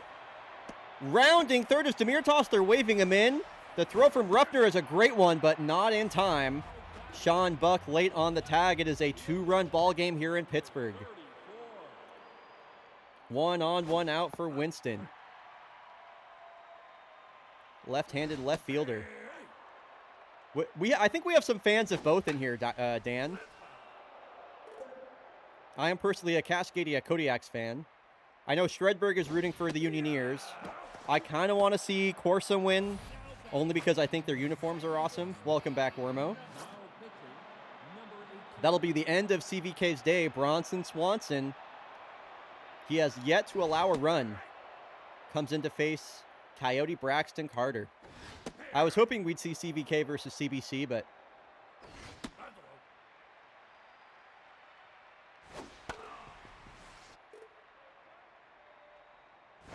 anyone getting weird stream glitches? I know Twitch has been kind of on the hitch, but I haven't dropped any frames. Wow, and a questionable swing on a ball that was not only maybe an inch above the ground, but also in the other batter's box. Yeah, a pretty ugly chase, it must be said. All that being said, Pittsburgh definitely chipping away here. A 2-run deficit. Not insurmountable. If you see any of those glitches, can you try clipping it and see if it's present in the clip for me, Shout?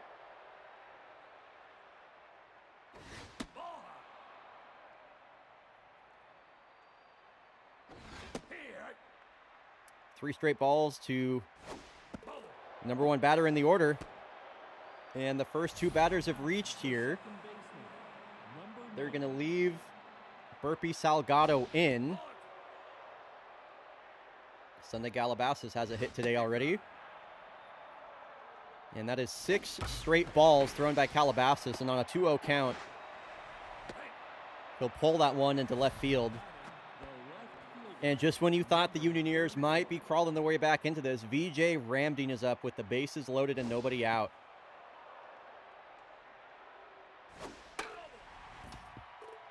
Not sure why Salgado is being left in here. Haven't really checked on what the bullpen situation is like for the Unioneers, but I feel that it's got to be kind of dire if they're leaving in the guy that just loaded the bases. The 2-2 pitch. Quite the battle here between Ramdeen and Salgado. You get the feeling it's only going to end one way. Wow, a great grab from Person. The runners, there will be no tag. The run is prevented. And Prince Stinkleton, the closer, is coming in. Folks, there is an ad incoming in 20 seconds. Here, I'm going to try running 30 seconds. I'm going to run 30 seconds of ads really quick to see if I can delay the ads from being run. And so we can see the end of the game. I'm running 30 seconds of ads right now. Exclamation ad skip if you don't want to watch the ads. I just don't want the ads to play over the end of this game. What an outstanding play by Winston Person. That could be a game-saving catch. It was the ball was hit really well off the bat. The runners were, about a quarter of the way off the base paths there, or off the base there.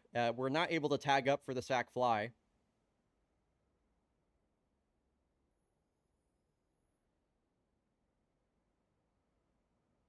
Okay, it says the ad is over.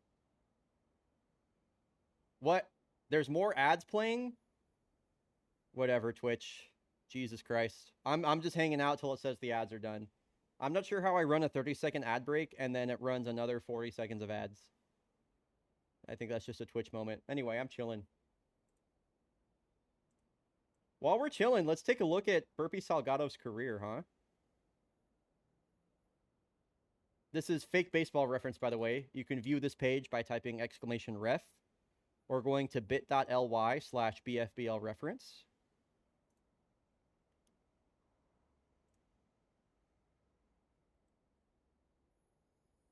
I hate how laggy the slicers are.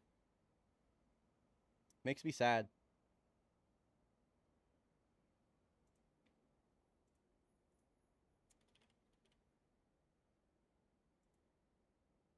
I need to investigate the Salgado age conspiracy.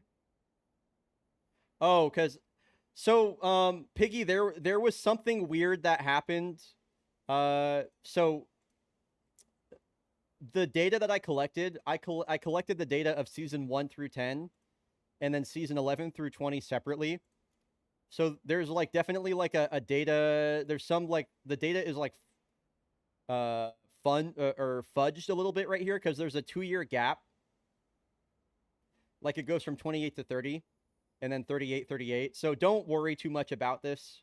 This is just like, so the program that I used to collect the data is called SMB3 Explorer. I'm not gonna open it up right now because it could like corrupt my save file. But anyway, this is a third-party program that pulls the data. So there's just some sort of like weird thing there with that. Anyway, yeah, a long career for Burpee Salgado. Wow. One of the veterans of the league. Anyway, back to the match. Let's see how this game concludes. The closer, Prince Stinkleton, has come in with the bases loaded and 1 out versus Corsa Palermo in the final game of this broadcast session. Egon Cosma, he's going to fly out to left here. The runner is going to tag. Here's the throw from Person. It is not in time. Wow, a really commendable throw there from Person on a bang-bang play. Palermo is able to scooch an insurance run across on a sacrifice fly. Could be a game-winning moment right there. for a Unioners offense that has been really crawling things back. Oh, wow. I am speechless. Swamp Donkey unable to knock down the ball. It gets by him, and the runner scores from second. Man, just when you thought the Unioners might be back in it. The lead is back to 4. Donkey makes an ass out of himself with that one. Wow. Excellent. Unioners have 2 innings to crawl back a 4-run deficit. Bronson Swanson, again, who has yet to allow a run. The lefty specialist comes in.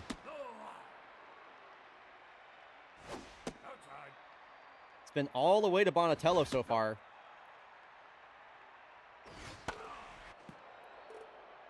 And Swanson's back in the count. Here's the payoff pitch. Ground ball that lands right in front of home plate. Tough luck for Bonatello. 1 away. And here's why the specialist trait is so powerful. When you're facing a batter of the same handedness, you debuff their hitting stats, as you can see right here.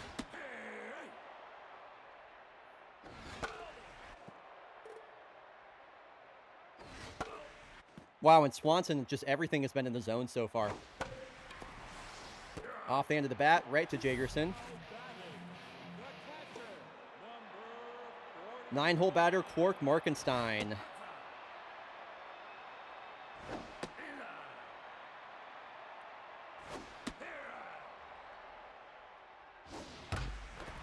Sharply hit ground ball up the middle. Ruffner will field that out in center. So it's a 2-out knock. Sets the table for the top of the order. Unioners still grinding away here, trying to make something happen. It's a great strike 1, 94, down and away. Another fastball down.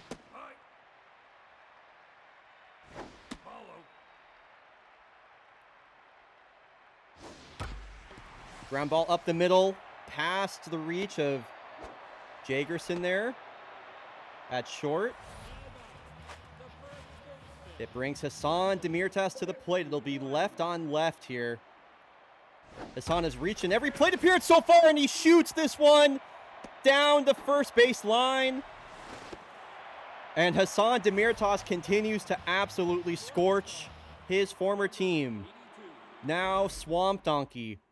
He allowed a run to score off of a bobbled ball last inning, has a chance to tie things up for his team here. You know he'd love to get at least 1 back versus the lefty Swanson. That was the first run Bronson Swanson has allowed all year, by the way. Ball gets away all the way back to the backstop, and just like that, it is a 2-run game once again. Unioners keep grinding away. They're not going quietly here. The 3-1 pitch to Donkey. Called a strike on the inside edge. Tough out activated. Runner will go on the pitch. Here's the payoff in the dirt. And now the go-ahead run in Duke Bilgewater will be up against Bolivar Magana. Lefty with a lot of command and some good speed. Takes ball 1 upstairs. Power versus lefties with Duke. You know, he'd love to set up a save opportunity for Prince Stinkleton. And he looks at 4 straight balls. 2 outs, bases loaded, bottom 6, Winston Person. Ground ball, fielded by Magana. Strong throw to first. The Unioners leave them loaded, but they've made it a 2-run ball game once again. Prince Stinkleton going to try and hang on versus the bottom of the order here. And he can't hang on. In fact, he gets drilled by a comebacker. Murder here on the streets of Pittsburgh. And they're going to leave him in? The Unioners leaving in Prince Stinkleton after a comebacker to the face. What is this, the New York Yankees? Letting people play through concussions?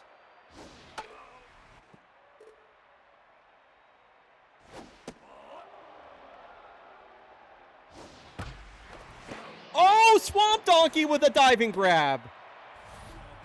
Trying to make up for what happened last inning.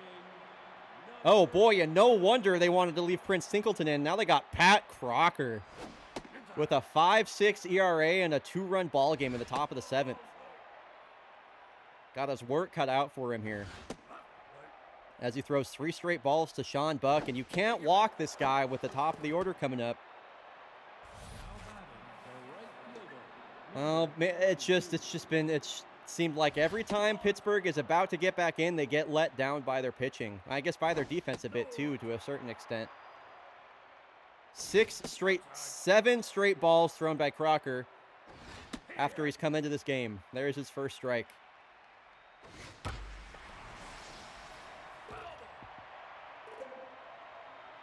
You know he'd love Pascal to turn this one over. Jackknifes him. And the bases are loaded.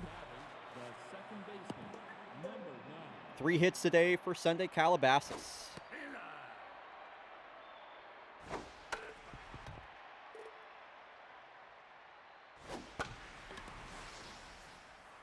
Fly into foul territory out and left.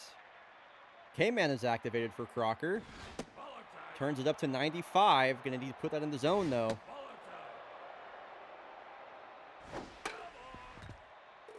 Full count, bases loaded. Gets him on the changeup. It was all fastballs until that point. A great pitch selection there from Crocker.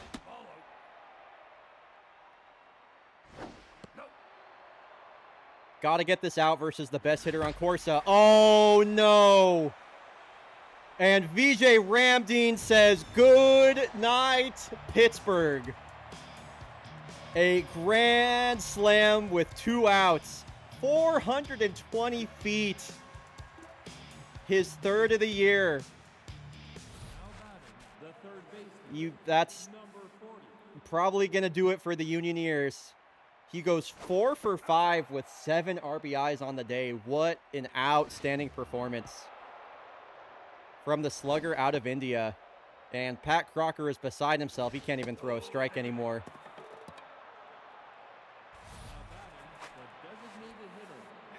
Man.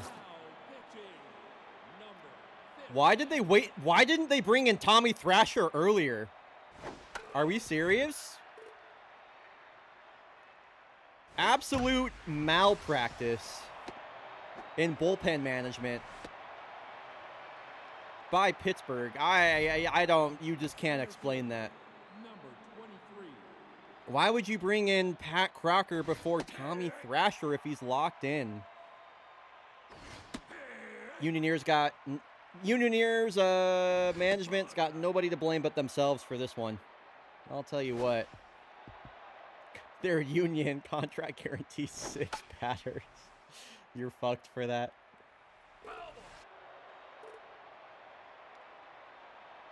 Reports coming in from sideline reporter Marine Play with the Pittsburgh player saying Tommy was on the toilet when the other pitcher was injured. So some tough luck here for the Unioneers.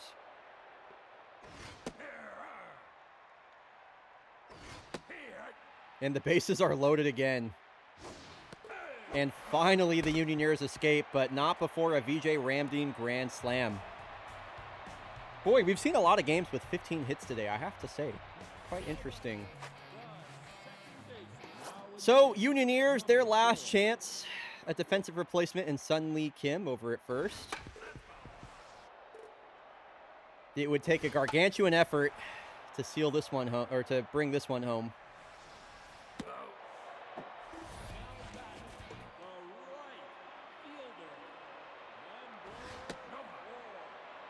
I have to say, a pretty entertaining game for our last game of the day. While it ended up 11-5, it was pretty back and forth. A great little game of tug of war there for a bit. Eventually, Corsa just broke through, you know? I enjoyed calling this game quite a bit. I will not lie.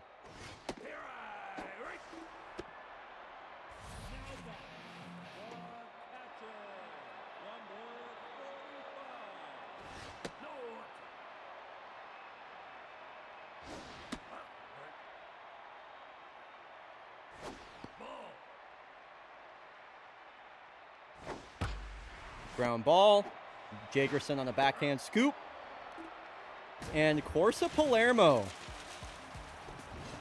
A statement game versus one of the top teams in the Urban Atlantic. 11 runs on 15 hits. Hassan Demirtas versus his former team goes 3 for 3. 2 RBI. 4 for 5 and 5 RBI for VJ Ramdeen. Fun game.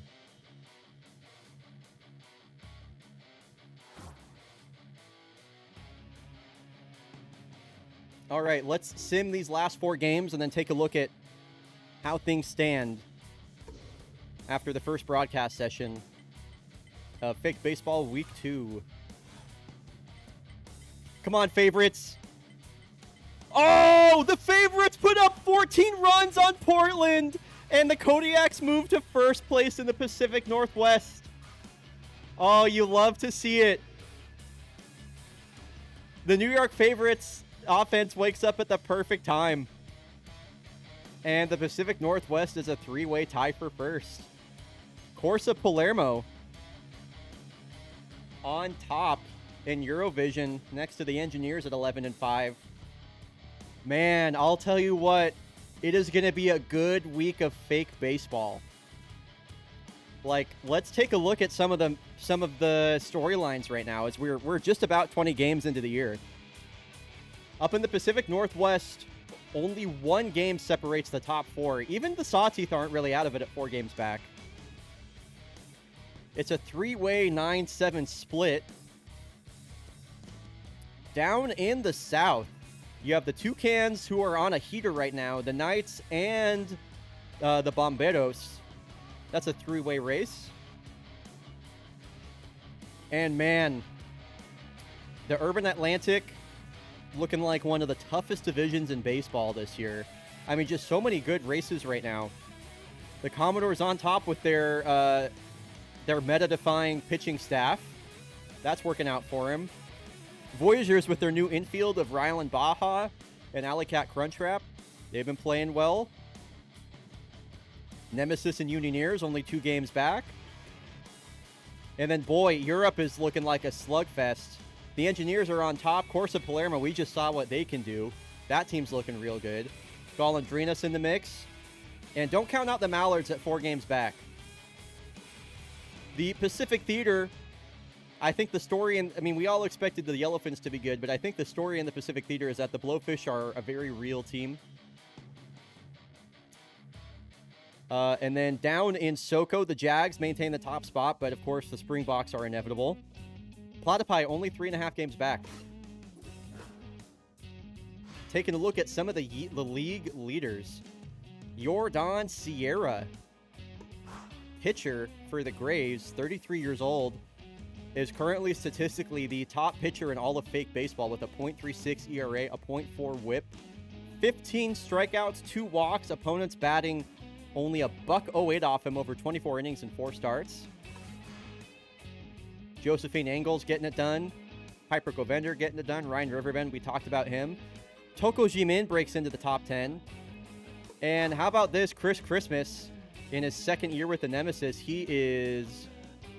I'm going to say this right now. If Chris Christmas is ever a free agent, you can bet your bottom dollar I'm going to get him in a Kodiak's uniform. I really like this guy, man. I really, really like him. Alley-Cat Crunchwrap, he's up there. Elia Novak, the 29-year-old in her 2nd year with the Bomberos. She's batting .400 with 6 home runs. She's been a big part of that. Giancarlo St. Lucia, longtime veteran, having a career year with the Yellowfins. Currently leading the way is in home runs is Slasher Hashslinging. Man, 1,200 OPS for him after he's had a couple scuffling seasons. That's going to be music to the ears of KBC fans. Panzer Fist, he's still absolutely tanking the ball. And then Valdomiro Takeda, boy, it's so tough that he has missed so many games so far, man, because he is just having an outstanding season. Ude Katabura, of course, Second in RBIs. Second in home runs. Just look at what Takeda's doing right now, man.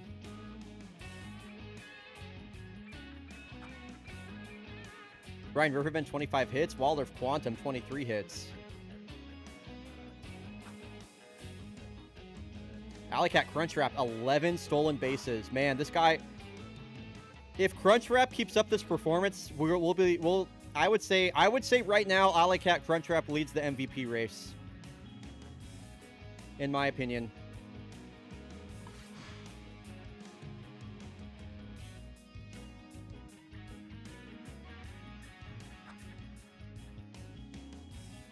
Athenia, dude, I knew she couldn't have this bad of an ERA. That's good for the Knox.